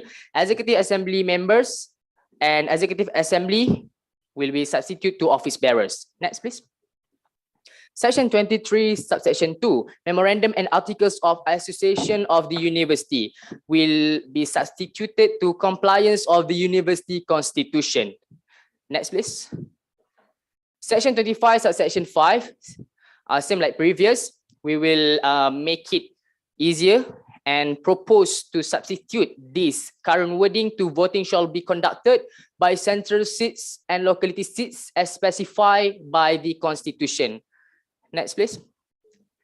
Section 26, subsection 1, respective kuliah of the university will be substituted with location determined by the election commission. Section 28, subsection 1A, SU election commission, substitute with election commission. Section 28, subsection 1B, group to student front. Next, please. Section 29, subsection 2, partial repeal the words or any registered student of respective kuliah, and section 29, subsection 3, same or any registered student of respective kuliah. Next, please. Section 32, subsection 3A, election constituency will be substituted with election seat, while section 32, subsection 4, 2A will be substituted with 3A because it's actually a typo, error in the regulations. Next, please. Executive Assembly will be repealed. Existing Executive Assembly will be substituted with existing office bearer, and new office bearers of the Executive Assembly will be substituted with new office bearers. While Executive Assembly at section 35, subsection B will be substituted with new office bearers. Next, please. Now we're moving to insertion of new clause. There's no definition of alternative help desk. This for process of e-voting. So we will add interpretation for alternative help desk, election, and office bearer. Election means election of IIUM Student Union. Office bearers mean member elected or appointed to hold the seat of IIUM Student Union. Next, please. We will insert a new clause for office seats, means an election area which include central seat and locality seats. And next, we would like to add, we would like to insert section 19, subsection 5. Any decision made by the election commission under 4 can be appealed before the election tribunal. So election tribunal is the final and conclusive decision maker. Next, please. 25A. So we would like to add this for process of e-voting, how to be conducted, because in this regulation, there's no process of e-voting should be conducted, only physical voting. Next, please. This one also same process of e-voting shall be conducted on this section by this section. Next, please. 27, subsection 7. We would like to add a new proposed wording, which is notwithstanding subsection 1, 2, 3, 4, 5, and 6. Under 27, section 27, you can read it. It is not enforceable in the event of e-voting. And 28, subsection 5, also the same, because polling station will not be existed during e-voting. Only alternative help desk. Next, please. 29A, section 29A. We would like to insert a new clause, same about the aggregation of vote, about voting. So this is to allow to avoid any misconduct and of course uphold transparency, because there's only physical voting under this section. Next, please. Also same with previous. Next. And 30A. This one is about to confirm with the implementation of e-voting. So this is about how aggregation of votes shall be counted. So it will be counted by e-system, of course, because we are using a system for e-voting. And for the last one, section 32, subsection 4A, this is maybe will be debated, or I don't know. So this is about if the votes is equal in one seats. we shall decide, EC shall decide it by drawing lots in the presence of chairman of election commission and candidates. Meaning that if two candidates have two votes, have equal numbers of votes, they have to drawing lots to decide who will be the winner. So they will take a piece of paper. Who got that paper, he will be the winner. All right. The next one is, thank you. Yeah. Ooh, 12 minutes. Thank you to the presenter, Irfan Hamzah from Olaf IIUMSU. Now we will move on to the debate session. It's same as the morning session. If you wish to discuss, to debate, or give your opinion, you are required to raise your hand and address the society that you represent and actions such as question, suggestion, and amendment before speaking. So the debate session is open now. Yes? Office of Education, to request to speak. Can we back to section 15, clause 1? Yep, for the slide. Okay, can we? Okay, sorry, for the slide, can we back to section 15, clause 1? Yep, I would like to request for clarification.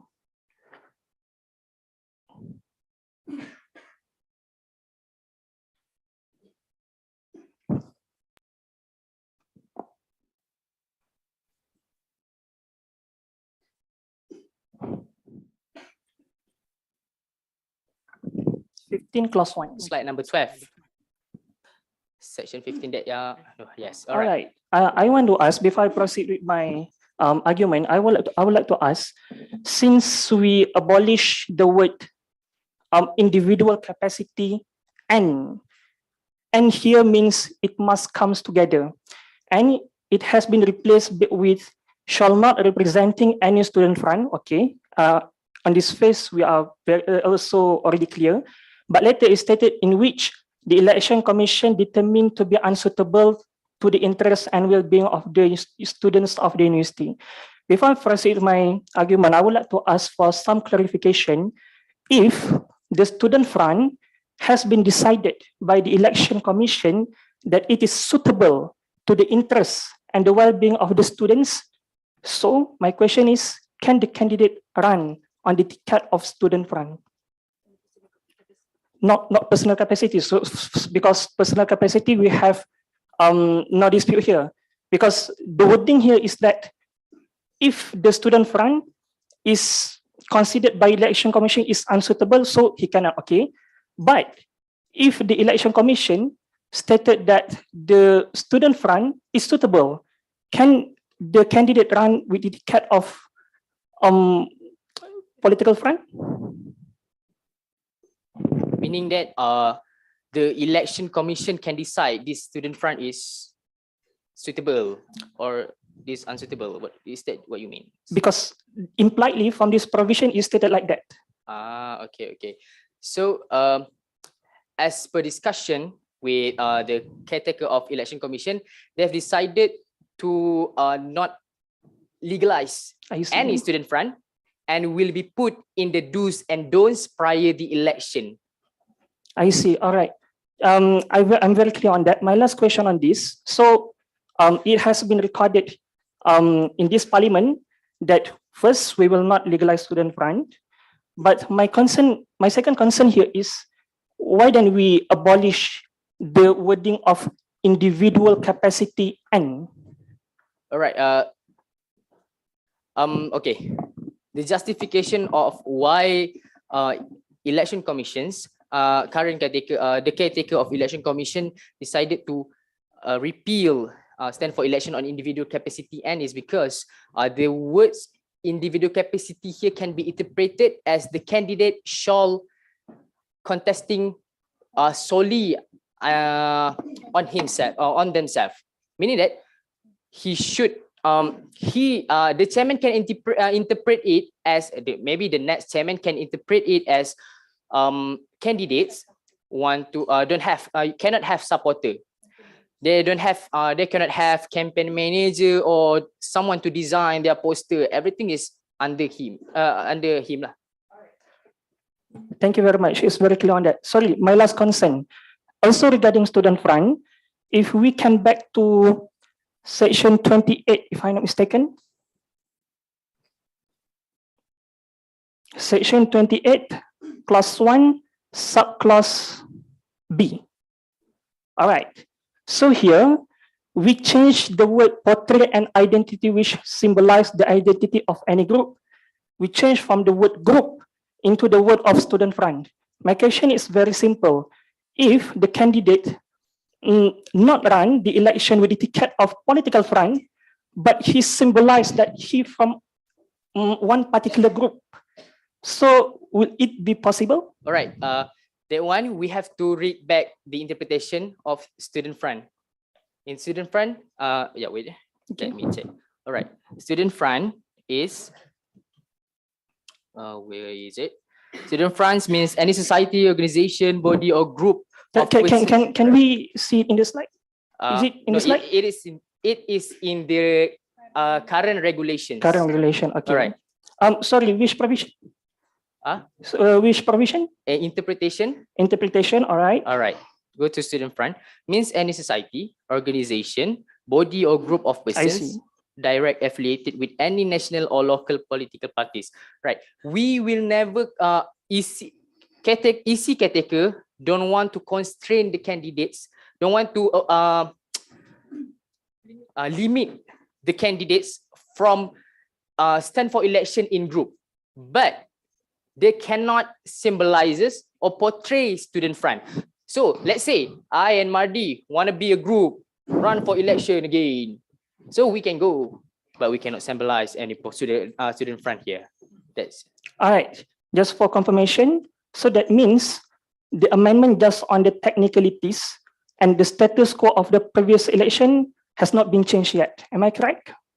Because your answer will be recorded, and so I want to make it. So there will be no amendment on the status quo. Yes. All right. Thank you very much. I would like to request 2 minutes. Sorry, for the debate on the motion, because thank you. Because since there are some amendment, especially on the election, so I would like to encourage all members of the union, especially in this hall, especially who still qualified enough to run for the election, for the next election, and also for those who watch this parliament through the YouTube. Let's us join the election, pick the candidate, and we need to be the holder of the flag of the student union in the future. I would like to emphasize here is that Office of Education, me and also Fatih, we have conducted several events that we want to enhance and flourish the political education and political literacy in our campus. And that is the reason why I would like to applaud for Olaf to make the amendment, even it's just a technical one, but since it will give a perception of maturity to the students of IIUM and also the IIUM student union as a whole.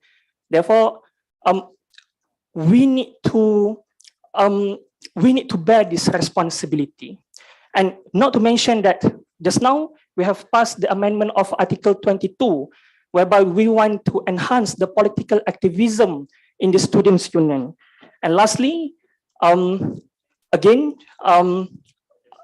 I would like to also back and also request for all the MRCC, all the KBS, and all the officers to support the student union election to prove that the political activism in this union is very mature and harmony. That's all from me. Thank you. Yes. Good afternoon, members of the parliament. I would not like to go against my dear colleague. I would like to give some context. Why? If you see the wording of the just now, it's not here, but one should not, instead of personal capacity, we say that one should not contest using the identity of the student front. which is quite inconsistent with the constitution that I just presented just now to encourage political activism on campus. The reason that therein is, in order to legalize student front, we need a comprehensive framework. What constitutes a student front? What characters of a student front makes them not for the well-being of the students, inconsistent with the interests of the union, inconsistent with the interests of the students. I believe that this amendment, although at surface level, seems to be parting farther away than our spirit on political activism, but pending a very comprehensive framework regarding political activism, student front, student politics on campus, this is what we propose. This does not mean that in the future we want to, it is not something that we don't encourage. We do not have the right and correct and sufficient instrumentals to allow candidates to run in student front. I believe my learned colleague also mentioned that when we remove individual capacity and only specify student front, it means that you can work along with your group. So this is one, I would say, baby steps towards towards better and more cannot find the word, towards political activism on campus. Thank you very much. Do we still have anyone who wishes to speak? Okay, Losok.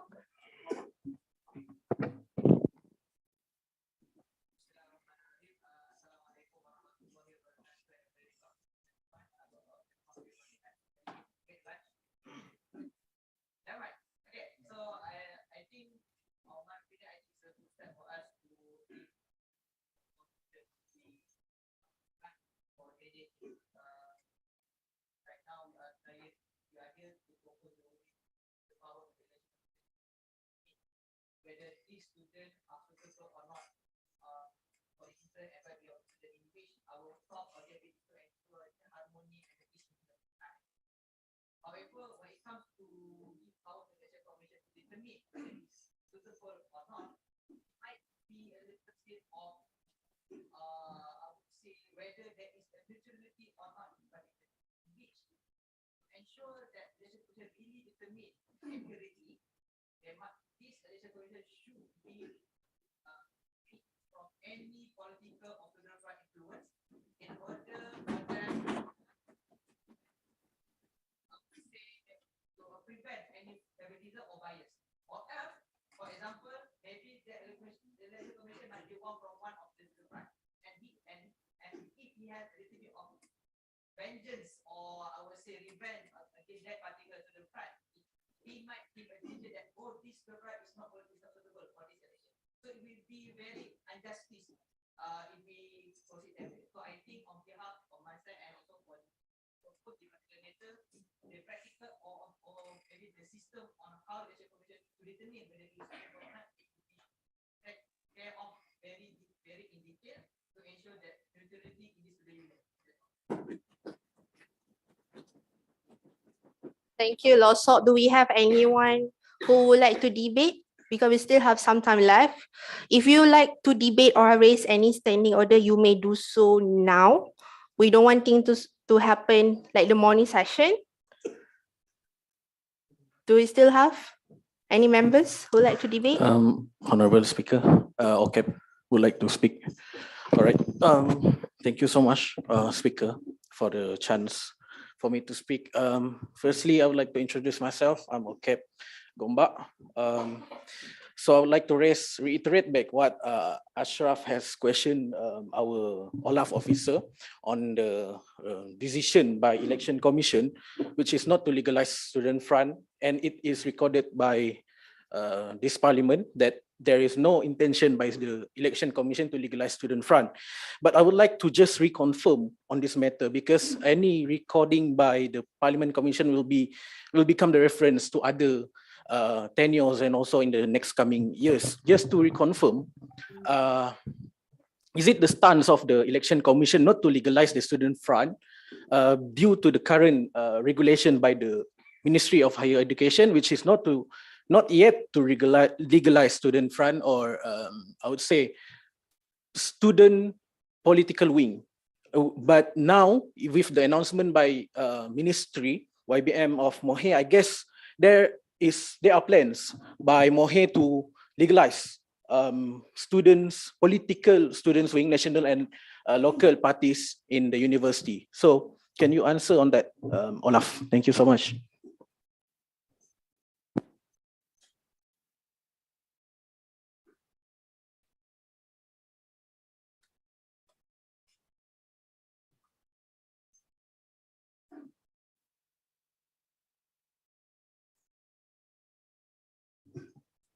If I may answer to Okep Gomba on behalf of Olaf also lah. It is true that according to the Constitution, we also need to comply with the laws, including statutes, bylaws, sub-regulations, which are applicable in Malaysia. I agree that it might seem like I mentioned earlier, it seems like we do not want to legalize. But I'm making it clearly that the stance of Election Commission, as per our discussion, both of us were present there. Due to the lack of framework, and also if there is any change with the current law, the statute regulating student activism on campus, inshallah there will be changes. We will soon follow to allow student front on campus. Okay, I hope that answers Okep Gomba. And if I may reply a bit to Losok. I would love to, but it seems I lost my train of thought just now. I'm sorry, it was here just now? It got there, but never mind. I'm sorry. Thank you very much. Thank you. So we have 5 minutes left. If there is any members would like to, yes? Hello, ISTSS would like to speak. All right, thank you, Mr. Speaker. So I would like to ask for the clarification that there are one actually regulation that you change from the licensed officer to the officer, right? All right. You mentioned that KBAC and MRCC is not. I think it's not. Can you make your question straight to the point? Okay. All right. So I would like to ask some clarification about that in regards of MRCC and KBSC. Thank you. All right. The caretaker of Election Commission stated that they are no longer need to have a liaison officer from KBS and MRCC because the representative. All right. This one maybe because that just now I'm so rushed to run for the catch that 12 minutes. All right. So like this, the representative from KBS and MRCC is not the Election Commission's officer. They are the MRCC and KBS. Understood? So when we put them in the rules and regulations, we put them as a position under election commission. It is really apa ni orang kata?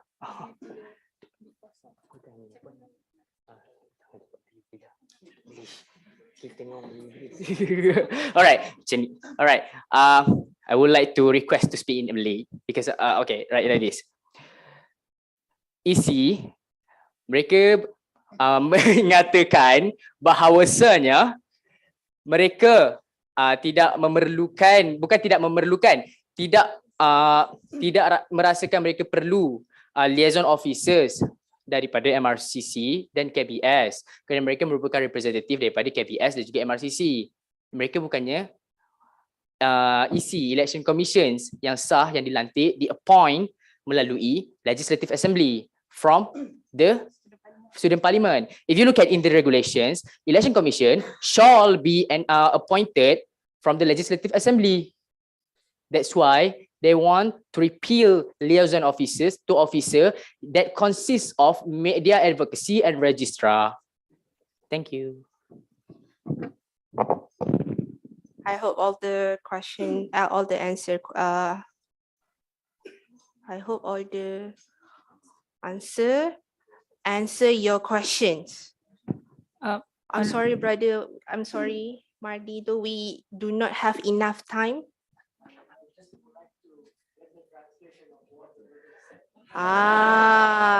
You asked. Oh, okay. Oh, Olaf, you asked for request from who? You asked from Day One Translation. Right. Now maybe I have my thought. Right. Summarize it. Okay, like this. Liaison officers from KBS and MRCC is not the representative appointed from Legislative Assembly, Student Parliament. They are KBS and MRCC. We have to remember under regulations, election commission shall be appointed by Legislative Assembly. Endorsement number 5. Yeah. If I may, Who's speaking? No. Olaf. I promise only 2 minutes. I want to 1 reply minute. to. Okay. Thank you very much, Honorable 1 Speaker. minute only. In response to Losok, so are you suggesting that we amend this proposal to end at any candidate for the SU election shall not represent any student front? Titik. Full stop. Okay, because it seems that due to the lack of framework and characteristics, what would be unwell and well for the students,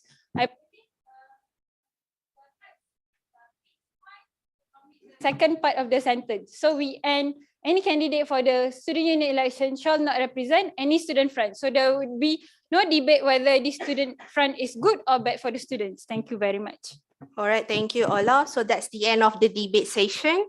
We will now have a 1 minute.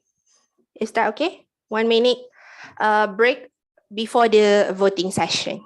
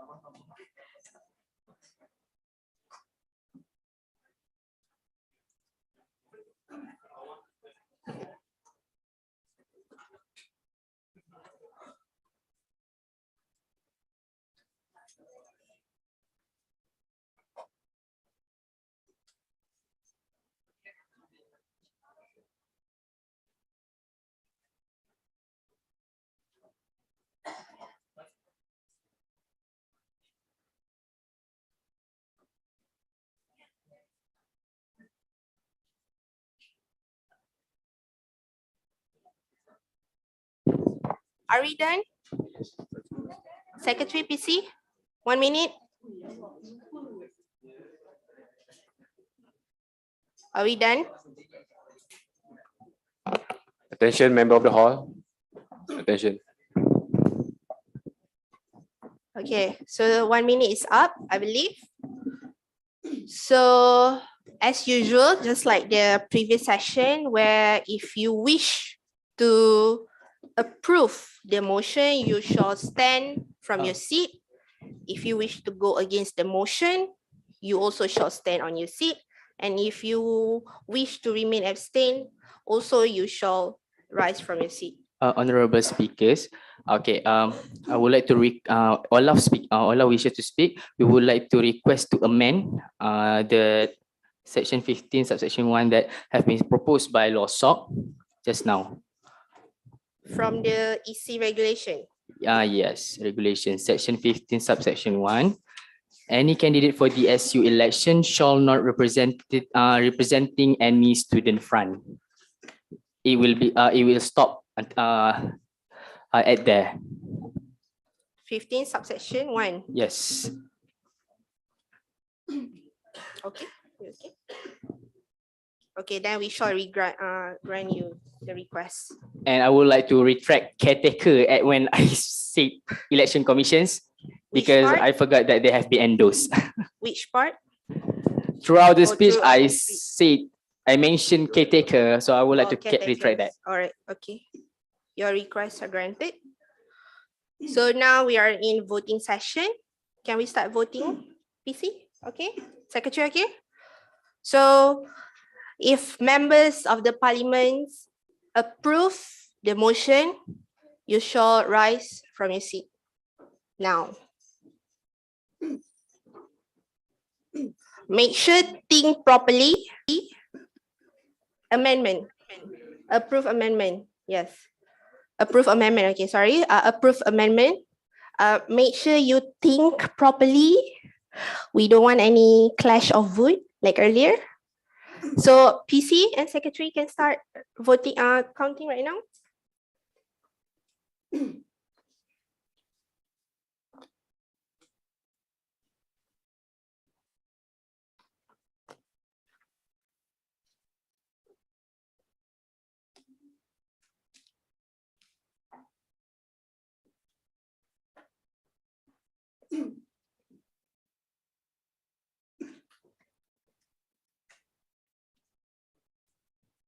Dah? Okay, you may sit. If you wish to against the motion, you may rise from your seat.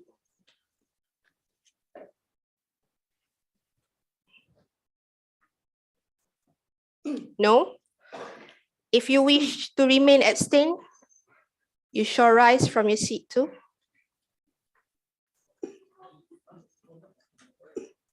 Abstain. Okay, secretary, PC.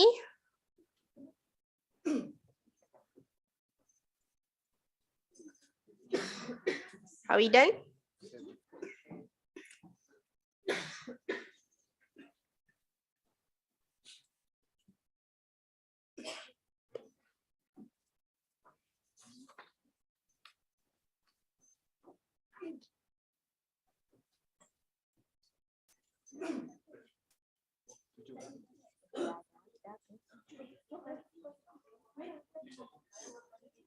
Ada yang tak masuk, ada yang tak masuk. Tak masuk.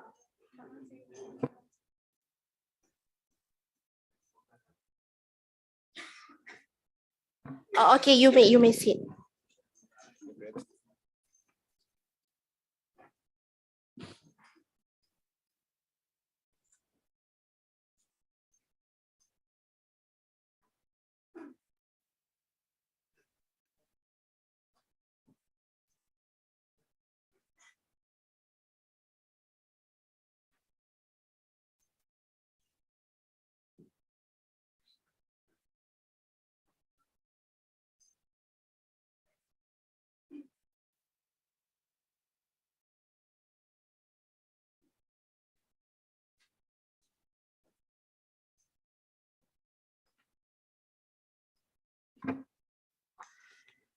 The result of the fourth motion, which is proposed amendment of IIUM Student Union Election Regulation 2020, with the numbers of 55 members of parliament approve the motion, whilst 7 members of the parliament abstained the motion, whereby I shall announce that this motion is accepted. So let's move on to the 5th motion, which is the endorsement of IIUM Student Union Election Commission lineup. Without further ado, I would like to call upon Alif Naif, the President of IIUM SU, for the 5th motion presentation. Can we have the slide on election commission lineup? Okay, before we go to the slide, Bismillahirrahmanirrahim. Assalamualaikum warahmatullahi taala wabarakatuh. Okay, so I think as usual, I mean almost of the sitting that we have, there will be a motion on endorsement because during the selection of IIUM Student Union Election Commission, there are vacant seats. So this motion will be a short one. It's just to to show the vacant seats who are currently being filled. Okay, so for IIUM Student Union Election Commission, as mentioned before, during the previous parliament sitting, I think in October, we have approved the establishment of SUCSC to appoint or select through a very thorough process election commission. However, as I mentioned, there are vacant seats. And even during the previous parliament, we endorsed few of these commissioners. So the same goes with this motion. So next slide. So we have for secretary to fill in the vacancy of secretary 2, we have Brother Muhammad Izwan Ashraf bin Misrul, matric number 2112643 from Kuliah of Nursing. Next. For registrar Gombak campus, we have Sister Amira Nurul Aina Ame Asri, panjang, 2010986 from Ahmad Ibrahim Kuliah of Law. Next. From registrar for commissioners for Kuantan, we have Sister Afifah Maula Hasman 2116608 from Kuliah of Allied Health Sciences. I'm sorry for the typo. Next. For media and advocacy for Kuantan, we have Sister Miza Karmila binti Muhammad Hamzah 2018646 from Kuliah of Allied Health Sciences. Next.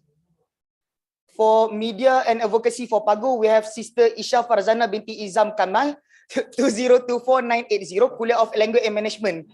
I'm so sorry. Please be serious. Next.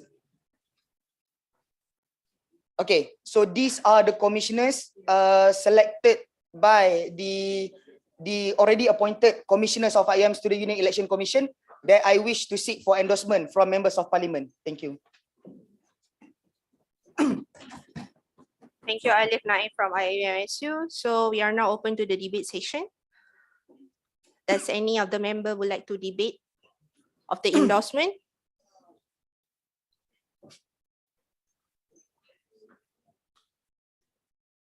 Then I'll take no as the answer. So now we will have a 1 minute break before the voting session.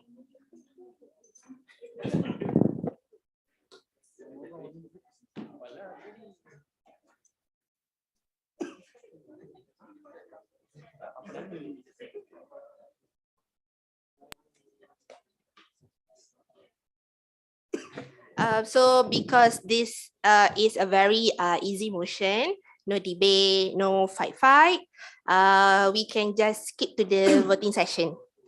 Okay, so PC Secretary, okay, ready? So now if you approve the endorsement, if hello, can I have everyone's attention? Okay, so if you approve the endorsement of IIUM Student Union Election Commission lineup, you may rise from your seat for our commissioners to count the voting session. Now,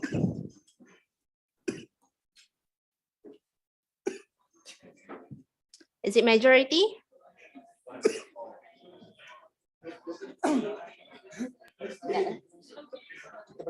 Okay, the commissioner just count those who sit. Nobody sit? No one? Okay. Ada? One? I abstain. You abstain? Okay, good. No, I mean, that's okay. That's sorry.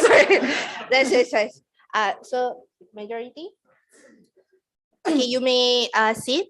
So with the simple majority, I shall accept the motion to endorse of the endorsement of IIUM Student Union Election Commission lineup.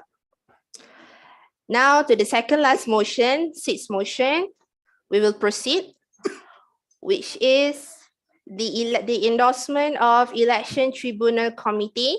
So now I would like to call upon Amir Farhan from IIUM for the sixth motion presentation.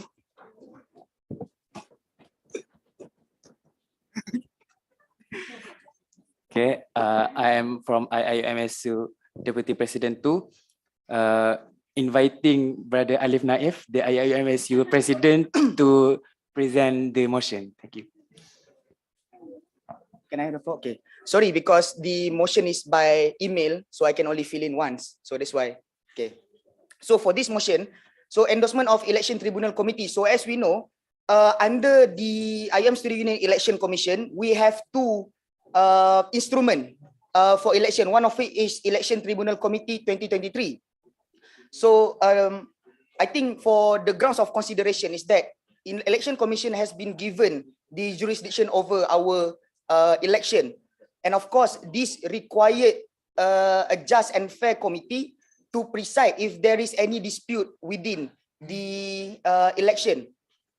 So for this, the Election Tribunal Committee is one of the instruments provided by election rules and regulation to, among others, to hear and decide appeal from any candidate and to invite any person or student to obtain any information and fact pertaining to the objection as to the conduct of SU election. Next, so this, okay, by the way, these commissioners has been vetted by the current election commission. So there are steps of selecting these commissioners, and these are the commissioners, these are the committees proposed by Election Commission, because Election Commission could not table this motion. So IIUM Student Union on behalf of Election Commission is tabling this motion. So the first one of the Tribunal Committee is Sister Anastasia binti Ezral 2017696 from Ahmad Ibrahim Kuliah of Law. Next, Brother Muhammad Al-Fatih bin Azmi 2013569 from Ahmad Ibrahim Kuliah of Law. And the last one is Assistant Professor Dr. Safina binti Saleh from Ahmad Ibrahim Kuliah of Law. So this again is vetted, I have to mention, vetted by IIUM Student Union Election Commission, and I seek for endorsement for this election Commission Tribunal Committee. Thank you. Thank you, Alif Naif from IIUM. So now we will move on to the debate session. Does any member of the parliament would like to against the endorsement?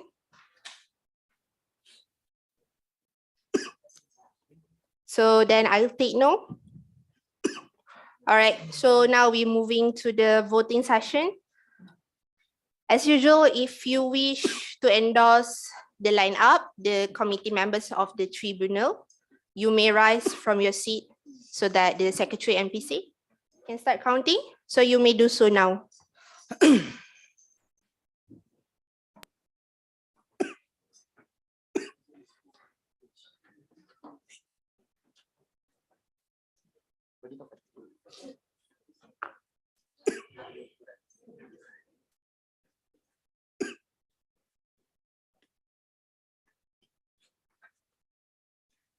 I call.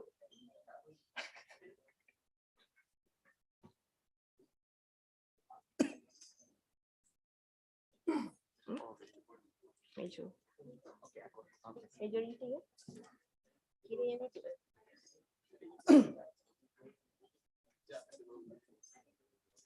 Okay. Stand properly, everyone.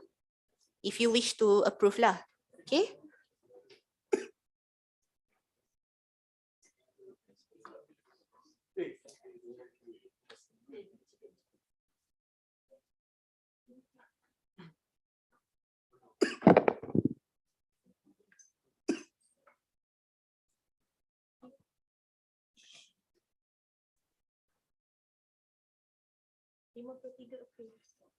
Oh, you may see.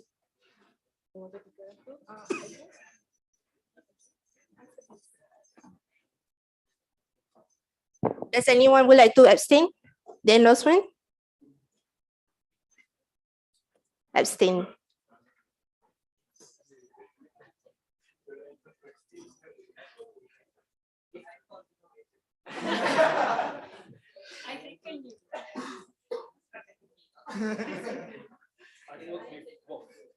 Both. Abstain and against. Okay, you abstain. Okay, all of you abstain, eh? Okay. Done? 11. Abstain 11. Okay, you may see. Does anyone wish to against? Against? No? Okay. The result of the sixth motion.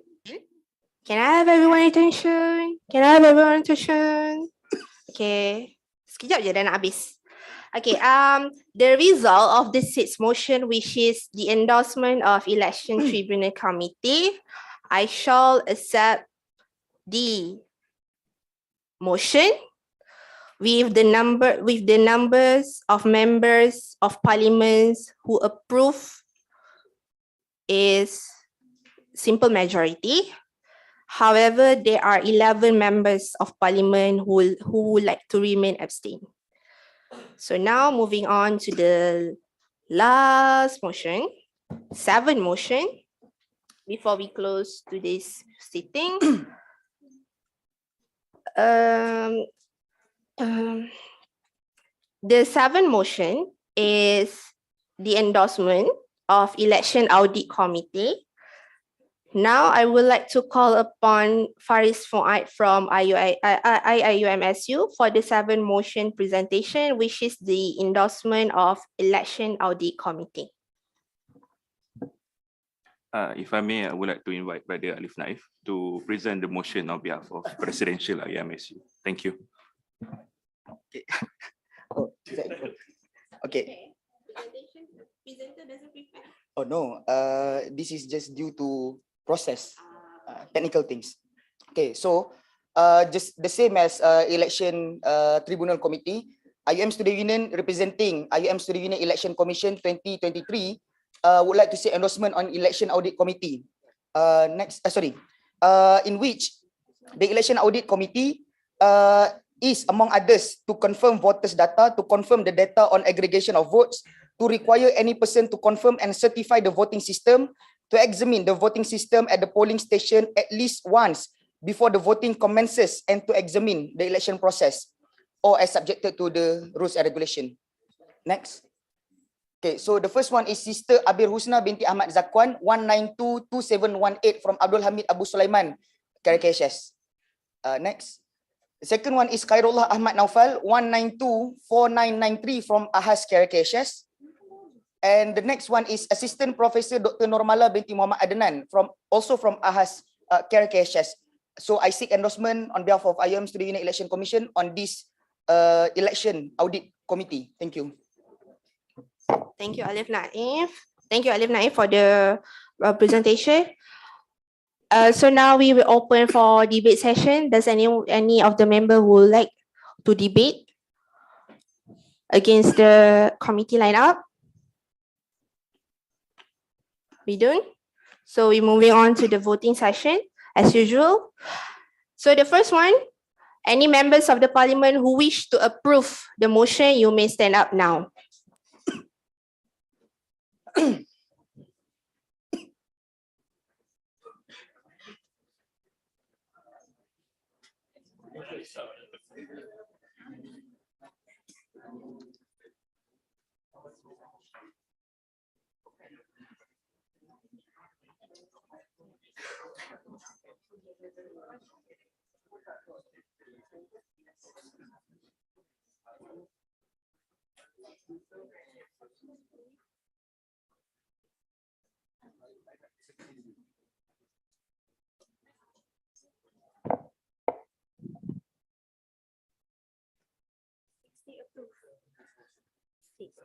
You may sit now.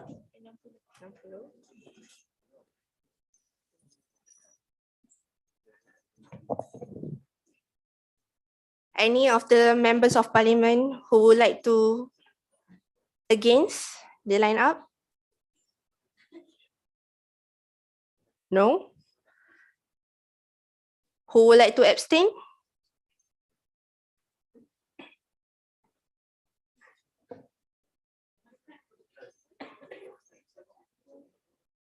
How many? Okay, you may sit.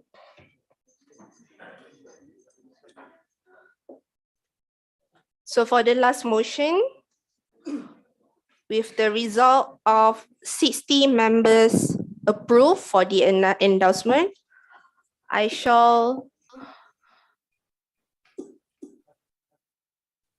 the result of 60 members approved and another 3 members abstain, I shall accept the motion.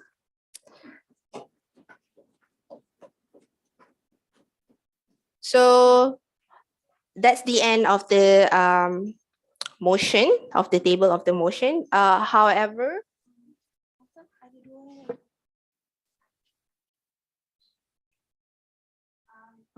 there are 2 members who didn't sign the attendance yet. And also, we have another announcement regarding the first motion.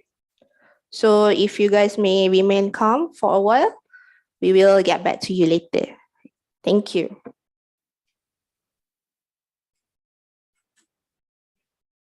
We will have break for 10 minutes. So 3:45. Sekarang pukul berapa? 3:32. So we will get back here 3:40. All right. Thank you, everyone. You may take your break now.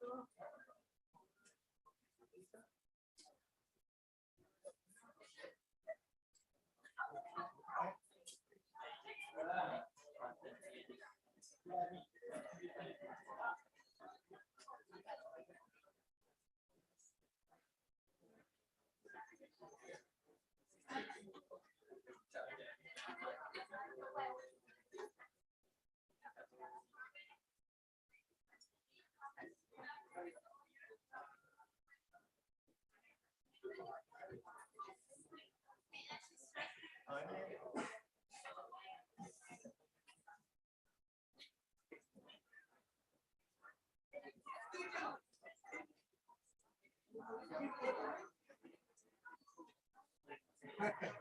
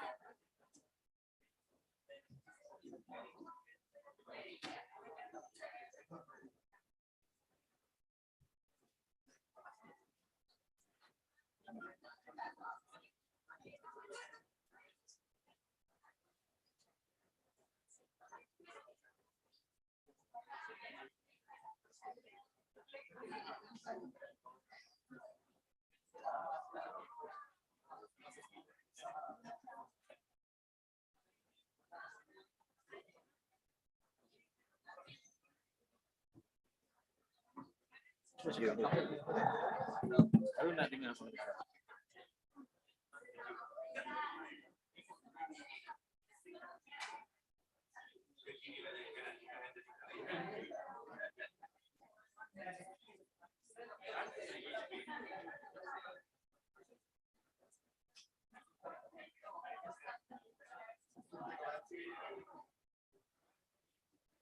Photograph cameraman, me here. Bro. Hey, I got scared. I thought it was a cat. Hey, me. I'm waiting for cameraman. I will fight him. Yeah. Presidential.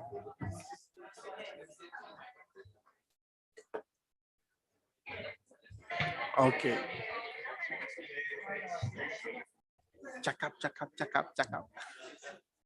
Good. Khalas. Thank you.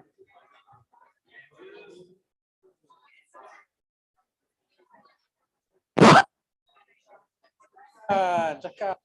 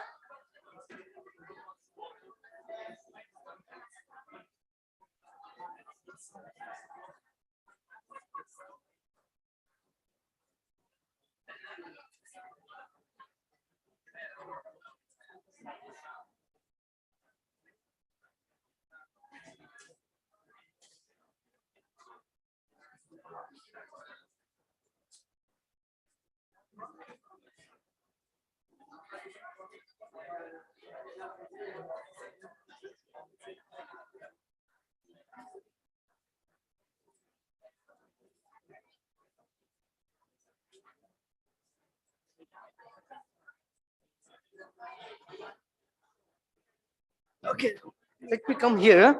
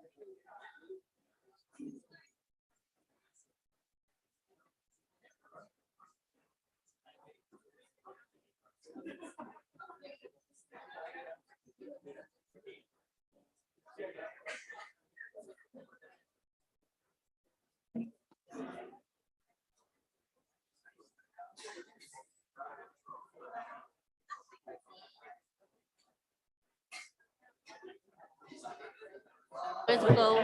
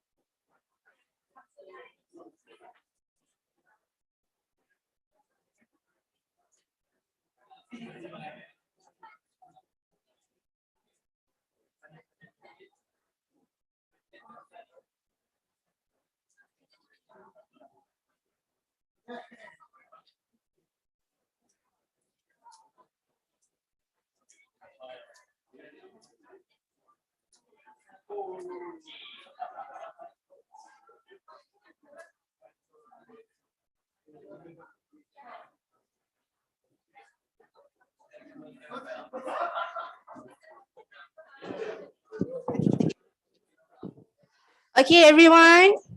Lots of, come on, take picture. Okay, 5 seconds. Okay, smile. All right. Okay, done. Everyone get back to your seat. Okay, faster. Okay, not move fast. Understandable. Okay, settle. Lots of, settle. All right. Okay. Okay, everyone, calm down. Okay, so hello, attention. Okay. So due to high demand for the first motion, say high demand. Okay. We receive an appeal for revocation of first motion IIUM Student Parliament Commission from Olaf, where the email the email was sent to us. And okay, I will read this. In regards to the first motion proposed by IMEC, title amend the constitution to include disability services office in IIUM student union offices, blah blah blah. The retraction wishes IIUM student union wishes to appeal for the retraction of the motion based on the following clauses of the IIUM Student Central Parliament. The first one is section 7.1. Anything under this standing order which contradicts or deviates from the spirit of the IIUM Constitution and IIUM Student Union's Constitution shall be null and void. Section 32.4, any motions released to amendment of IIUM Student Union Constitution cannot be proposed by members which are not a registered society in IIUM Student Unions. Section 37.7, only members represented by societies administered by IIUM Students Union can put and vote for the motion to amend the IIUM Student Union Constitution, of which both clauses 32.4 and 37.7 clearly states that only registered and or societies in IIUM Student Union can propose motion on the amendment of the IIUM Student Union Constitution. In the case of breach in aforementioned clauses, clearly announce the decision of the speaker. With reference to the press statement issued by the IIUM Student Union Parliament Commission on the annulment of emergency sitting 26 March 2020, dated on 6 April 2022, clearly references the Commission's decision to revoke 3 motions as per violation of the standing order during the time which concludes the IIUM Student Union's decision to appeal for the revocation of the first motion.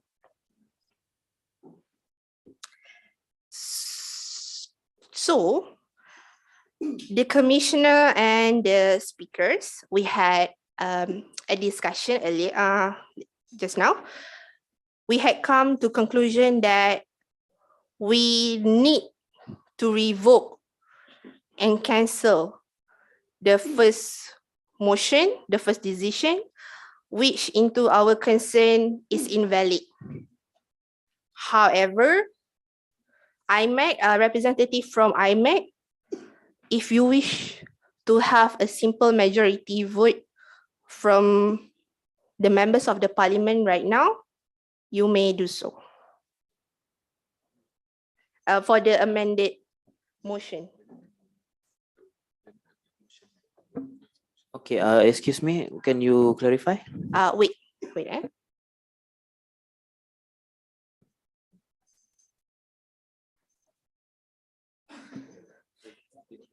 Okay, so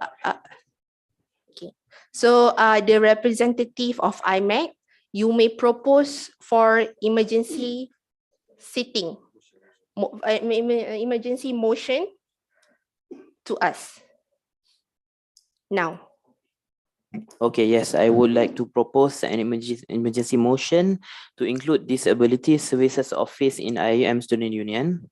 Okay, allow me to sit while speaking. Okay, so the introduction first. Okay, why? Because the amended motion previously that was annulled is not accordingly what being proposed. And the amended motion suggested to include Disability Services Office as part of Welfare Office. This will cause in return a bottleneck in tackling with disabilities related issues. Therefore, the ground of consideration rather than welfare is needed, a distinct office to tackle the issues of disabilities, because the first thing first, we are humans. We are humans and we have our own rights. It's not only declared in the Universal Declaration of Human Rights, but it is declared also in Islam.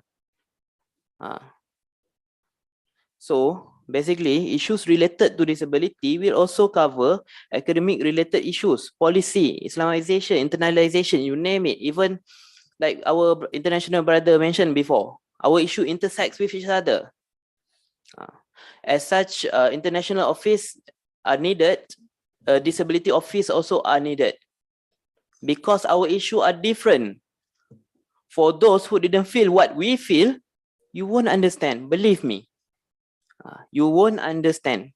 So I am asking for all of you, please do help me to empower the disabled students and to enable the non-disabled in providing an inclusive quality education and also reduce inequality.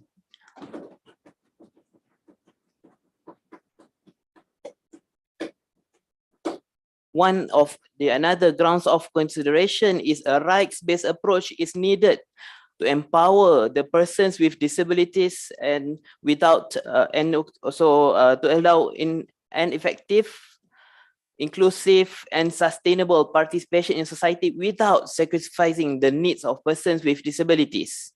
Therefore, we propose a localized seat in IIUM SU Gombak as per discussed in earlier that Kuantan said they don't have much an issue, but we don't know.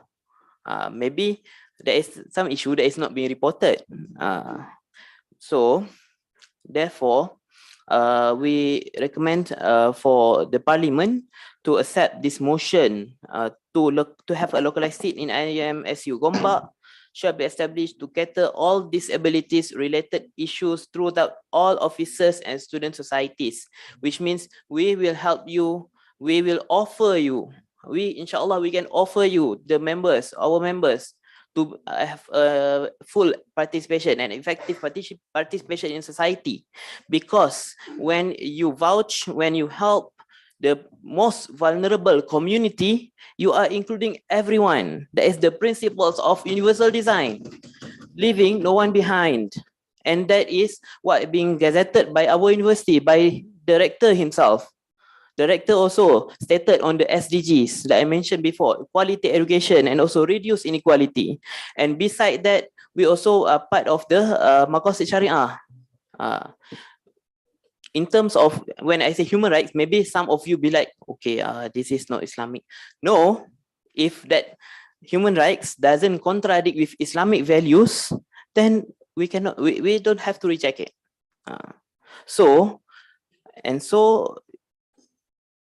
we can achieve what our university wants, which is rahmatan lil alamin, including everyone and anyone, because without us, it's nothing. Nothing without us, nothing about us without us, nothing about OKUs without OKUs. And the society or administration involved is, as stated earlier, is IIUM Student Union. So I request your kind consideration, dear members of Parliament. Let's have a student power once again. Let's realize what IIUM SU mandate are given even before the formation of IUMSU, which is returning the mandate to the students' empowerment. Together, we can do this. Thank you.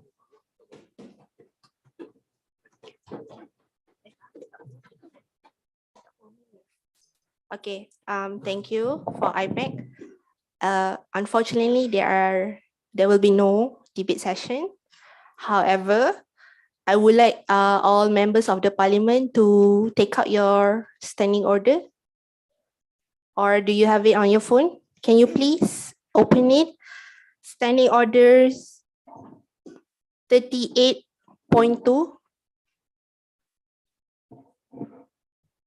Done?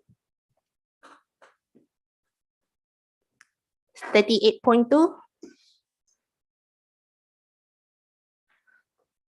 The speaker may exercise her, kena amend. We need to amend this constraint. The speaker may exercise, Olaf, take note on this, okay? Her, okay, good. Okay, the speaker may exercise her own power to approve the emergency motion, or she may choose to call for a simple majority vote. So with the authority and also with as a simple gesture of kindness from us, I will call for a simple majority vote from all of you for us to bring this motion to emergency sitting.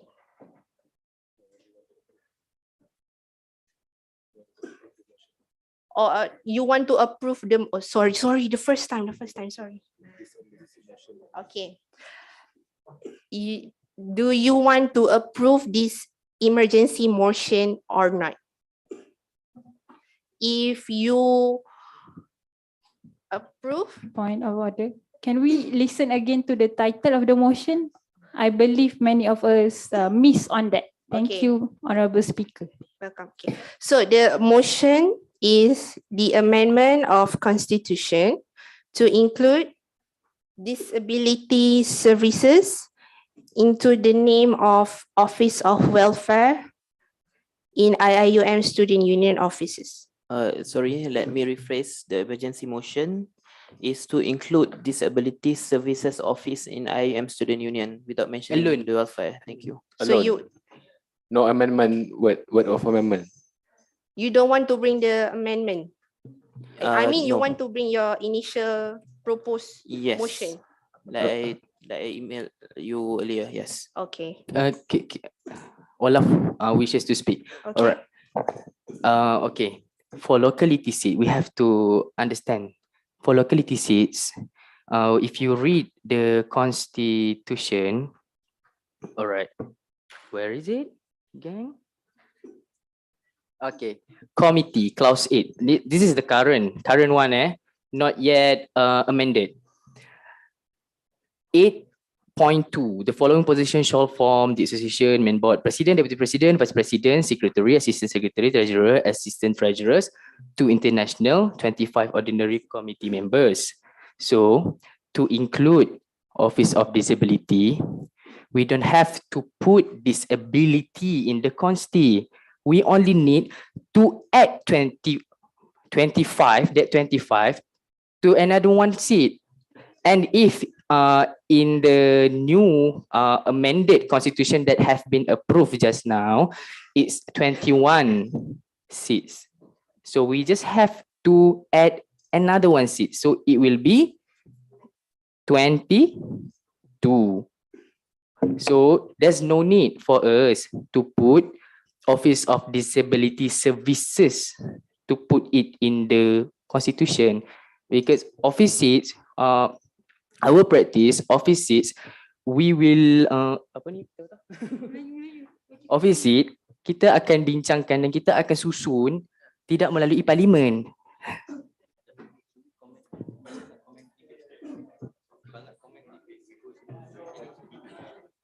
If I may,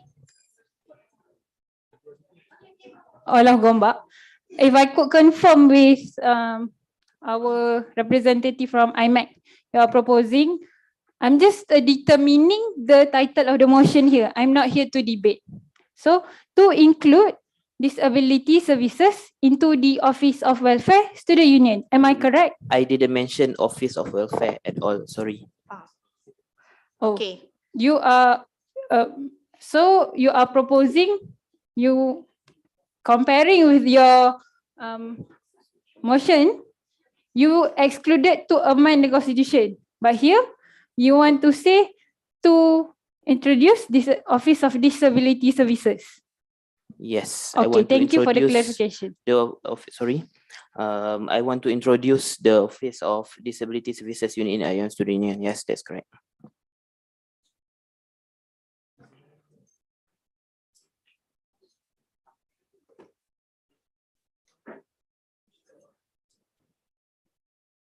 Okay.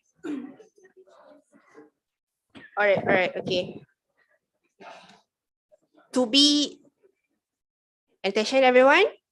Okay, it is a little bit intense here. Okay, to be more democratic and more fair to all the members, I would like to have a voting session to proceed with the motion or not.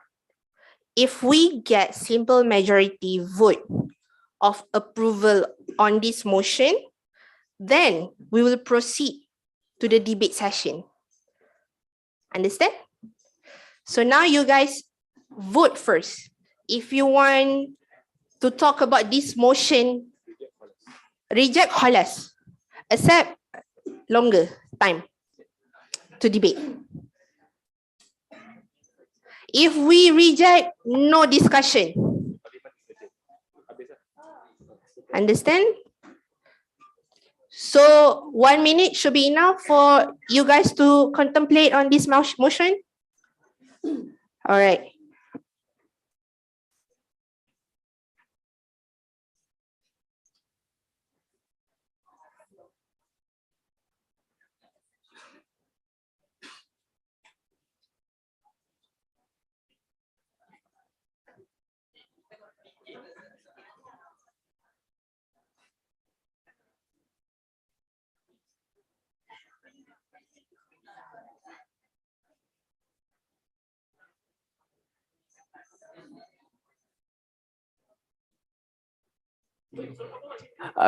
Olaf wishes to speak.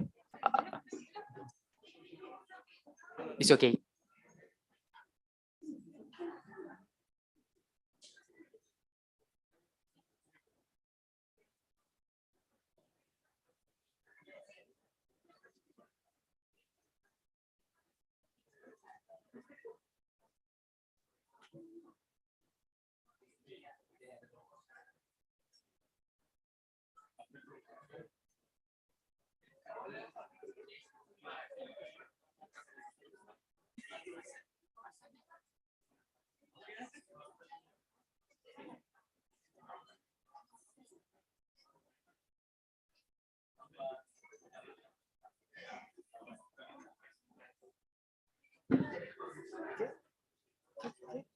Okay, done?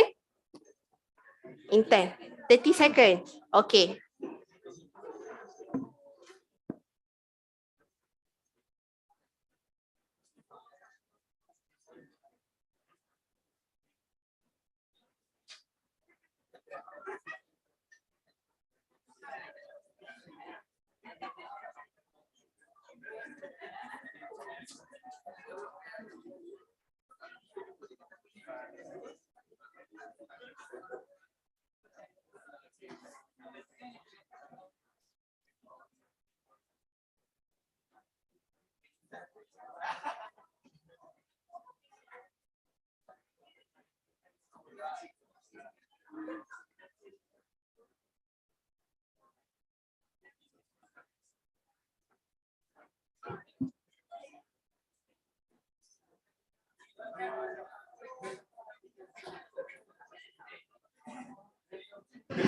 Okay, 30 seconds up. We're good, SU? Attention, Member of Parliament, please sit down. How many minutes? Do you guys still need time? 1 minute? Wow, too much, SU, huh? Okay, 1 minute. Okay, this part good, this part good. Good?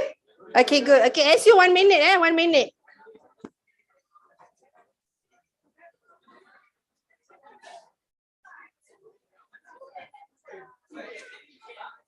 Okay, remember, I will wait, attention, wait. Attention, please, Member of Parliament. Okay, wait. Whatever the decision is, I have to end this sitting by 4:30. Or not, we all will go dark in here. Okay, so 1 minute, SU 30 seconds.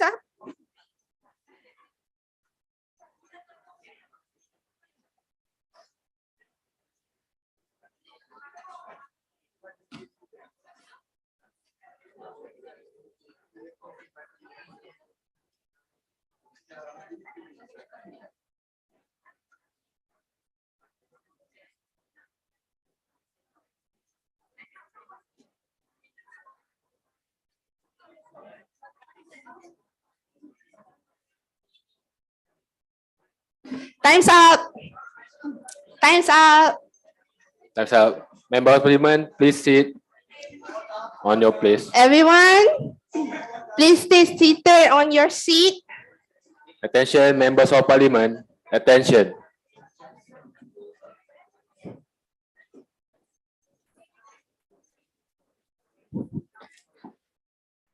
Can we continue? Can we proceed? Yes, yes, you may. Or Okay, as you, Olaf, good. Olaf. Olaf. Olaf. Okay, quiet. Quiet. All right. Again, I will exercise my power to approve this motion through simple majority rule. I hope nobody influenced you while making that decision. Why are you guys laughing? You guys were influenced by Losok? No? No, okay. Are you sure? Okay, you guys, okay, as to the, okay, okay, no, no influence, okay. However, hello, attention, okay. Kat mana tadi? Oh, okay. Not be influenced by anyone. I know each and every one of you here are working for the best of the student that you can deliver as student leaders. Speaking from experience, no bias, while running for the election, I also have one of the manifesto where I talk about disability students in Pago, but I'm not student leaders. So I hope you put in a lot of thought while you're making that decision. Because here in IIUM, it's not just us, the normal students. We also have friends, our brothers and sisters who are a little bit different from us. And it's your job as student leaders to help them to have a better university's life. So right now, I will call for a voting session. Remember, if majority approve, we will have debate. If majority against, khalas, the end. Understand? No debate after it. So now, I would like to call members of the parliament who wish to approve this motion. You may stand up now. Approve, approve. Okay.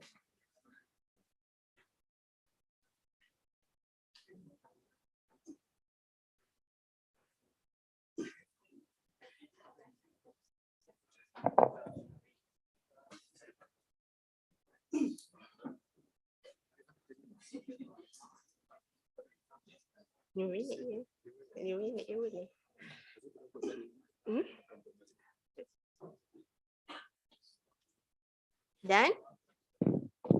PC done? We're good? Okay, you guys may see it. 36.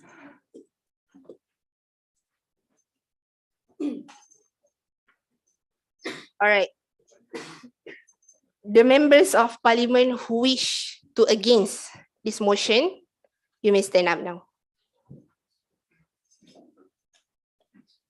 There will be no abstain, okay? It's only reject and approve. Reject and approve only.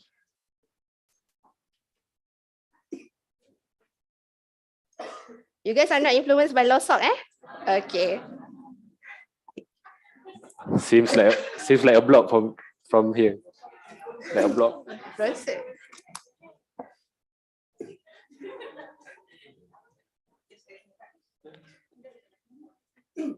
We're good? Okay. Okay, you guys may sit. Okay. So for the voting session of the first motion, which is the amendment Am I right? The amendment of Constitution to include disability services officers in IIUM student union offices. And the result is 36 members of parliament approve to reject this motion. Approve to reject. You reject lah.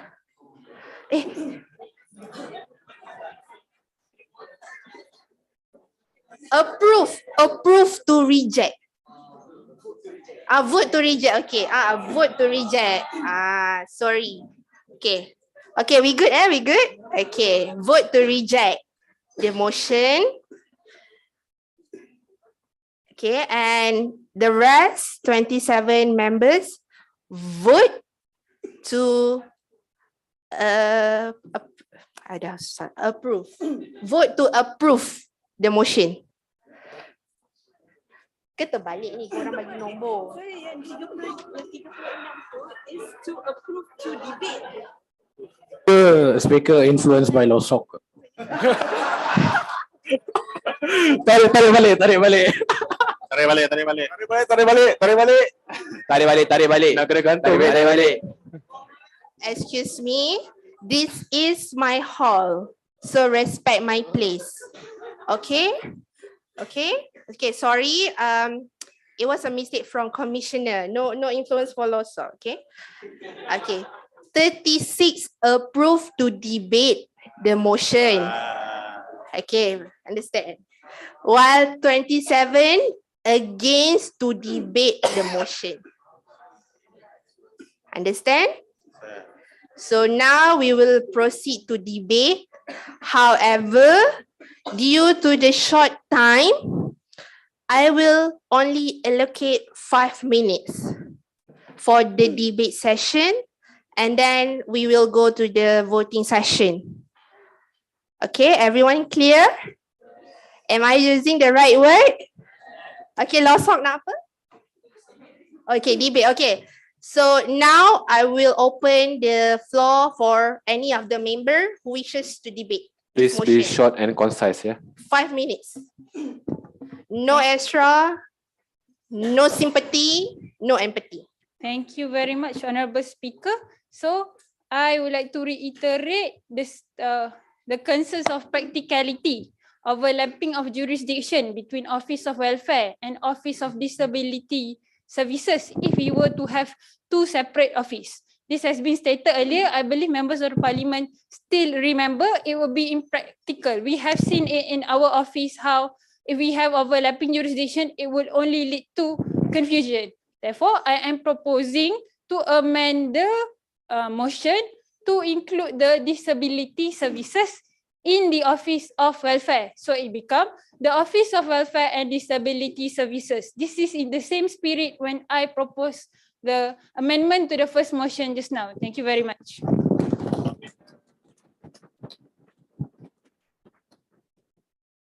Do we have any members who would like to debate? Losok? I would say it's a simple one in which I don't think it is necessary for us to discuss in the parliament since the one who determines the name of the office is on the student union's shoulder. That's number 1. And number 2, the same analogy. The one who determines the ministry of the government is the government, not the parliament. That is why what I think that I'm not here to against you, but I think I should discuss with student union in further whether they can provide such office for you. I think that is my humble opinion. Thank you. Do we have? Yes. Yeah, I concur with my brother from Losok there. Regarding this, although it may seem that some of us against about it, but on behalf of the union, this idea has been proposed during the first debate session just now. That is, in spirit, we will still bring this in our discussion in which to establish a welfare and combine it with the Office of Disability Services. So in this period, whether or not this is approved or whether or not this is going through some sort of a governmental process, this will still in spirit be brought through IIUM student union meeting later on. So that's that.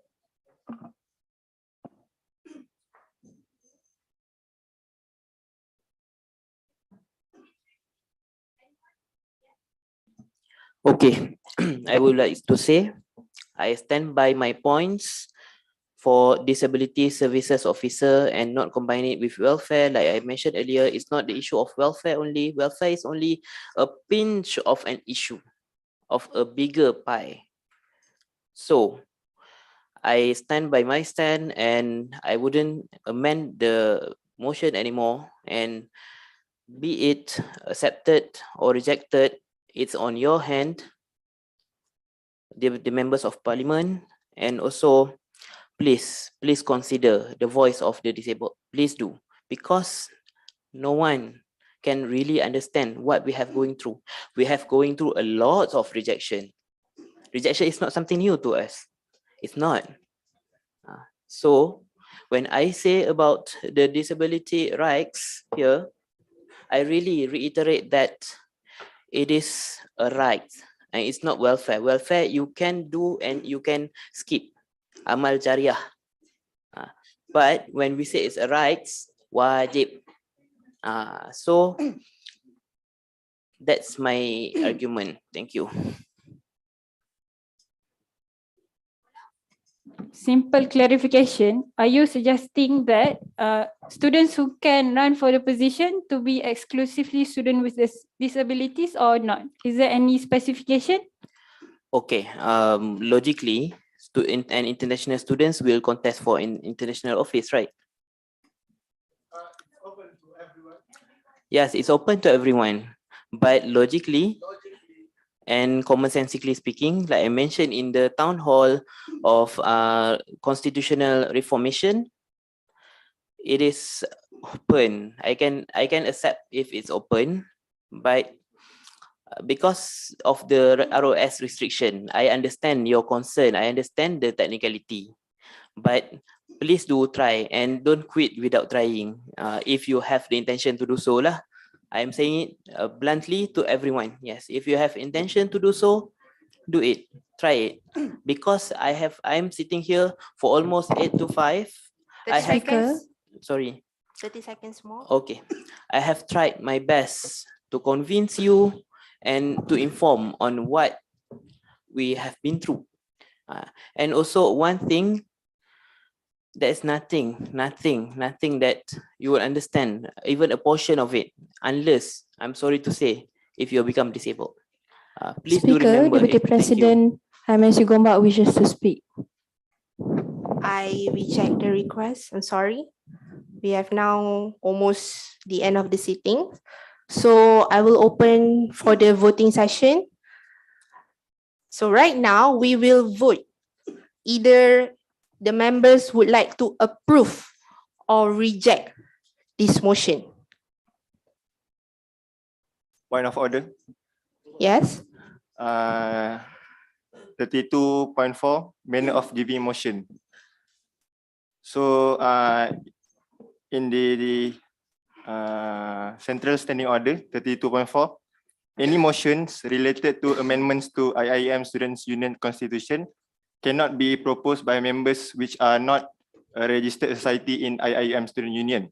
And this is in line with the revoke of the past IIUM SU Election Commission's motion before. So if, let's say, any motions proposed to amend the constitution must be from IIUM SU officers only, which This is why we discuss about it. I'm sorry, point of order. Why? Yes. Okay, clause 43, the members of the IIUM Central Parliament must consist of the followings. 43.1, fixed members which consist of all executive committee members of the IIUM Student Union Gombak, Kuantan and Paguh campus. B, all presidents or representatives from each kuliah KBS, Gombak, Kuantan and Paguh campus, all presidents from MRC, Gombak, Kuantan and Paguh campus, presidents of PGSS, and E, president of IIUM Ibnu Maktum Club. Thank you. Thank you, IMAC. To be, how to say, to put this in words, we use the past case, the past precedents of to annul that motion through the where is it? Yeah, okay, through the annulment of emergency sitting 26 March 2022. Even though it was stated in the consti, however, due to the previous similar case, that's why we decided to revoke this motion. Can you clarify what happens on the emergency sitting before?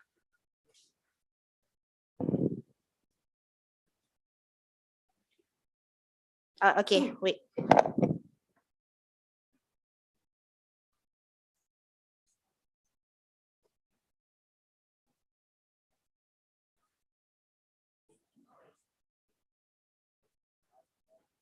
Okay, because we are late, so Alif volunteer Okay. to help So for summarize. this, my fellow officers can also add on this. This was during the previous tenure, where the chairman of election commission bring a motion on. Go. Speaker, may I? It is actually the negligence of motion selection committee, like what we had just now, where the motion committee approved the motion to amend the constitution. So there should not be an issue in this parliament. It should be an issue during the motion selection committee discussed during they filter the motion. So that is basically what happens now. For your information. Okay, thank you. I am asking for the clarification. So I hope that answer your you want to clarify things because based on the precedents that we had past issues, the same issues. So that's why we decided to annul the motion. And we call for a simple majority rule. Either the members want to debate or not. So majority of the members request to debate this motion. So after that debate, then we will vote.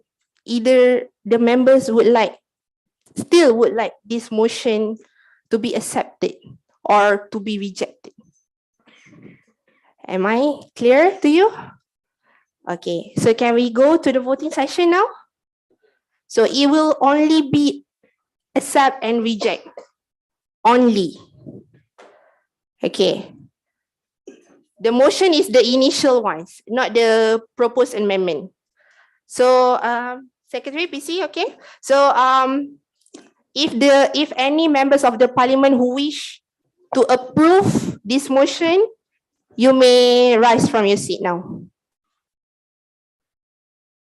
If you wish to approve.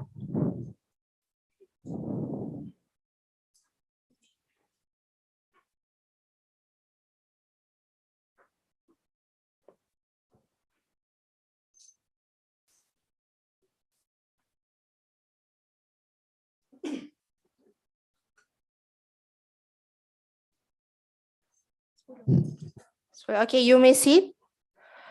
If any members of the parliament who wish to reject this motion, you may stand up now.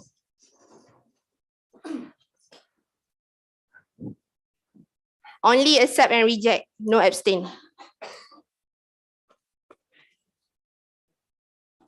So okay, you may sit. So it's a simple majority where majority of the members reject this motion. Hence, the annulment of motion number 1, amendment of constitution to include disability services office in IIUM student union offices is accepted. Sure. Okay, so for this, to my brother, representative of IMAC, again, as I mentioned, regardless of the decision of this motion, this matter will be brought into IIM student union meeting, in which, of course, a consultation will be made with a representative of IMAC in spirit of empowering the student with the PWD students. Thank you. Just to clarify, understand. Thank you, Alif. So, brothers and sisters, we have reached the end of our parliament. On behalf of the Parliament Commission, I would like to take this opportunity to express our gratitude to all members for participating in this parliament. We hope that everyone here has gained important information from the fruitful discussion. By the grace of Allah Subhanahu wa Taala, let us end our parliament with the recitation of Dua, Tasbih Kifara and Surah Al-Asr.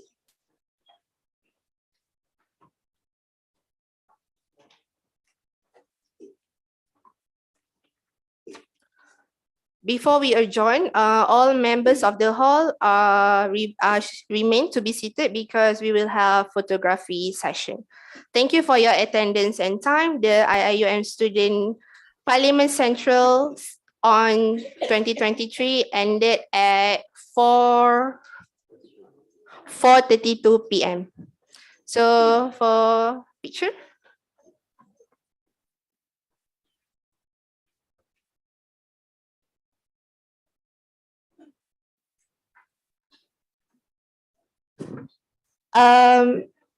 Anyone who doesn't send your pledge, please raise it.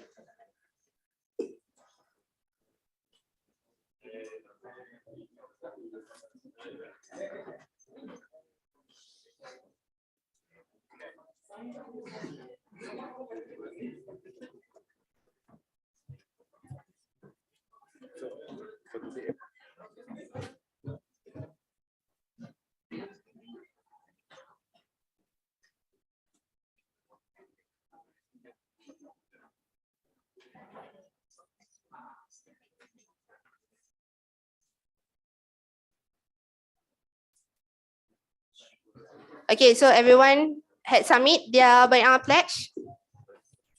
Okay, so get ready for photography session. Terus.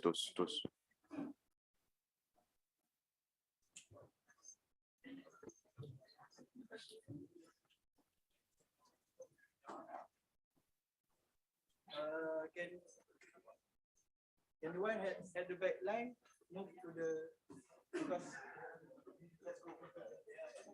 or else you can go there. Fill in the place. Also same with this side. Move to the front because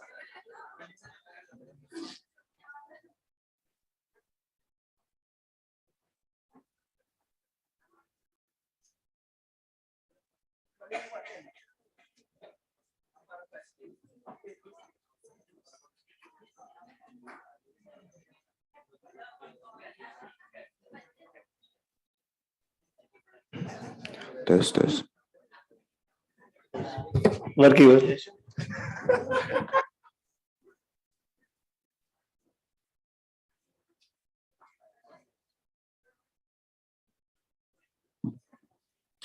Aman. Okay ke? Okay ke?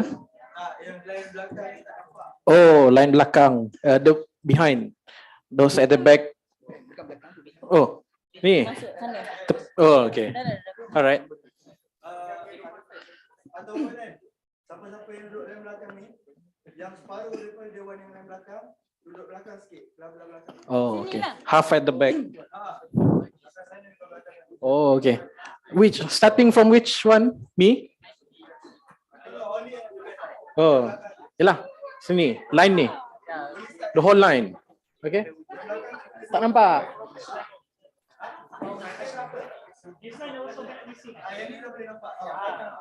Oh, Ashraf nampak. Ashraf ada Nur.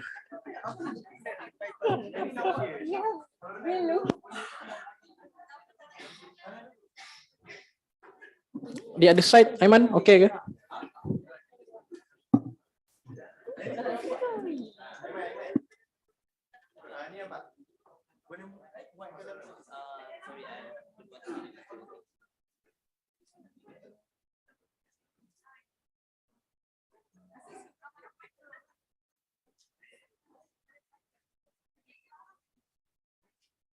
Okay, kira Aman. Count.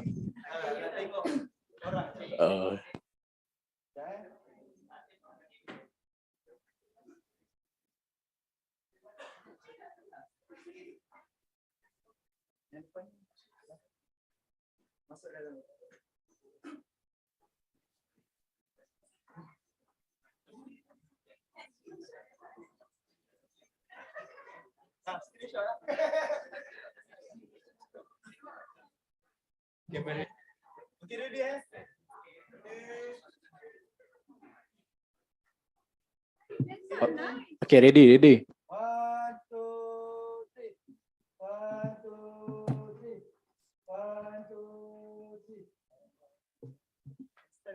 Freestyle. Freestyle ke nak? Freestyle. Tunjuk speaker.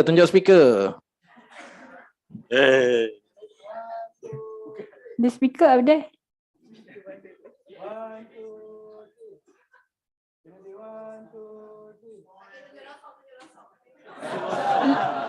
Mana losok? Where losok? Where?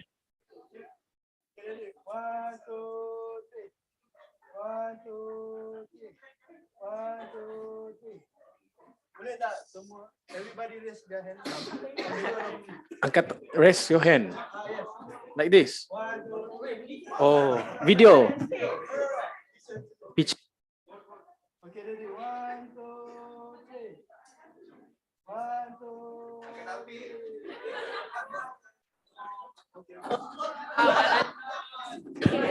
Everyone put out your hand. Goodbye.